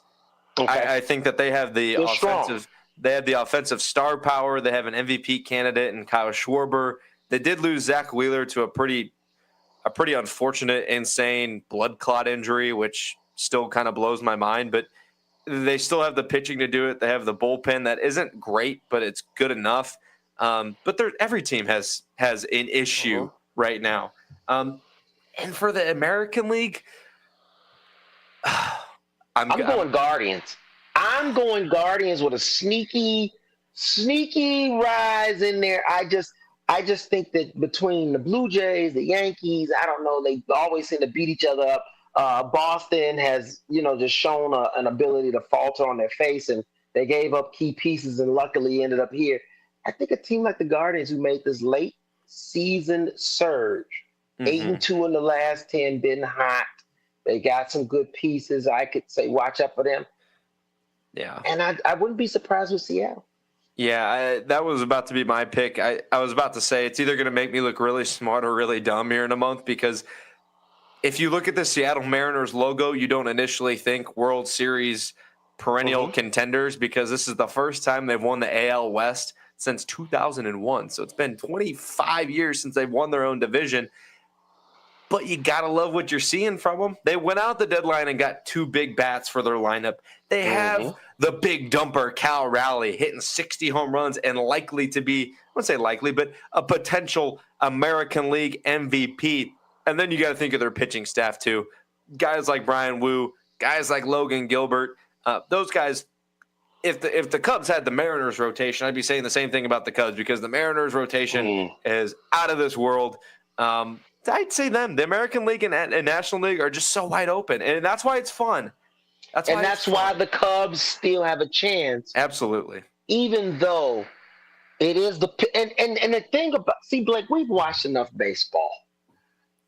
But when the White Sox made that run in 2005, yeah, the pitchers were not all-star pitchers, were not Hall of Fame guys, but they were pitching dominant baseball at the time when they needed to do that. And that's where when they got ready to go into the playoffs, there was a lot of confidence in the White Sox. Now, of course, every Chicago team, it's the natural sense of doom and gloom, because we had fell on our face so many times in those playoffs leading up to those moments. But at the same time, you had this confidence, like, man, you know what? We got some horses here. And that's why the confidence is so low on the Cubs, because you're looking at pitching, you look at the starting rotation, you even look at the bullpen. I mean, the Sox had big body Bobby Jenks, rest in peace. The Cubs, you mentioned it, they traded for Chapman in 2016. There's nobody on this Cubs roster that puts fear in the heart of batters. Yeah. Daniel Palencia coming back from injuries, a help. He pitched really well for a lot of this season, but toward the end, before he got injured, really was giving up some big innings. This weekend's been big for him. He had a scoreless inning today. He had a scoreless inning on Friday, and had a scoreless inning the day before as well. So seeing him kind of get back in that fold is encouraging. But if it's a tie game in the 9th inning and he's on the mound, I'm not feeling like it's 2016 Aroldis Chapman. I'm thinking like, all right, I'm kind of puckering up and hoping for the best. So, I mean, you're totally right. There's no big power arm lockdown inning guy in the Cubs pen, but they have a lot of guys that can get it done. I mean, don't get me wrong. Brad Keller's been phenomenal. Caleb Thielbar's come up in some big moments. Andrew Kittredge that we acquired at the deadline's been nails for the most part for the Cubs. So they do have guys that are able to compete and give you competitive innings and give you a big strikeout if you need it. But, there's no Mariano Rivera's coming out of the pen for the Cubs. And that's something that you would love to have right now. Yeah, I mean, because like you said, the fact that, hey, we've made it here. And I do feel like Jed pulled the plug on this season in some regards, in terms of that, I want to push and keep the Cubs relevant for years to come. And I truly believe once he got the extension, he took the foot off the gas in terms of this season and them going for it all. But at the same time, you are going to make it. You are in the dance, and it's anybody's game. And like you said, it's wide open. All you need to get is a couple good innings out of your arms and a couple key bats, and you find yourself playing for the World Series.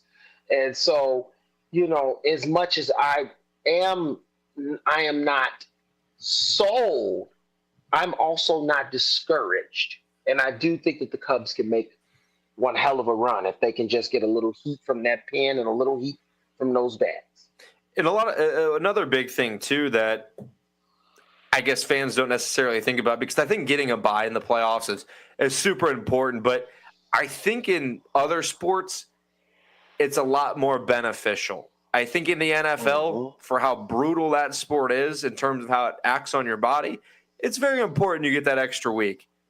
But for baseball, if the Cubs play an inspired 2 games at home at Wrigley Field, and let's say they win their first 2 games on Tuesday and Wednesday and get 2 days off before they roll into Milwaukee, who at that point would have a full week off, those bats get cold.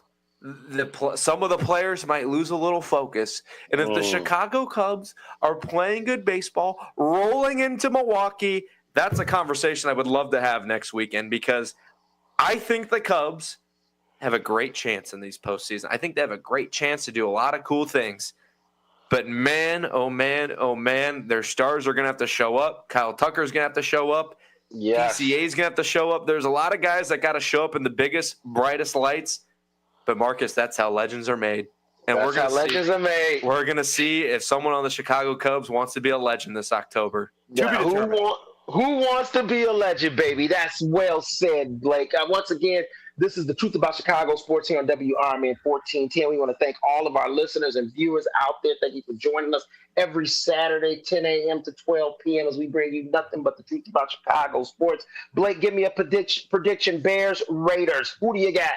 Bears, Raiders. Bears stay hot. They go 2-2 into the break. Caleb Williams keeps it going. He throws for 3 touchdowns. Give me 27-21 Bears. I'm going Bears. Also, I think the defense is going to really come out. I think they're going to shut down Genty. I think that Caleb keeps it rolling. I predict that the Bears win this game 27-10. 27-10 Chicago Bears. That is our predictions here on the Truth About Chicago Sports. We want to thank everyone out there. Once again, we want to thank Boss Man Dino for always keeping the lights on for us. Shout out to our executive producer, Matt McNeil, and then shout out to our program director, Dennis Sonar Green. Once again, we'll be back next week, joined by our producer, Cal Long. This is Marcus Mack, joined by Blake Cal, bringing you nothing but the truth about Chicago sports on WRMN 1410 AM.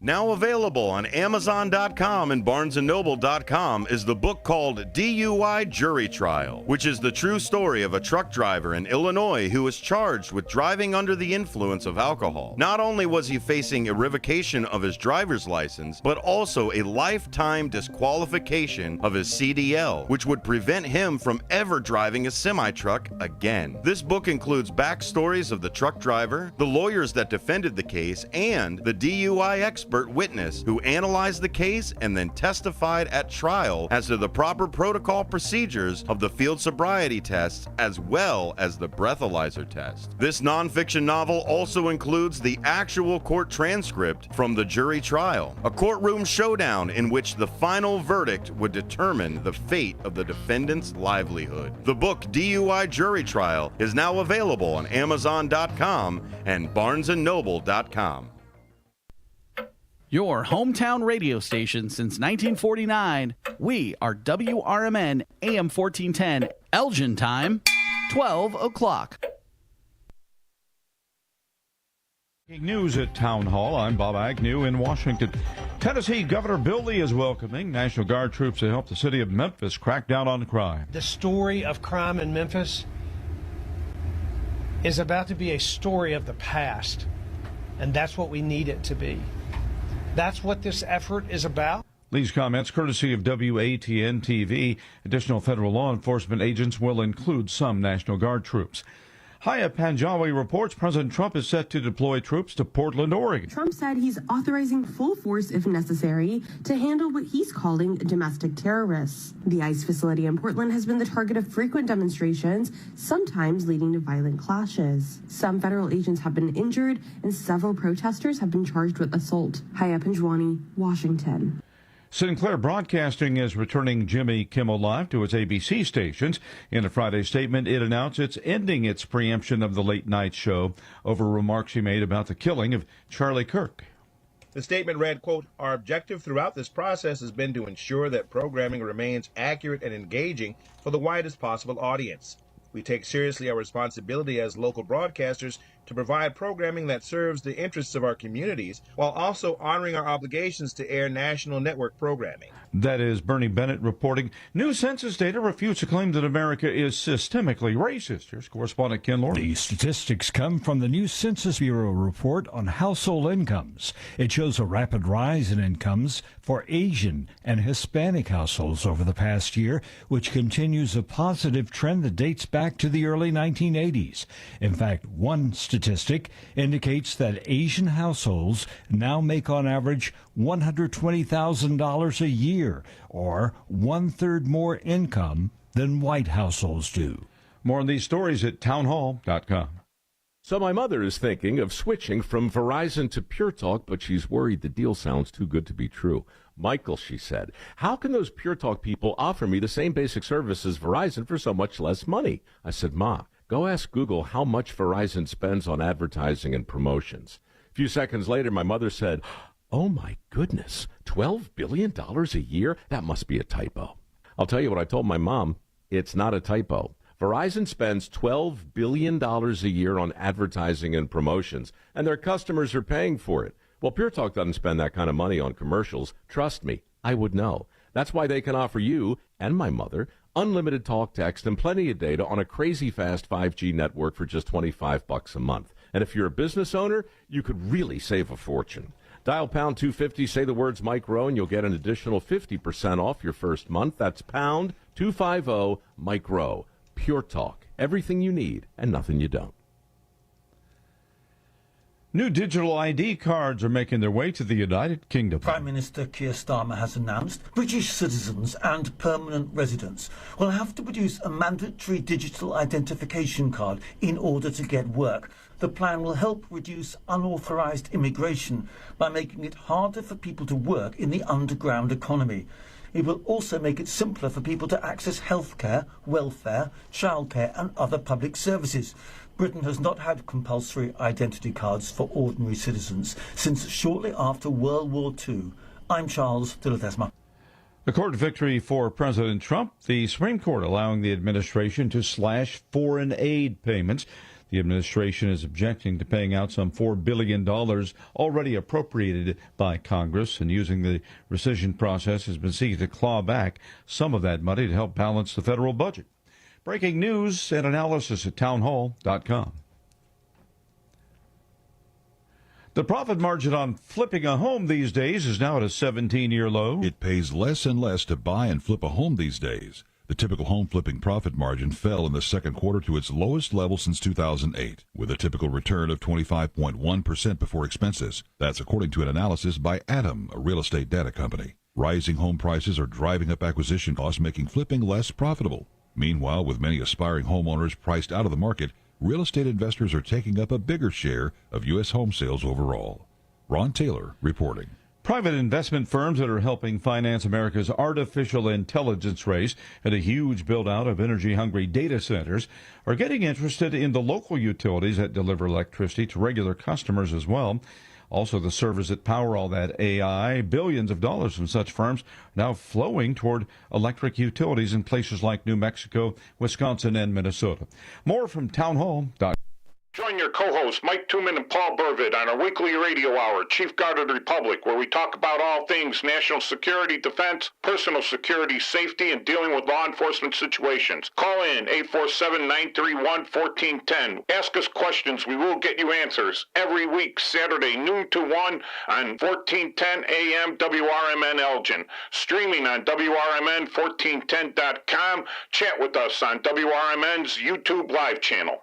Chicago defense attorney Mark Schieblo has co-authored the book titled DUI Jury Trial, which is a true story of a DUI case that he defended. The accused was an Illinois truck driver arrested for driving under the influence of alcohol. This book contains facts about the case from the date of the arrest up to the jury's verdict, and this nonfiction novel also includes the transcripts from the jury trial itself. The book DUI Jury Trial is now available on Amazon.com and BarnesandNoble.com.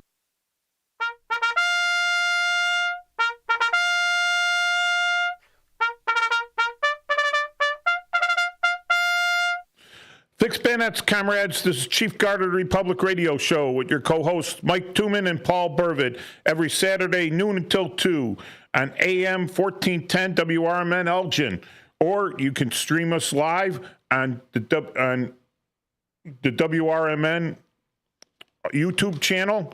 Go to WRMN1410.com to stream us, to use the radio app to stream us there, or a link to the YouTube channel.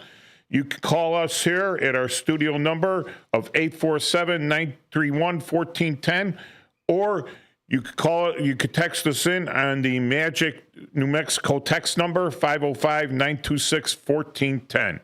Hey, Paul, how you doing? Good. How are you, Mike? I'm okay. I'm a little upset that after 27 years, I was called a leper. 27 years of service to the city. By who? Well, by one of Elgin's very own, Brandon Johnson. Oh my goodness. Yeah. Well, I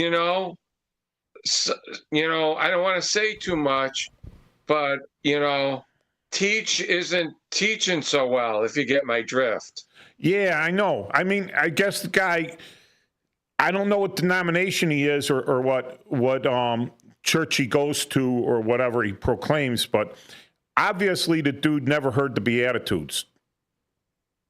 Man, Yeah, because if people out there aren't familiar, this is a veterans radio shout out show, but we talk about, as the commercial said, all things national defense, personal defense, and dealing with law enforcement situations.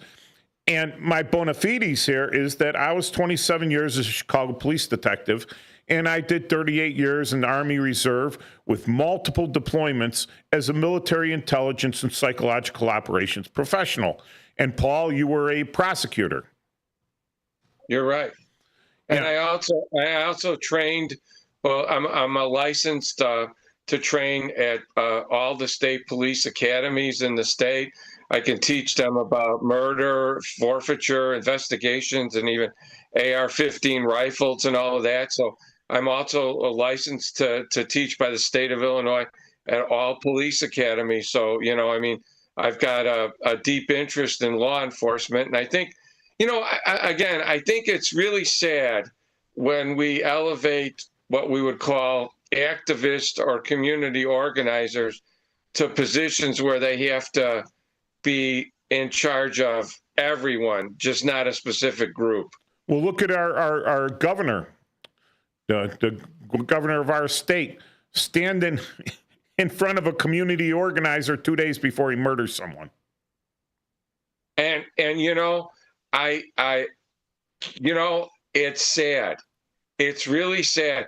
And, a lot of this, though, this goes both ways, because I have some friends that are quite conservative and they're in law firms, and they're the first ones to tell you they're not in for, that murder accountability thing, except it's a real thing. If you're anyway in participating in the underlying felony, you're just as responsible for the mope that drives into the guy. And you know what I feel bad for? That poor man was going home to his family, minding his own business. And it was because of the prior state's attorneys reducing the, saying you needed 10,000 or whatever for to prosecute people for retail theft and things like that. So they let people out, but they enabled people, and they just enabled the poor man to his grave. And that's ridiculous. I mean, I blame the whole system there, and I blame these people for running on that platform. Well, here's going back to Matthew chapter 5, and again, I'm not a preacher, I'm not a priest, I'm not a sworn minister or anything, or evangelist, but I've read the Bible. I can't say I've understood everything, but I do understand the Beatitudes. And he's speaking to the crowds about, everyone, And the things he's saying aren't bad things. You know, blessed are the poor in spirit. You know, kingdom of heaven is yours. Blessed are the gentle. There should be your inheritance. Blessed are those who mourn. They should be comforted. Blessed are those who hunger and thirst for righteousness. They shall have their fill. Who hungers and thirsts for right? I mean, why do you become the police? There are a few elements out there, all right, as I think every profession has them, no matter what, where people become petty tyrants in their jobs. Petty tyrants. They're just like terrible to deal with. They have a little bit of power and they just go nuts with it, right? A petty tyrant. So that's one reason people say, oh, well, we got these bad cops. They're petty tyrants. And that's like 1 in 10,000, which is better than politicians, which is like a petty tyrant politician, 1 in 2. You know, at least, if not like 9 in 10, you know, 9 in 10. That's what I was going to say. 9 out of 10 are petty tyrants. Yeah. And one gets in there because he's trying to do good, or one gets in there because he likes the pay and the benefits and everything. You know, it's like the quote, if you see me on YouTube here, quote, Karens of the Homeowners Association. I've had friends that have been, you know, had condos and they've been talked into being like the president of Homeowner Association, and they get out as quick as they can. They says, it's unbelievable how people want to stick their nose into everyone's business and want them to live by their personal standards, But that happens in law enforcement. But does Paul, let me ask you, does the police officer on the street directly make the laws? No. No. Not at all. The only involvement the police officer on the street has in making laws is his vote. And he votes for the representatives. And let's just keep it with like the state laws, right? Just our state. Because that's what the police officers of the city of Chicago enforce. 720 and 625 ILCS, Illinois compiled statutes. Although there's other statutes out there that they also enforce, but the big ones are 720 and 625. 625 being the traffic code, right? So they vote for their state representative or their state senator, right, who puts these laws up, you know, like the bill. They put it up in a bill. It gets voted up in the legislature. If it passes and the governor signs it, it becomes a law. Now, what are the police supposed to do when this law is infected and put it on the books? Well, they have to enforce it. Yeah, because a law that isn't enforced is what? It's not a law. It's just, well, it's poetry. There's some laws on the books for 90 years that they've never enforced, but, you know, whatever.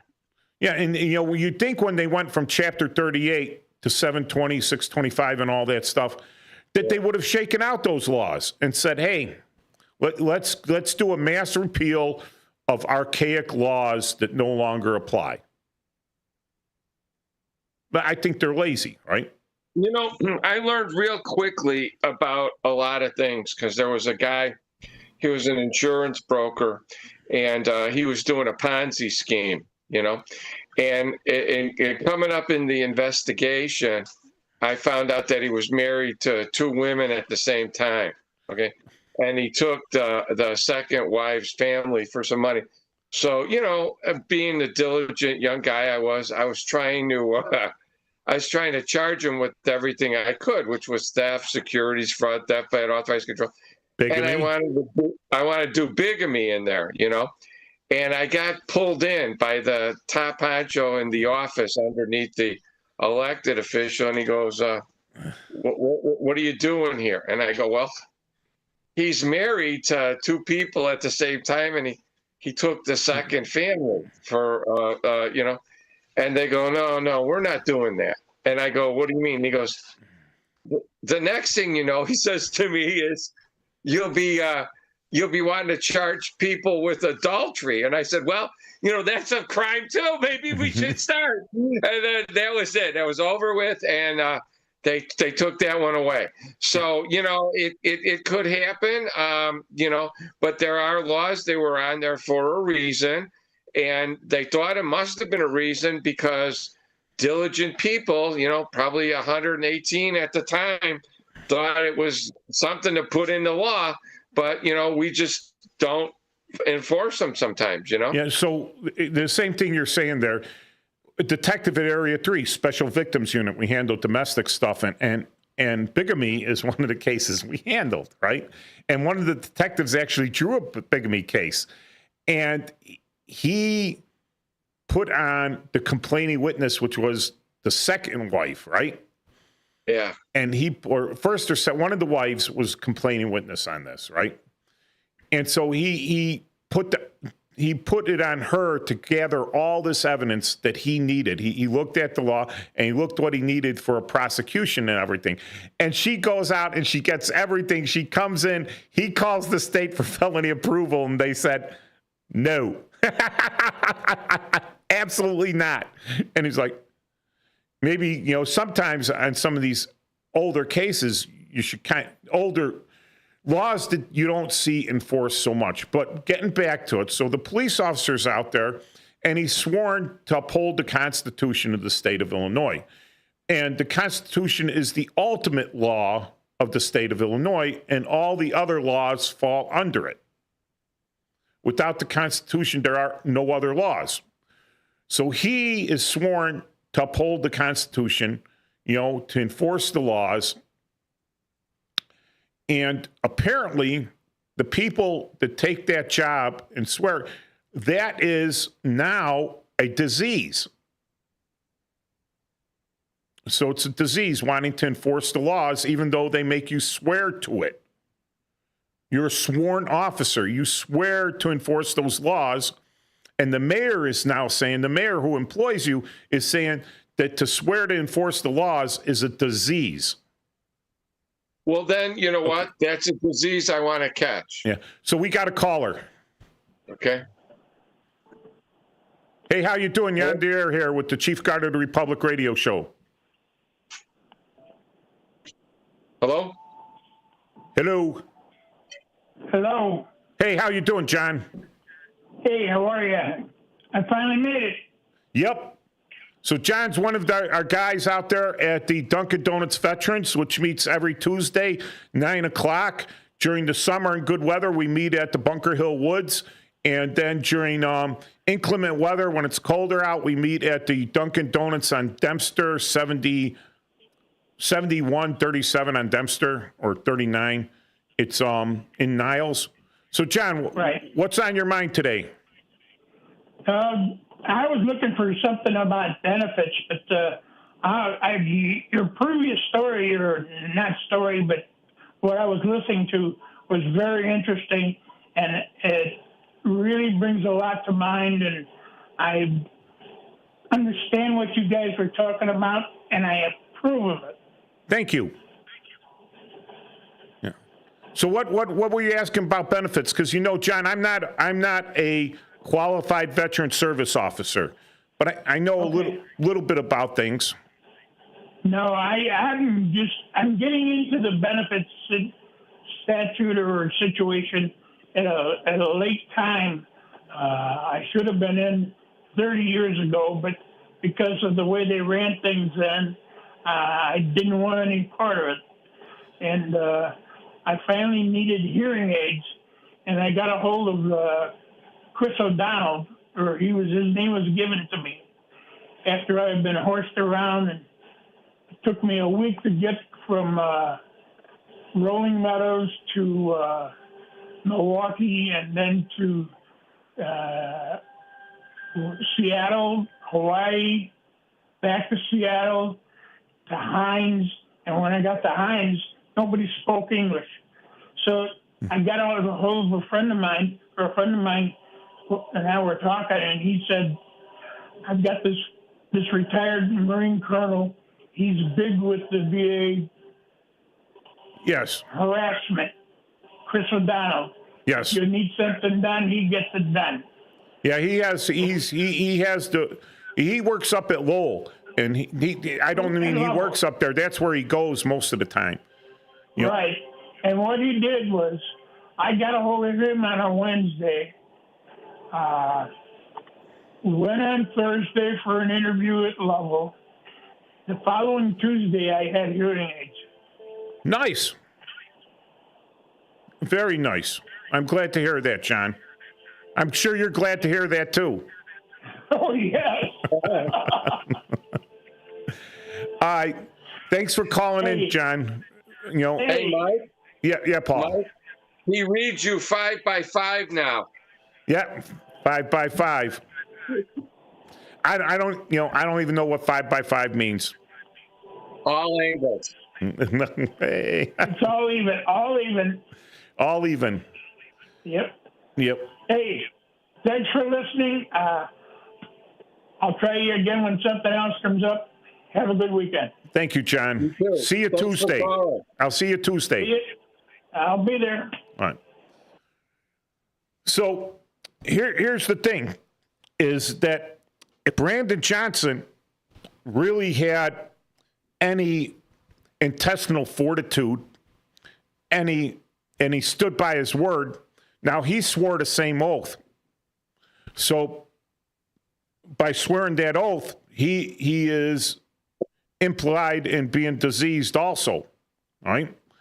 So he should resign because he swore the same oath that all the police officers swore, all right? And then they should resign all the police officers and put them on full disability on the city, and they should hire people, right? Social workers or someone, and not make them swear the oath to enforce the laws of the Constitution of the state of Illinois, right? To protect and defend the Constitution of the state of Illinois, right? They shouldn't make them swear to that. They should just hire them sight unseen, no checks or anything, because if they don't swear that oath, then they're not diseased. And they could pay them until all the police officers that they resigned and put on full disability, right, pass away. They're going to have to pay twice as much in. And these new people, you shouldn't give them any training, because obviously the training given at the academy was something that didn't cure my disease. Right, Paul? Right. And another thing is, there's some federal problems here too. It's an OSHA thing, because it must be gained occupationally. That's what I said. They should get full disability. Yeah, and they're violating OSHA requirements and everything like that. Yeah. I mean, you're right. He uses a few words he memorized when he went to teacher school. Oh, I don't even think he memorized anything. I think that some of the people from the dark web types are what's are giving him bullet points, because I don't think the guy's smart enough to even memorize something. I'm even surprised he was smart enough to even be a teacher, because I remember seeing an article. He didn't last long as a teacher. He got into the union. Yeah, he always said he never failed anybody. He didn't care if they passed. It wasn't important. As a teacher, it wasn't important to teach anybody. He said something to that effect. So if it's not important to teach anyone and you're a teacher, what did you expect you were going to get when he became the mayor? So has any one of our mainstream legacy media, the fourth estate, questioned him when he made that disease comment about what the cure is? You have diseases and you have cures for the diseases, right? Oh, I could tell you what the cure would be.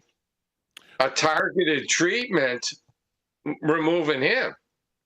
Removing politicians. Yeah, just a targeted treatment, maybe recalling him or putting pressure on him or getting a recall vote going on or passing a law to recall him, because about now he's ineffective. I mean, he's clearly, he doesn't have the credibility. He has zero credibility. He doesn't have the interest of his quote subjects or the people that put him in office at heart. It's a dereliction of duty on his part. Well, I'm sure he's hearing it, right? And he's heard it, that there's been city council meetings where they've come up and they've been really upset because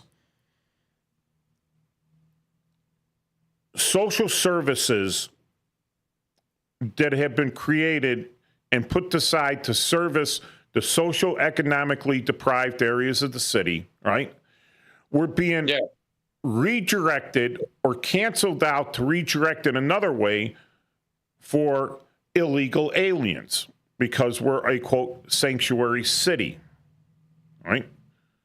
So they were mad because the benefits that they had gotten used to, right, were suddenly dropped and then no one would be found. And now they see this, it's like you used to be the favorite child and now you're no longer the favorite child. There's a new favorite child. And they are ganging up on the guy in charge, right? But he's not a guy to take personal responsibility for anything. So he immediately drops the easiest, goes to the same well over and over again, It's the police's fault. All right? If the Sears Tower or the Willis Tower or whatever, the tower formerly known as the Sears Tower, was suddenly to collapse for whatever, for a lack of good concrete or whatever, suddenly to collapse, he would say it was the police's fault. Everything is the police's fault because that's easy to go by. That's easy. They always go to that well. They're all, no matter what, right? In Chicago, it's going to that well. And that makes the job even more difficult for the diseased people out there trying to do the best. You agree with me? I do. You can only demonize someone so many times. And, it goes back to the Beatitudes again, and I'm not saying, it goes, rejoice and be glad. Okay. Blessed are you when people abuse you and persecute you and speak all kinds of calumny against you falsely on my account, right? Rejoice and be glad. Reward will be great in heaven. All right, see you back. We'll come back after the break. More Chief Guard of the Republic.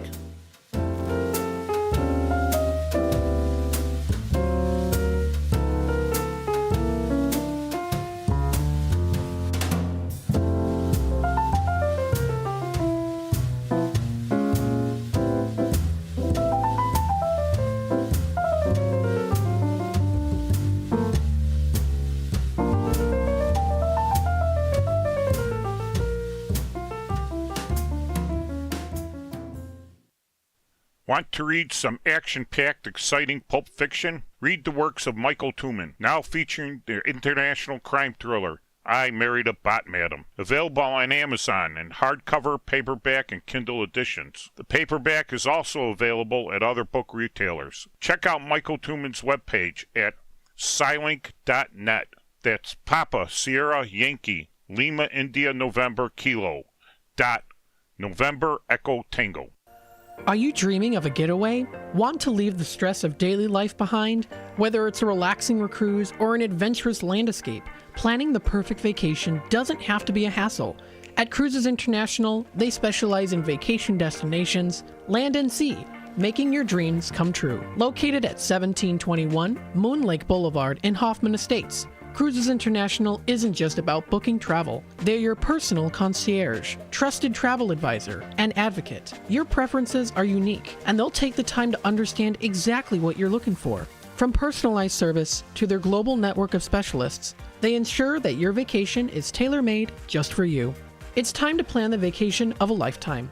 Call 800-255-7447. That's 800-255-7447 today and speak to a cruise and vacation expert. Cruises International. It's time to set sail to your dream destination.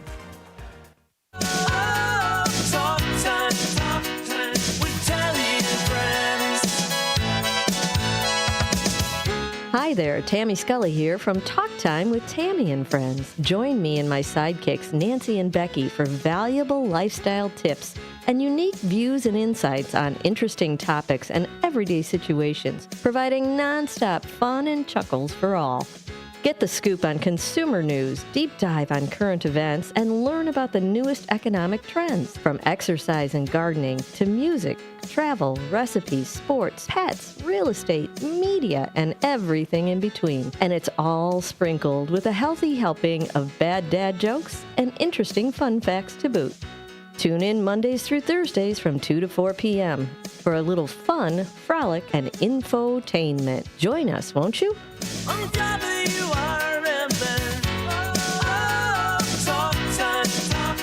When your car is making a strange noise, no matter what it is, you can't just pretend it's not happening. That's an interesting sound.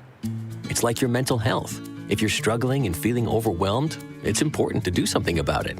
It can be as simple as talking to someone in your community, or just taking a deep, calming breath when you need it.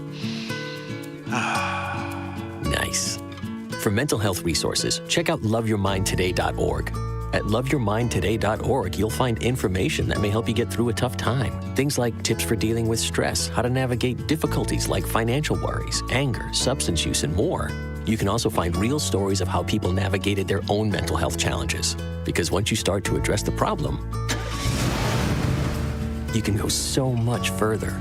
Visit loveyourmindtoday.org. That's loveyourmindtoday.org. Brought to you by the Huntsman Mental Health Institute and the Ad Council.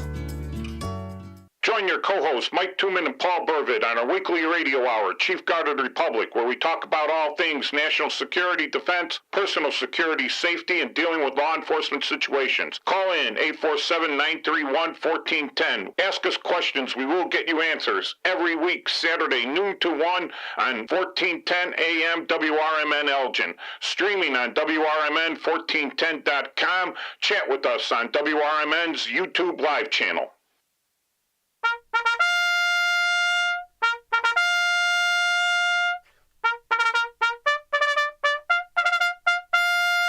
Fix Bennett's comrades, we're back for the second quarter of the Chief Guard of the Republic radio show with your co-hosts Mike Tooman and Paul Burvitt here on WRMN1410.com. If you have some thoughts about this, please hit us up on the WRMN 1410 YouTube live channel chat, or on our call us in at 847-931-1410, or hit us up with the text from the magic New Mexico 505-926-1410 number. So, Paul, again, we're talking about police, law enforcement as a disease, all right? So, whose side is the state's attorney on? The state's attorney has no client. Their sole responsibility is to represent the people. But then ethically, they'll tell you that they represent all people. Okay, so that technically includes an offender or the defendant, because you have to ensure that you're not railroading them. Otherwise, if you do that, in addition to maybe being charged criminally, you could have your license revoked. So they will tell you that they have no clients, they have only witnesses, and their sole duty is to represent the amorphous people. That would be the citizens and also the residents of the state. So the state's attorney is here to seek justice and to represent the people. They don't have a client, and they only have witnesses, technically. So when it comes to criminality or law enforcement, Do they enforce feelings? You should never let your feelings take charge of your case. You should separate yourself from all feelings you have and follow the law to the best of your ability and to the best of your training and to the best of your experience and knowledge. All right, so like a police officer, one of us unfortunately diseased people, not by our fault, not by our fault. It was the oath and the training we received that made us diseased, all right? So we couldn't help it. We got a job because it paid money, it had decent benefits, and we're decent people and everything. Now, I see a woman telling her boyfriend to get lost because he's short and ugly, and he breaks down in tears. And I lock her up for hurting his feelings. And I write up a complaint, the disorderly conduct complaint, saying that she hurt his feelings, and I bring it to court, and the state's attorney sees this. The state's attorney's not going to prosecute hurt feelings, are they? No, but now my feelings are hurt too. I feel bad for the guy. Okay. So no, we don't care about your feelings. We don't care. Actually, it's the law. To be honest with you, to be totally honest with you, okay? Okay. I don't care what anybody feels when I'm sitting there, okay? I don't care because when you start getting into feelings, that's when you start getting into mob rule, and I don't judge my prosecutions by polls, how many people are for or against. I judge my thing by what the values of society are as a whole, and if you broke that or breached that. Now, of course, there may be extenuating circumstances which I might take into account as I'm thinking what a rational jury would be, but I don't care what the victim feels. I don't care what the defendant feels. I don't care what society feels. I only care about the law. If it was broken, is there an injury? And then what's the best way to remediate it? Like, as in, the old concept of station house adjustment is still in play, the old concept of other things. But generally, I'm going to bring it to protect society so that this one never happens again if I could stop it. What if society doesn't want to be protected anymore? No, but I don't care. I don't care. My opinion of what society would be. So some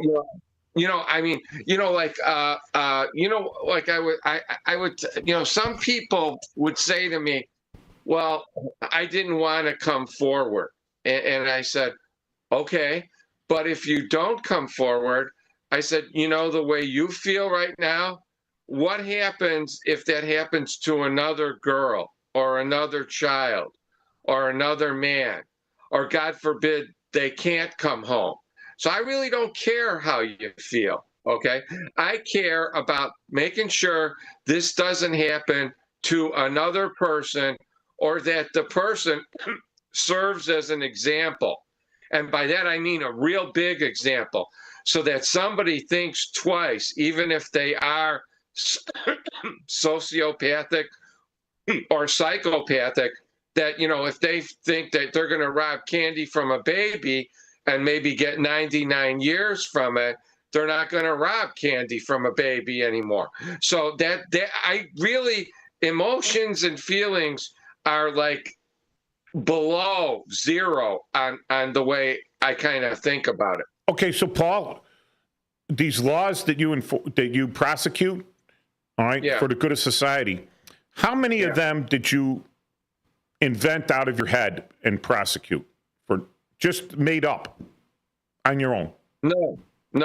Oh, so these are made up by who? They're made up by the legislature. And they're politicians elected, right? And Paul, the only people allowed to vote in this country, right? The only people allowed to vote are law enforcement officers or prosecutors, right? No one else gets to vote. Am I correct? The public votes. The public votes, that's right. And we're outnumbered massively by the public, although I think that law enforcement officers and prosecutors tend to vote in a higher percentage than your average person, right? We vote in a higher percentage than bus drivers. We vote in a higher percentage than construction workers. Because we see a little bit of how these politicians affect our livelihood and our safety on the street. Right?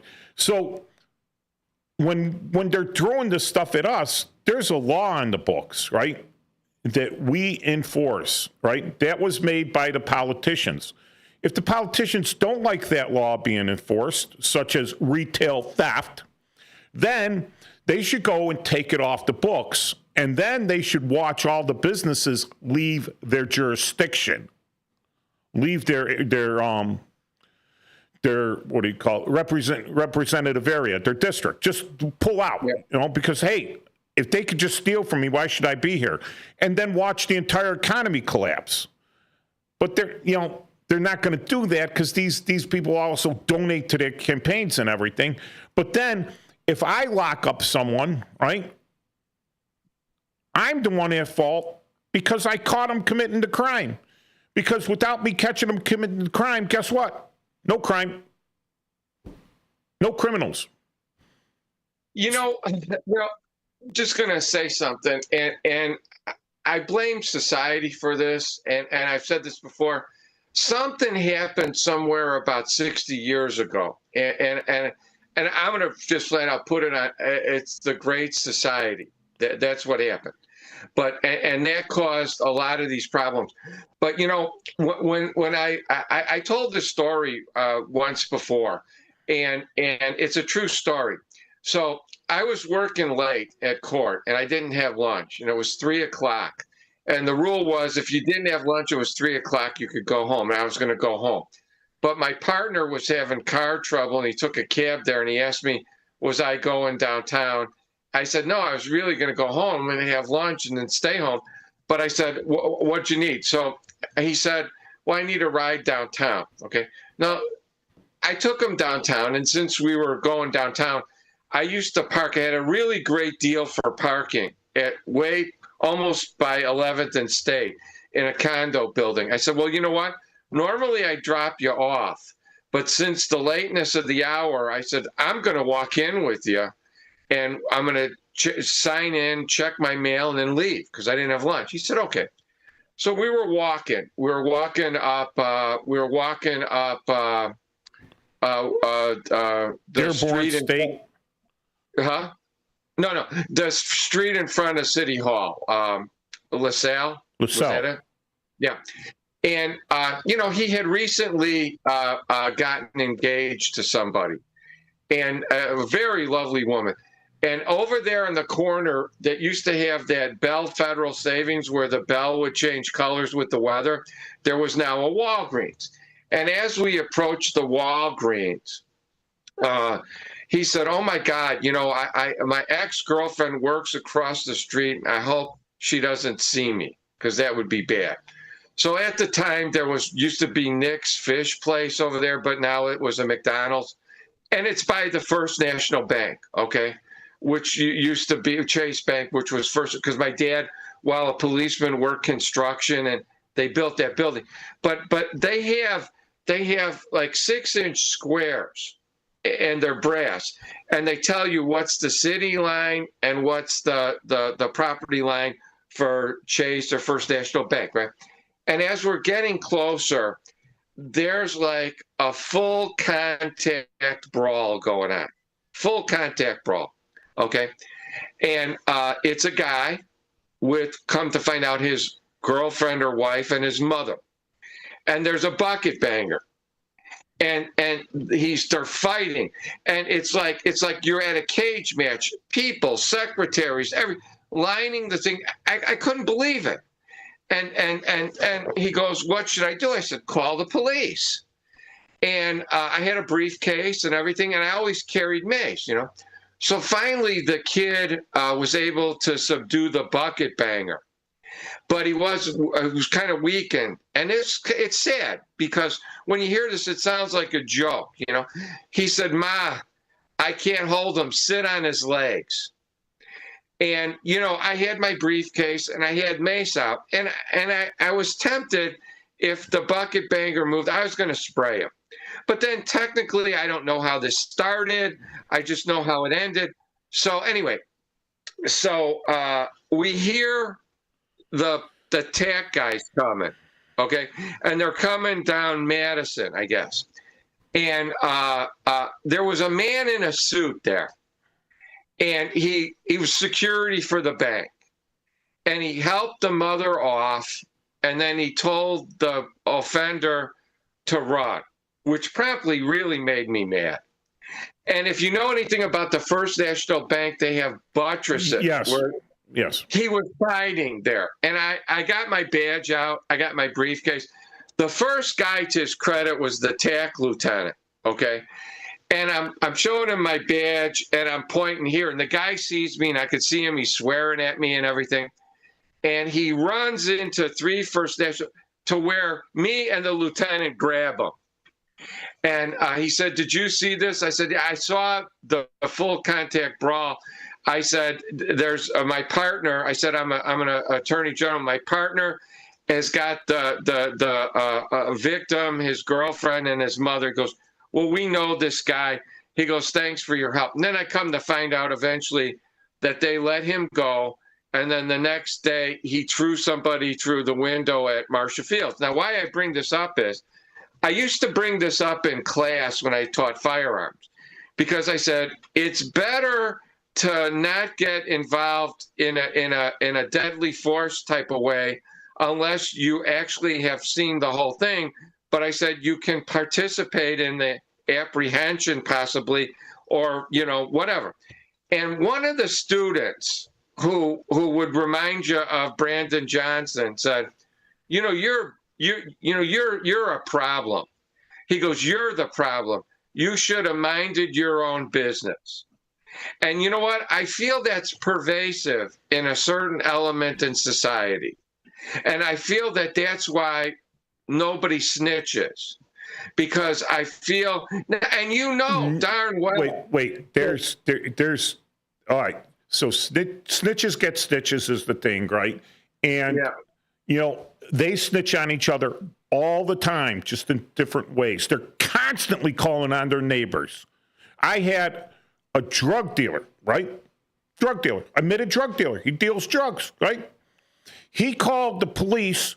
He wanted a report because he was calmly dealing his dope on the corner when another gang came in, kicked the crap out of him, kicked him off his corner, and now they're selling dope there. And he wanted a battery report because they beat him up while he was selling his dope.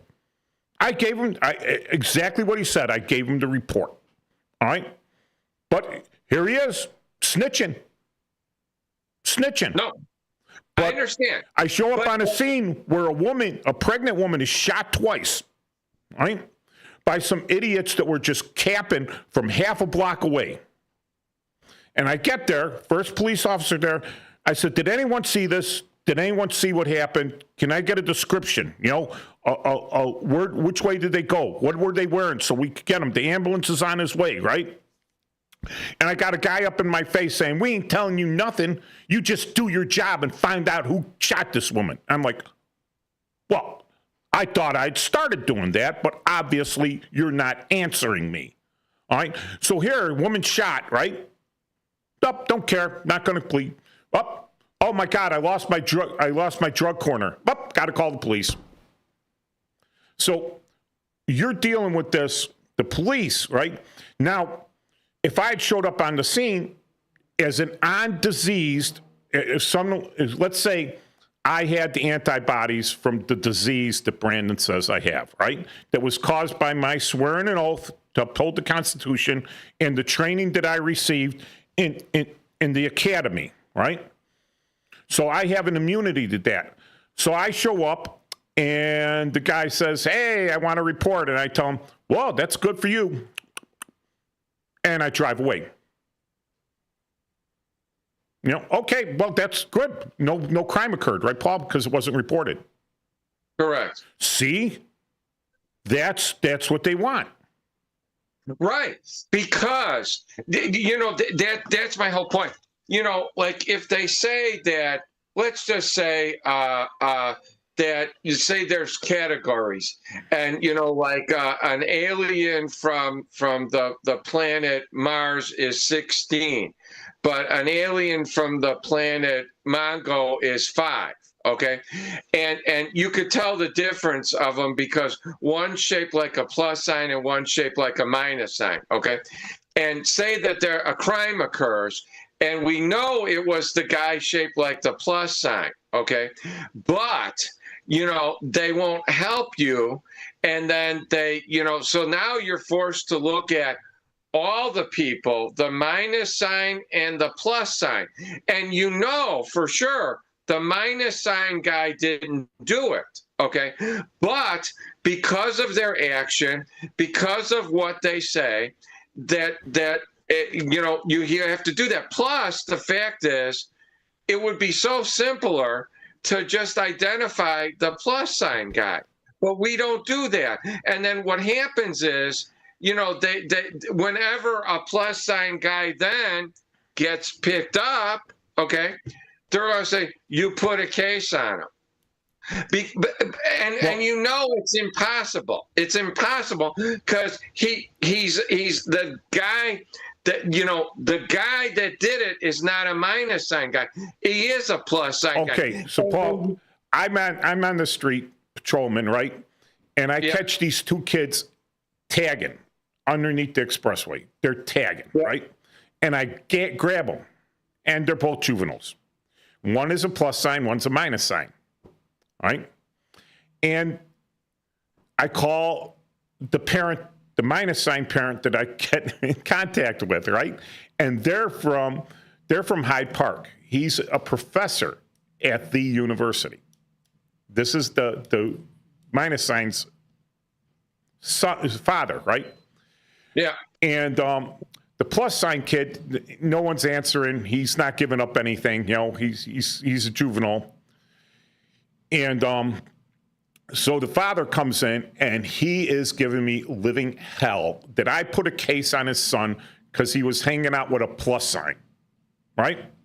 You're hanging out with a plus sign. The only reason you harassed him is because you're harassing this guy, and my son's just a victim of circumstance. I go, oh, really? Well, did I put that paint on his index finger and his thumb from where he was holding the can? Did I go and just put the paint there from the spray can? Did I make him spray it? Did they say that? Did they say they weren't spraying nothing, right? There was no paint. Did they say I made him spray a spray paint can? Go check your son's hand. And all of a sudden, right? The guy doesn't apologize to me, but oh my God, he wanted to kill his son. It was like right? But the thing, what they're doing now, right, and this is the worst case, is that you're the peacemakers. A lot of time, you don't want to make an arrest. It's annoying. I know some guys busted for bucks because they would get court time. But now they don't even get notified for court. So why even make an arrest, right? If you're not making money off court, you're not going to court for overtime or anything, right? It's annoying. You got to bring the guy in. You got to write up an arrest report, right? You got to write up a case report. You got to write up complaints. And then you got to, process them, get them in and everything, inventory all of his property, all this very annoying stuff that you don't see on TV. Very annoying. And then he beefs on you because he said that you blinked too many times while you were arresting him. And that's code for some sort of supremacy or whatever. And the IED takes the beef, and suddenly you're writing up more paperwork denying that you're involved with blinking code and everything else. And then 2 years down the line, you're taking a 3-day suspension. And then, oh, that's all right. That's all right. You can appeal that. All right. You go to your union and you say, hey, I'm going to grieve this, which is more paperwork and more time and more annoyance. So why even make an arrest anymore? You know, because if you do, you're demonized. When we get back, you know, I want to talk about the difference between when I grew up as a kid, right? You grew up as a kid. I'm sure you met this guy. I'm sure you met him. All right. And I know I met him, and we were always excited. And I would always ask my dad, and you probably asked your dad too, hey, do you know this guy? Do you work with this guy? He's got a very interesting name and everything, right? And they came to the schools, and you were a kid, and you're like, here's a real person, and he's not scary, right? And you're not supposed to be afraid of him, right? You're supposed to be approachable to him, right? And now they don't have that at all. In fact, they pull them all out of the schools. They don't want, the schools won't even let you in, right? They were having a riot at one of the schools, and all the police showed up, and they got security blocking the door. Oh, no, we'll handle this. I'm like, what do you mean handle it? This is the city of Chicago. This is the city of Chicago school, and I'm a sworn peace officer in the state of Illinois and city of Chicago. Get out of my way before I lock you up. You know? Oh, but they're the security guards at the school. And they, again, the petty tyrants, right? Why did this riot happen in the school? From their lack of action, from their incompetence, whatever, but all the police were there to stop it, and they're not letting you in. Why? All right, so when we get back, we're going to talk about that mystery person that me and Paul both know because we met him in grammar school, and that apparently disappeared off the face of the map. They should have had a funeral for him with high honors. But and we, you know what? The FOP should do that. The FOP should have a funeral for this guy. You're right.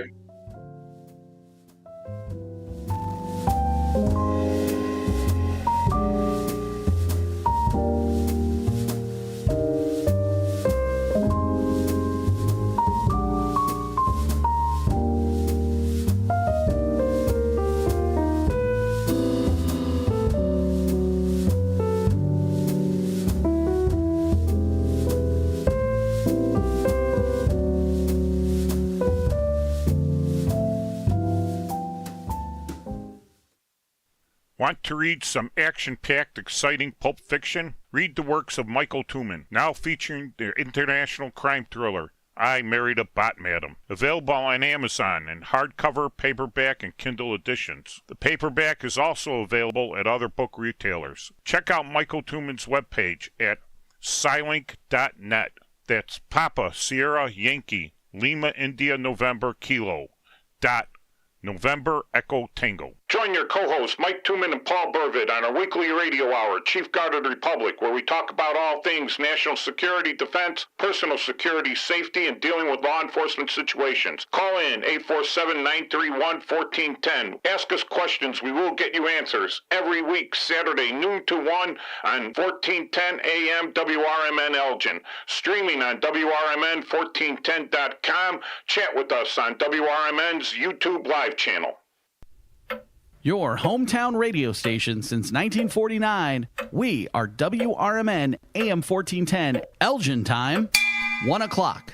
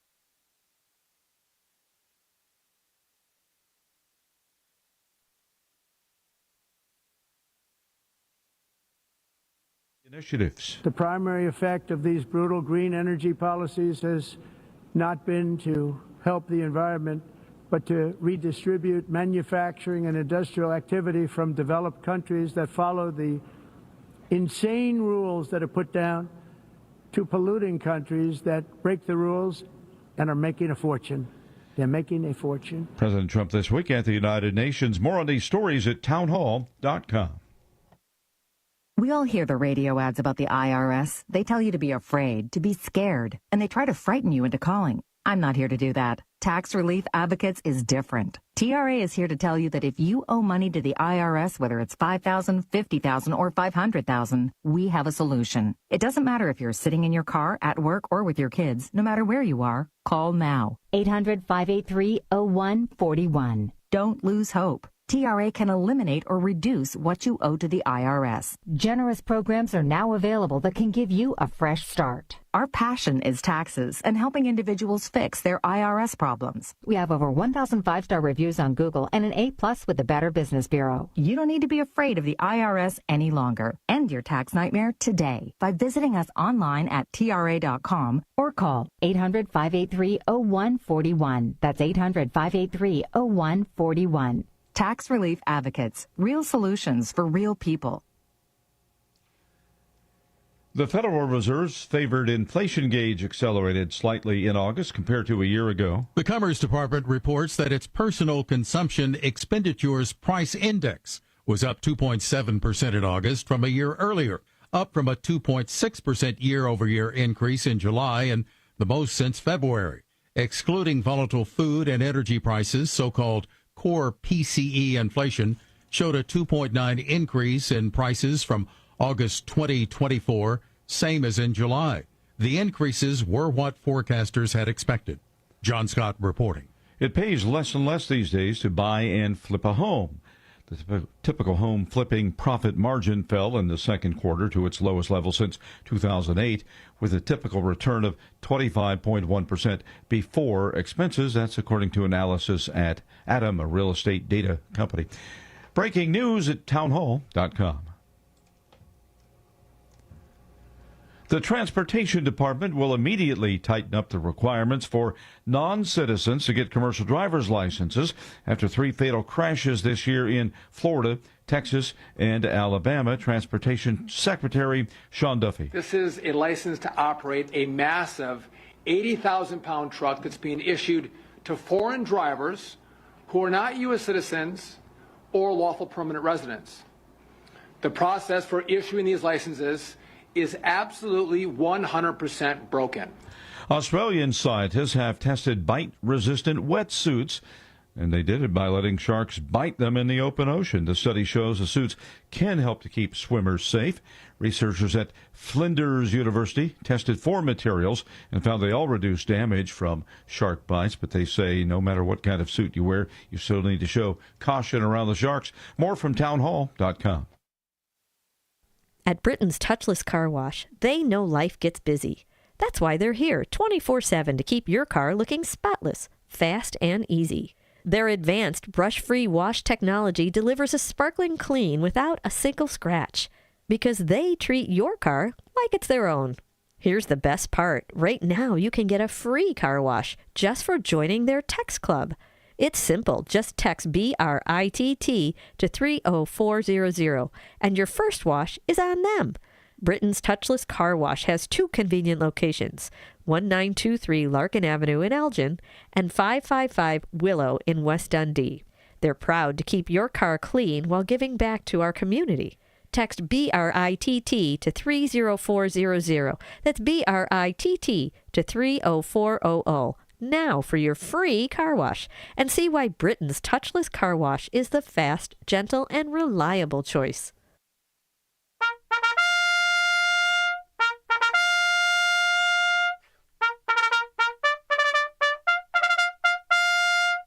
Fix Bennett's comrades, we're back for the second half of the Chief Guard of the Republic radio show. And we're talking about that mystery of mysteries, the long forgotten, but not forgotten, but long unseen, but not forgotten by I guess, the baby boomers. I'm one of the last of baby boomers, 1963. I'm 62 years old. And it's, what do you think his name is, Paul? Could it be Officer Friendly? Yes, Officer Friendly. Yeah, he would come to the schools, and the dude always was like, everything was shiny. His uniform was pressed. He they must have had a makeup artist or some guy to do his hair. The guys always looked the best. You just didn't get, your typical old time broken copper, hasn't polished his shoes in months. The handle of his gun is being held on by rubber bands. We all know those types of guys. These guys were clean cut guys. And granted, they had a great job. They didn't have to deal with the angry public, right? The dangerous public, the stinky public, the sick public, right? You got to go into a controlled environment with little kids. And let me tell you, we go in as veterans. We go in a couple times a year to the Schiller Park schools, the grammar schools. And we talk to them on Veterans Day and Memorial Day and on Poppy Day. And on Poppies, they do a coloring contest. And when we go in there, these third and fourth graders, they look at us like we're absolute heroes. We're veterans, right? Different services, they don't care. We're wearing our American Legion uniform, our American Legion hats and everything. We're pretty clean cut, and we're talking nice to the kids, and they're just, their eyes are big, and they're looking at us, and they got questions for us, and they're all excited. And you could tell that their teachers haven't vilified us, right? They haven't vilified us to make us look great. So I could understand a little bit of that feeling, and you go in there, and back in my day, okay, both of us, like, high respect for the police because that's what our fathers did, right? And all the other kids there, they're like jealous. Oh, your dad's a police officer? Yeah. My dad's only a fireman. You don't see Fireman Friendly coming into the schools. But the thing was, you didn't want kids to be afraid of the police, to be terrified of the police, or to have the police be villains, or to have be us and them against the police. Because if a little kid one of their friends goes missing, you're going to want to talk to these kids to find out where the kid went or something. The kid's going to have some information. If the kid's in trouble, if his family's in trouble, if he sees something bad going down, you want him to come to you because you're respected and he knows you're going to do something about it, that you're going to take positive action, immediate positive action, right? To that point, I want to give a shout out to the Oak Lawn Police yesterday. There was a young girl, that was missing, and they went and they got her within a short amount of time. And I'd like to give credit to the fantastic police department in Oak Lawn and all the officers in Oak Lawn who did a tremendous job on returning this little girl. I mean, it was fantastic. In fact, I think they even called at 1 a.m. to let everybody know on the reverse thing that she was found. So I'd like to congratulate them, because that's what it truly is about. There's no disease in that. Yeah. Okay. Listen, they put out the Amber Alert. They got to the press, and the press. When you send out those things, they have to, and they hate it. They hate it that the police are telling them to do something, and they have to do it because it's a little kid gone missing, right? Otherwise, they tell pound sand, we ain't going to do it. Prove it. We don't have to. But if anything happens to that little kid, because people like little kids, right? But did the family, who did they call first when their kid was missing? The social workers? No. The community activists? No. They called the police. And the police... To your point, though, and this goes to this. This is why it's kind of also why I brought this up. This was on Ring. And some guy, how he posted it was a lot of police, watch out. And I put, watch out. They're looking for a little girl who's missing. And you're telling people to watch out? So the people that may have seen something won't come and tell the police, hey, there's a little kid walking over there all by themselves. You know the bent of that guy. It's the same as the bent of Brandon Johnson.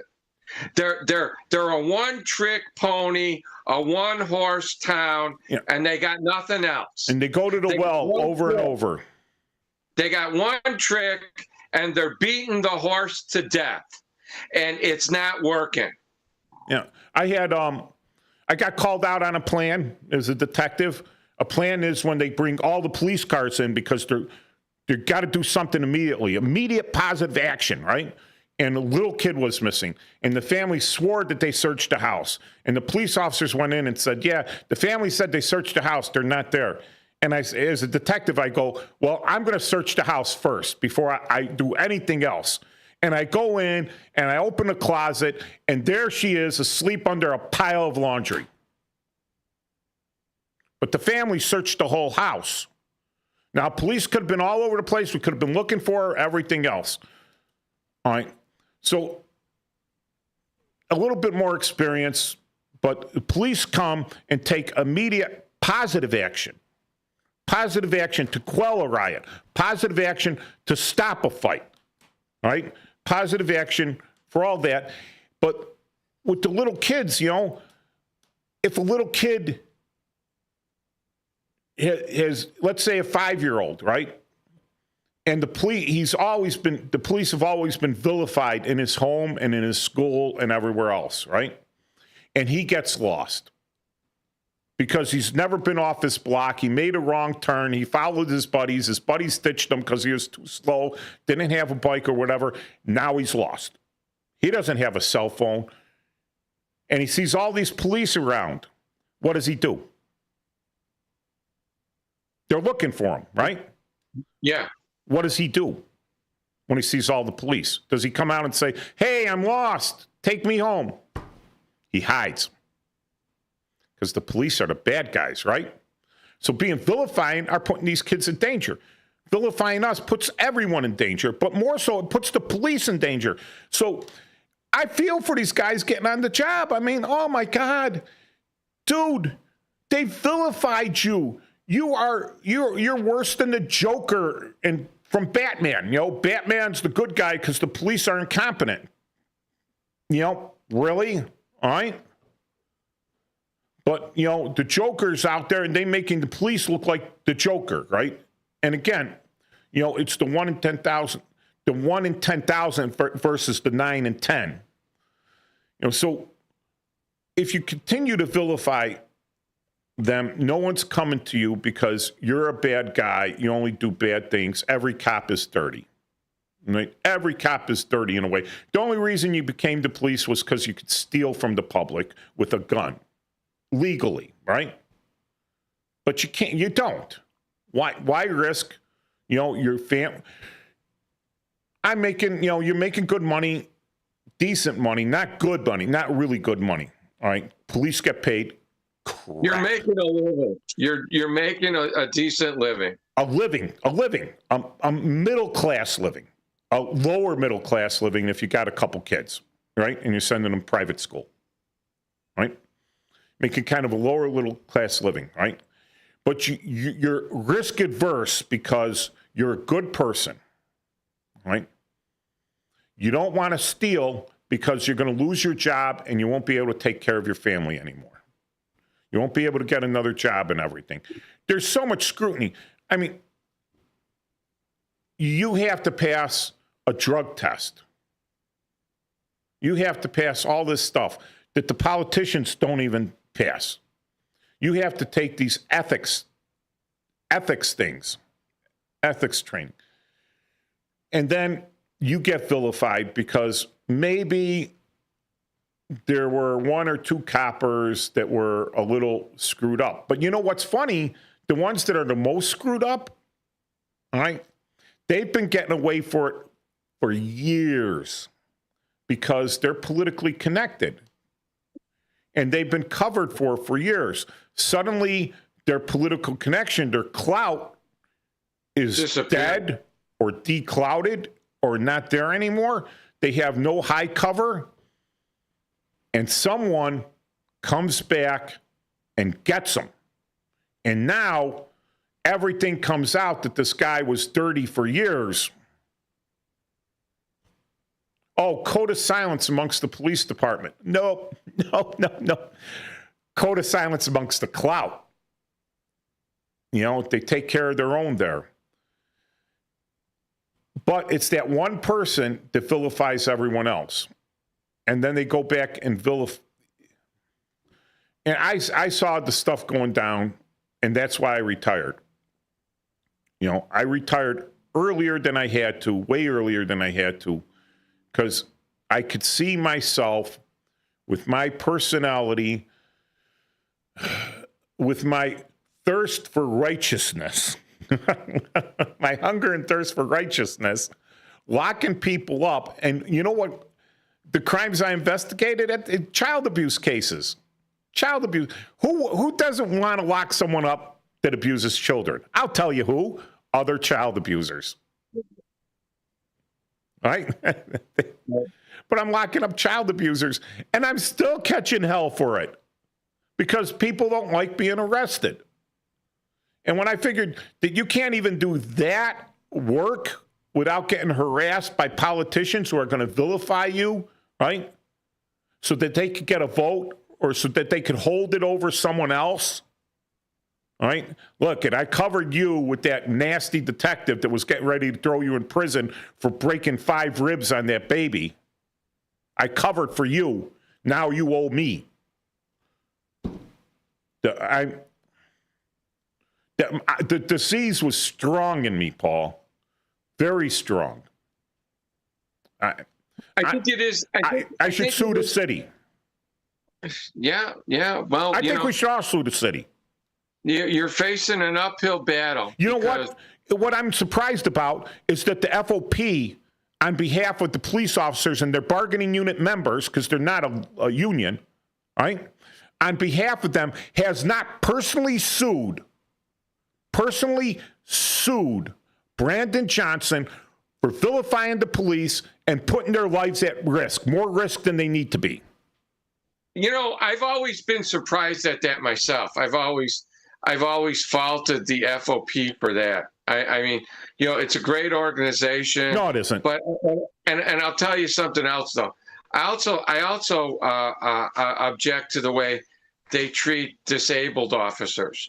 They're not fighting for them. They're not. They're not in there. They're not. With the amount of dues that gets paid and everything, and they have a cadre of lawyers they deal with. They should be intervening more in these actions that they make these people jump through hoops when they're clearly disabled, and they make them keep coming back and keep coming back. Only the ones that are not politically connected. Right, that's true. All right. And then you see the ones that are doing the tarpon fishing, and they're in better shape than I am, but, because they know somebody, they never have to come back, Yeah, it's Or they come back as president of the FOP. Right. All right. And if you're a member of the FOP and you disagree with me, call up. But they have it's a give and take with the city. All right. And they go, well, we really like this guy.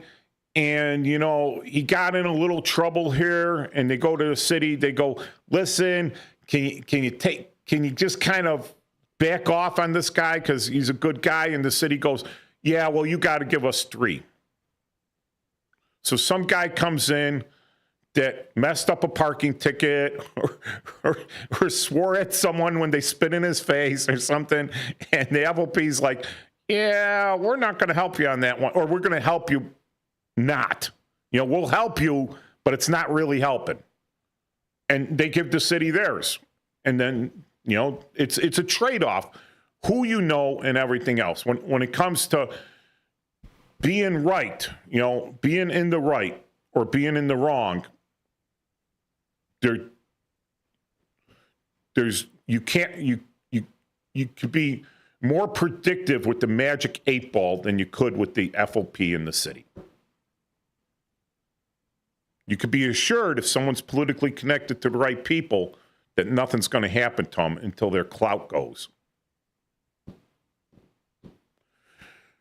So they vilify us, but again, all right, where's the cure? What's the cure, Mr. Brandon Johnson, Mr.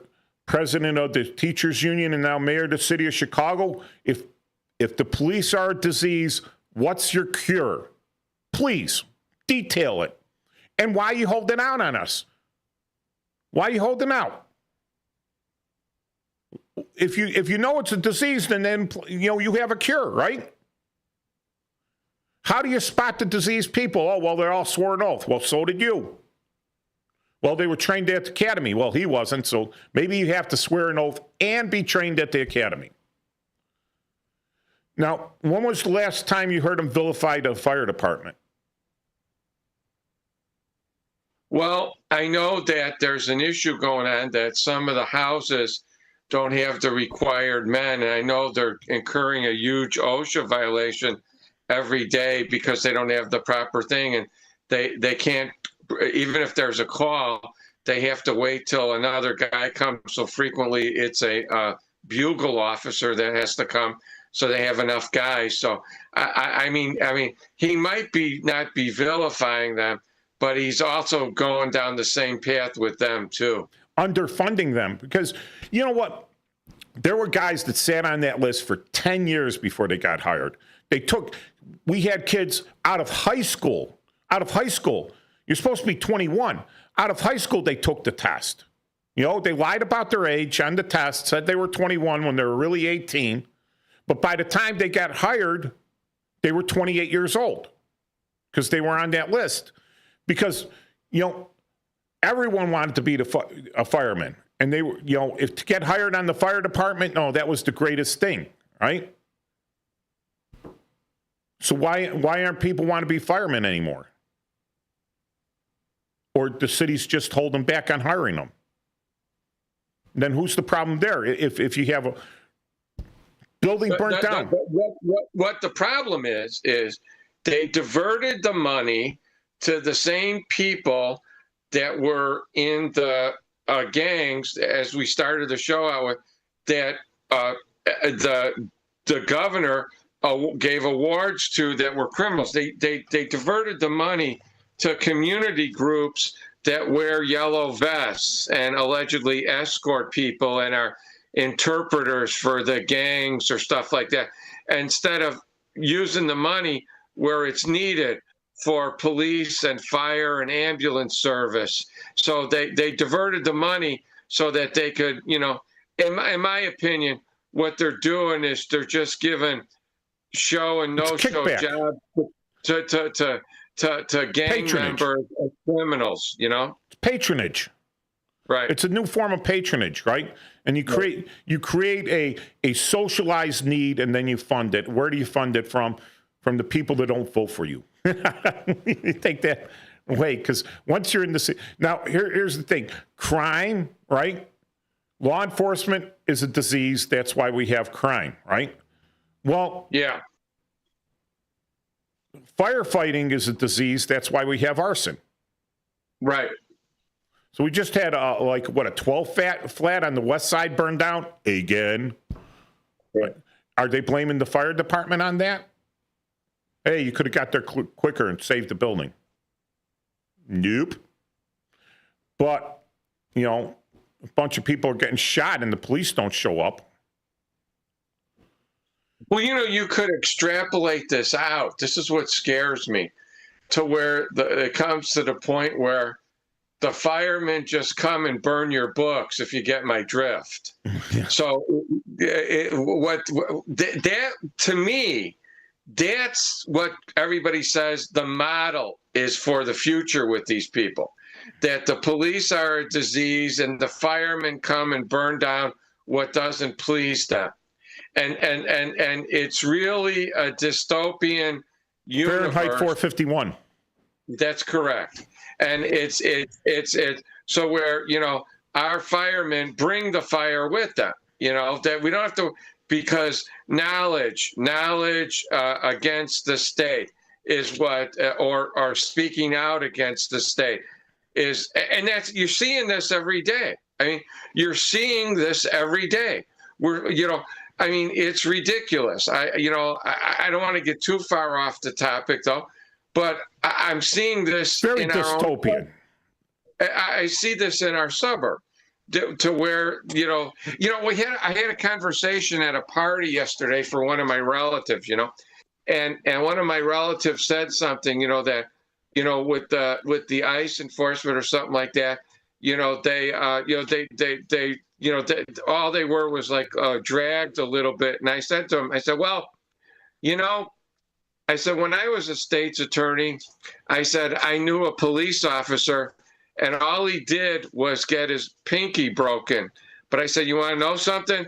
That's aggravated battery, and that's aggravated battery on a public way. And those are all felonies. So I said, if it were me and I was that guy, I would have shot the guy too. And you break the law, there's consequences, okay? But people try to rationalize things. And you know what I find really sad? The last week, you see there's some big politicians that went to this place where ICE is, and they're ginning up the crowd. One of them's running for Congress. Two of them are running for Senate. And this goes to an old theory that I had, okay? There was a guy who was allegedly one of the Burge defendants, and Burge wasn't even around that day. And this is why I don't like him. A former president of the United States from Chicago went to visit the killer, a convicted killer. Who killed two police officers in cold blood. No, this was another case that I had. And you want to know something? And so did Charles Thomas, and so did Oprah Winfrey and stuff like that. And I don't remember them coming to see any kid that was sick. I don't remember them seeing. Anyway, the guy actually pled guilty again when I had the case. But it's kind of sad, where they're forcing a narrative that's a lie, okay, and or a half truth, and then they're not telling the whole story. And that's exactly what's happening in the suburbs. It's a lie by omission. All right. Come back for the last quarter of the Chief Guard of the Republic radio show here on 1410 AM.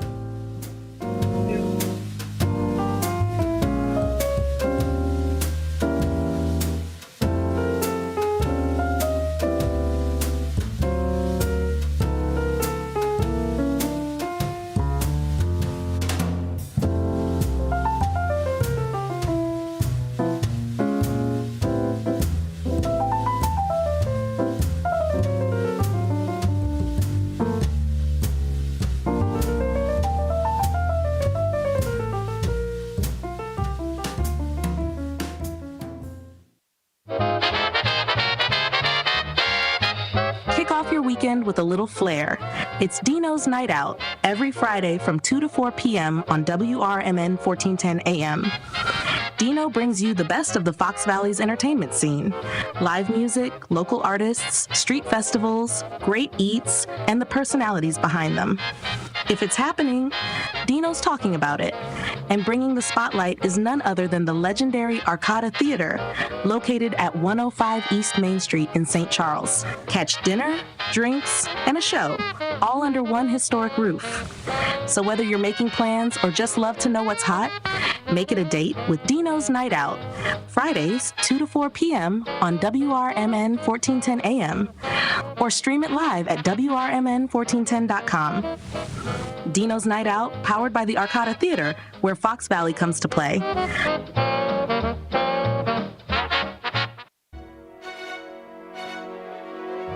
Tune in to Big Top Sports with Derek Geyer every weeknight from 6 p.m. to 8 p.m. You'll have sports thoughts from the center ring of Chicagoland and to the outer rings from across the nation. Weather from Chicago Cubs, White Sox, Bulls, Bears, Blackhawks, Stars, Fire, Boomers, whatever the national story is of the day. Geyer and his sports czar takes will either have you nodding in agreement, Yelling at the radio, or in all honesty, a bit of both. with the way the Chicagoland sports and sports are in general, there's bound to be Thrills, chills, and oh my God moments. So get your snacks and libations ready, because this is going to be a wild ride. Big Top Sports with Derek Geyer's quirky and insightful Fanatics take will make you feel a little or a lot better about your Chicagoland sports viewing experiences. Tune in to Big Top Sports with Derek Geyer every weeknight from 6 p.m. to 8 p.m. When I never graduated from high school, I realized I wanted to go back to school because I didn't want to work these back-breaking jobs the rest of my life. With the help of my father and having my son, that was all the motivation that I needed to come back to school. I felt accomplished, made me feel that I could take on whatever challenges life throws at you. Find free adult education classes near you at finishyourdiploma.org. Stop settling for weak sound. It's time to level up your game and bring the boom. Hit the town with the ultra-durable LG X Boom portable speaker and enjoy vibrant sound wherever you go. Elevate your listening experience to new heights because, let's be real, your music deserves it. The future of sound is now with LG X Boom. And for a limited time, save 25% at LG.com with code FALL25. Bring the boom. X Boom. Now available on Amazon.com and BarnesandNoble.com is the book called DUI Jury Trial, which is the true story of a truck driver in Illinois who was charged with driving under the influence of alcohol. Not only was he facing a revocation of his driver's license, but also a lifetime disqualification of his CDL, which would prevent him from ever driving a semi-truck again. This book includes backstories of the truck driver, the lawyers that defended the case, and the DUI expert witness who analyzed the case and then testified at trial as to the proper protocol procedures of the field sobriety tests as well as the breathalyzer test. This nonfiction novel also includes the actual court transcript from the jury trial, a courtroom showdown in which the final verdict would determine the fate of the defendant's livelihood. The book DUI Jury Trial is now available on Amazon.com and BarnesandNoble.com.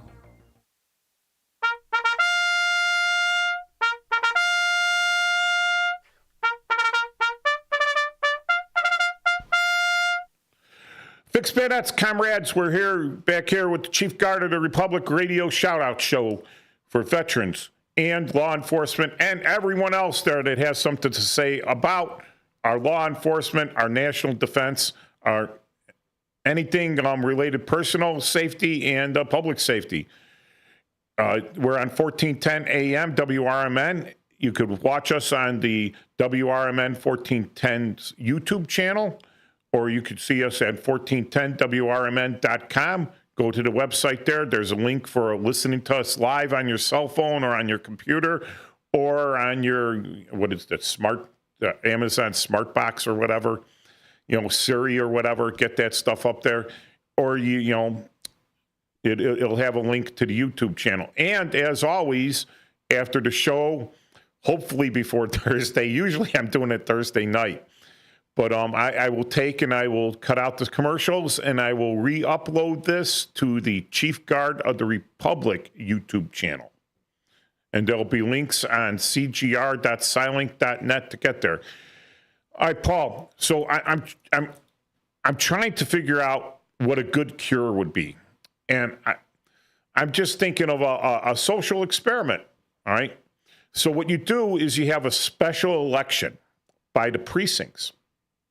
All right, or by the districts, the police districts. But I think maybe precincts would be better. But then you'd have to realign the police districts. So, okay, let's do it by districts and specifically by sectors and by beat. So the city, as we all know, the city's divided up into precincts and wards, right? Each ward has so many precincts, precinct captains keep check of everything. But the city also has law enforcement boundaries known as police districts. So it has 22. They eliminated the 23rd district. They eliminated the 21st district. So they still have 22, 25. They eliminated 13th district, which has been combined with the 12th district. All right, so they still have the 14th district. So they over the time, they've changed the boundaries a little bit. All right, so I propose that you have a special election, all right, where people are allowed to cast their vote whether they want diseased people in their district. All right, so all the people get to vote, and if more people vote no, then you put a police no-go in that area, that the police won't go into that area, that the citizens, undiseased citizens, can take care of their own problems, sort of like a COVID lockdown, right? So we don't want the police infecting us with a thirst and a hunger for righteousness, right? So that's what the people say, and they say it's a no-go police area there. So now you could take those extra forces of diseased people and send them to the other diseased people that vote, yes, I want these diseased people who hunger and thirst for righteousness working in my district, in my beat, on my beat, keeping me safe, right? Because I'm also diseased and I need more help. Because I have a hunger and thirst for righteousness. I don't want to see any unrighteousness outside my front door. So you have the special election, and then you just put no-go areas.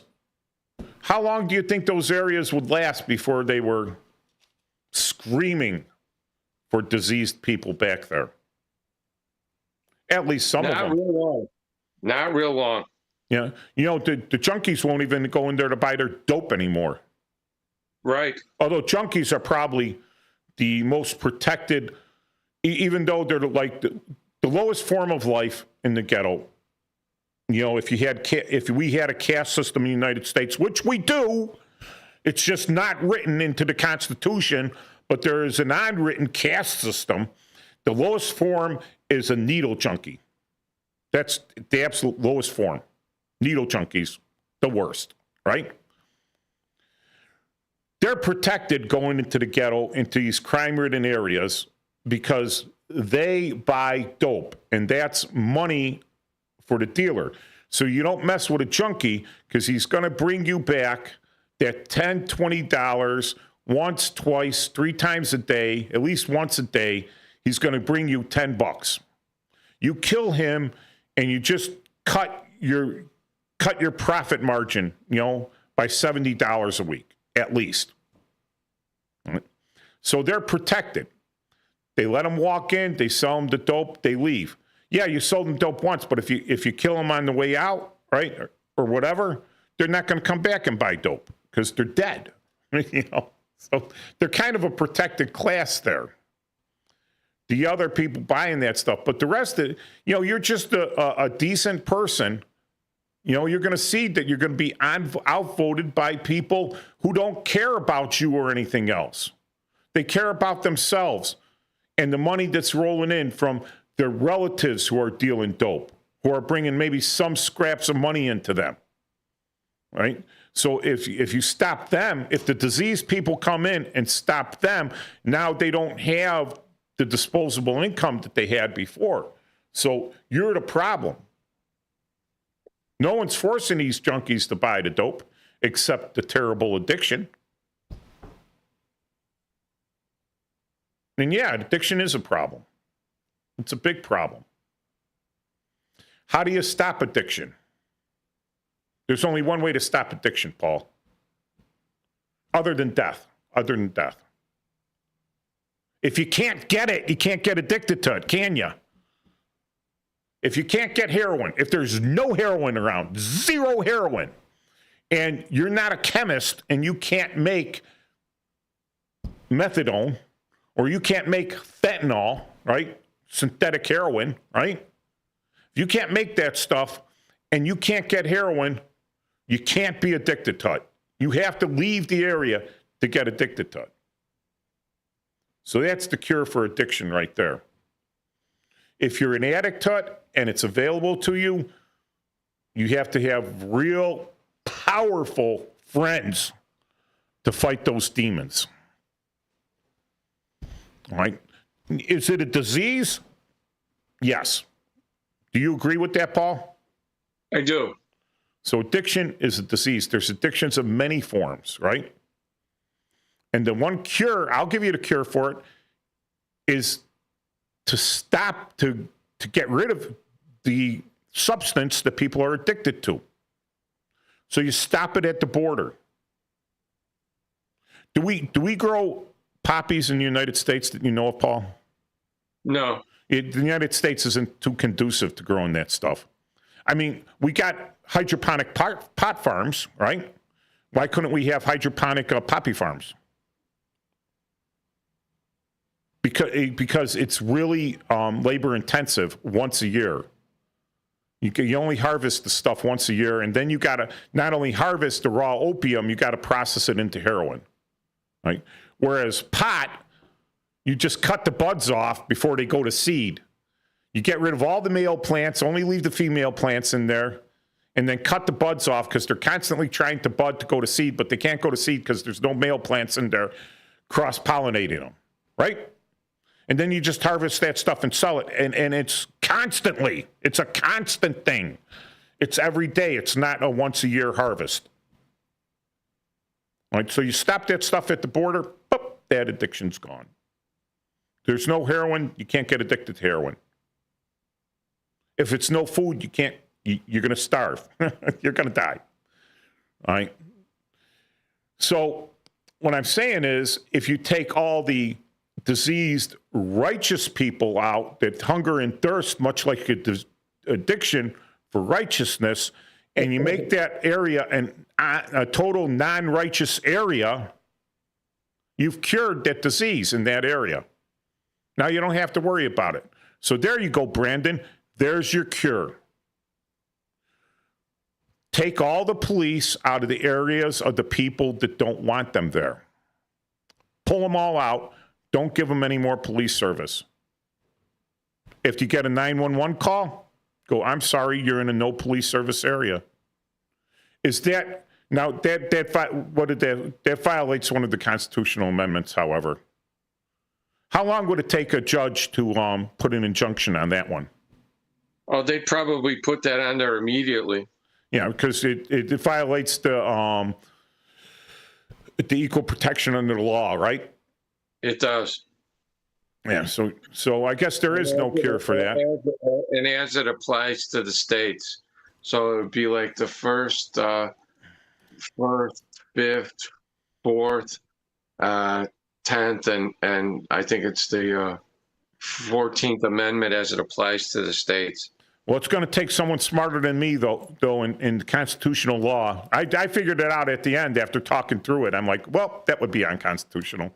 Yep. But you know what? Politicians have done things blatantly unconstitutional with impunity all the time. They do it all the time, and they know it, yet they're doing it. Yeah. Judges make rulings they know are blatantly unconstitutional. Just to delay stuff, just to cause problems, just to be political. So why couldn't Brandon do it? He could. And he does. God bless all the city servants of the city of Chicago, all the public servants that actually go out there and with a good heart and honest intentions do their job. I'm not saying do a lot of their job, just do your job. You know, just the bare minimum and do it. Because I've seen a lot of people out there that won't do the job and become petty dictators, petty tyrants by not doing their job, by demanding tithing and what do you call it? Not tithing, but tribute.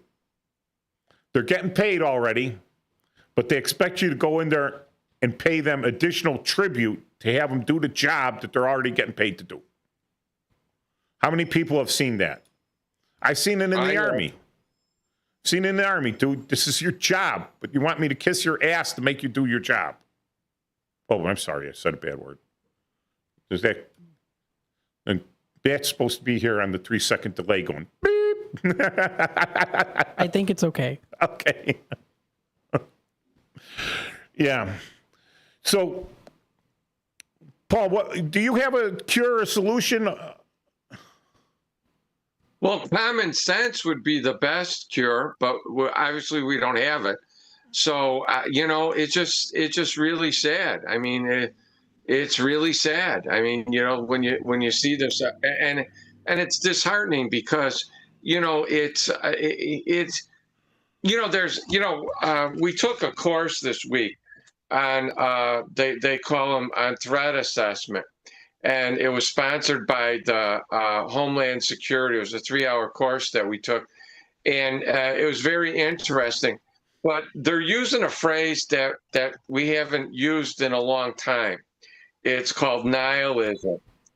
And what nihilists do is they want to destroy everything. They want no order, and because in no order they're important and stuff like that. And what these leftists are doing are they're acting like they're protecting their community, but they're doing more to hurt their community. They don't do it in their community. They come downtown to the city to do it. They come from the suburbs. They come from Winnetka. They come from they come out from the entitled areas, the nice suburbs and everything where, they lived in a bubble, and then they come downtown to cause their trouble. They're not protecting their communities. They think that because they're better than everyone else, because they know better than everyone else, they're protecting the communities that, quote, won't protect themselves. Well, but the problem is they're facilitating it. There's members of the community that are facilitating it. Because they would never let these idiots into their own neighborhood. Right. If they saw 3 of those guys walking down, they don't have the junkie look about them. They're not heroin chic. They see these guys walking through their neighborhood, and they will beat them to death and rob them. Period. But I'm on your side. You're oppressed. Yes, I'm oppressed because I want the money in your wallet. I want that watch. I want the shoes you're wearing. Yeah, they're. So here's a truism here. All right. So the nihilists, these fascist guys, these anti-fascists, which are actually fascists by definition by their own what they do. Well, fascism is where the state controls the means of production via private ownership of the means of production. So I say that Louis can have private ownership and you could be a multi-billionaire, but I'm going to tell you when and what to make, right? Who to hire and everything else. It's kind of fascism. National socialism, kind of the same thing, right? Socialism, the state owns everything and no one could be rich or whatever except for the politicians. But when it comes to nihilism, and you're talking about Escape from New York and Escape from LA and these dystopian futures like Mad Max out there, and he's living in the wilderness, and he's the biggest. He walks through the valley of death, and he has no fear because he's the biggest, baddest guy in the valley, right? And they all think that they're going to be that guy, that they're going to be that warlord that's glamorized in Escape from New York. They're going to be the guy driving that Cadillac with the with the lights on it and everything, and everyone's going to be afraid of them, right? And they're going to be in charge. And that's why it's so great to be nihilist, because the man won't be there to keep them down. The politicians won't be there to keep them down. No one will be there to keep them down. If all these things go away, I'll be in charge because I'm smarter and I could set it up like that. And they'll all be dog food. They don't realize it. They'll be fodder for the cannibals. Or they'll be slaves, or they'll be someone's toady or someone's, can't think of the right word for it other than servants. They'll be someone's personal servant. You know, on the golf course, I think they call them ball washers. You know, because all they do is wash the balls on the golf course. You know, they won't be the guy in charge because none of them have the sure brutality that it would take, or the sure or the predisposed organization. Right? The people in charge of Black Lives Matter, if it went totally dystopian, right? Totally chaotic out there, chaos, right? No one in charge, nihilistic. The people in charge of Black Lives Matter, where would they be on the social totem pole? They'd be at the bottom. They'd be buried. They'd be dead. They would be the base of the totem pole, the squishy, dead base of the totem pole, because they use the system to protect themselves. They use the system to get the money to buy themselves a mansion away from the people that are oppressed. And then they say, well, I feel you because I'm the same as you are. So let it go dystopian. They'll be the first ones gone. What's the first thing you do after a revolution? You purge the former government and all their family. No. You demobilize your own forces and you purge the guys most likely to counter-revolution you. Not the guys that you already kicked the shit out of. Because the only ones of them that are left are the ones that collaborated with you. You take the guys underneath you that got you to where you are and you end them. And now things are great because it's going to be the way you want it, because no one is left that's going to take you out, because the only people capable, because you won, are the people that put you there, and you just got rid of them. That the communists did that. They started taking out their own people that brought them in, because they're like, yeah, you know, you were on our side, but you're likely to go against us, so goodbye.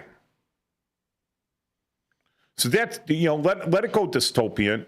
And a lot of these people suddenly wake up. What do you mean I'm not in charge? I'm so cute. Look at me. I got all the Black Lives Matter bling. I got all the swag, right? I got all the designer clothes that see BLM. I got all the designer stuff that says Antifa, right? I look so cool. Why am I not in charge? Because you're not a complete psychopathic sociopath that already has an established organization supporting you. That's where the gangs would take over, because they already got that established organization. Right? And so instead of being under the oppression of the U.S. Constitution, in quotes, oppression of the U.S. Constitution, you'll be under the free and liberal policies of the number one gang leader, right? And we know that they always give everyone a fair trial. Oh, yeah, for sure. You know? And we know that they're fair to everyone. A lot of equal protections there. Yeah, a lot of equal protection, you know? And then, you know, hey, you know, you're not the only one. There's other gangs there. So then you have a balkanization, right, of the dystopian. There's no longer the United States. There's different gangs fighting for territory. But they're not the problem, right? Because they're just oppressed people acting out because they've been oppressed for years. Right. They've had free public education. And I'll tell you what. All right. So the public education has failed them. Right? Who was in charge of that union of all those teachers that failed them as a public education? Brandon. The disease thrower, yeah. Yeah, but they're not diseased. Are the police officers in the classrooms in the school teaching these kids how to read and write? No. So if it was a police officer's job that he has a month to teach all the first graders the entire alphabet. He has 1 month. He has 5 days a week, right? For 4 weeks, let's just say 20 days, right? 160 hours. to teach 20 kids to sing the ABCs. And he didn't do it. None of them could sing the ABCs. Be fired, right? You'd be wondering, what were you doing? How come these kids can't write the ABCs? How come they can't even sing it? And Sesame Street sings it. Television teaches them in a half hour. A cartoon teaches them. You're supposed to have a master's degree in education, and you can't teach them the ABCs or the times tables. Is it because they're oppressed by the police? No, it's because you're a bad teacher. That's right. And bad administrators of the school. I'm sure there's teachers in there that really want to teach, right? And then one kid goes crying to his mama that they didn't get an A because they don't even know what an A is. You know? And then mama screams at the principal, right? And the principal screams at you, right? All right, so next week, Chief Guard of the Republic. Hopefully I'll be cured of the disease by then, or there'll be an apology. What do you think the chances of apology? None. No. Further action by the FOP, chances? None. Okay. All right. See you next week. Thank you to all the listeners. Bye.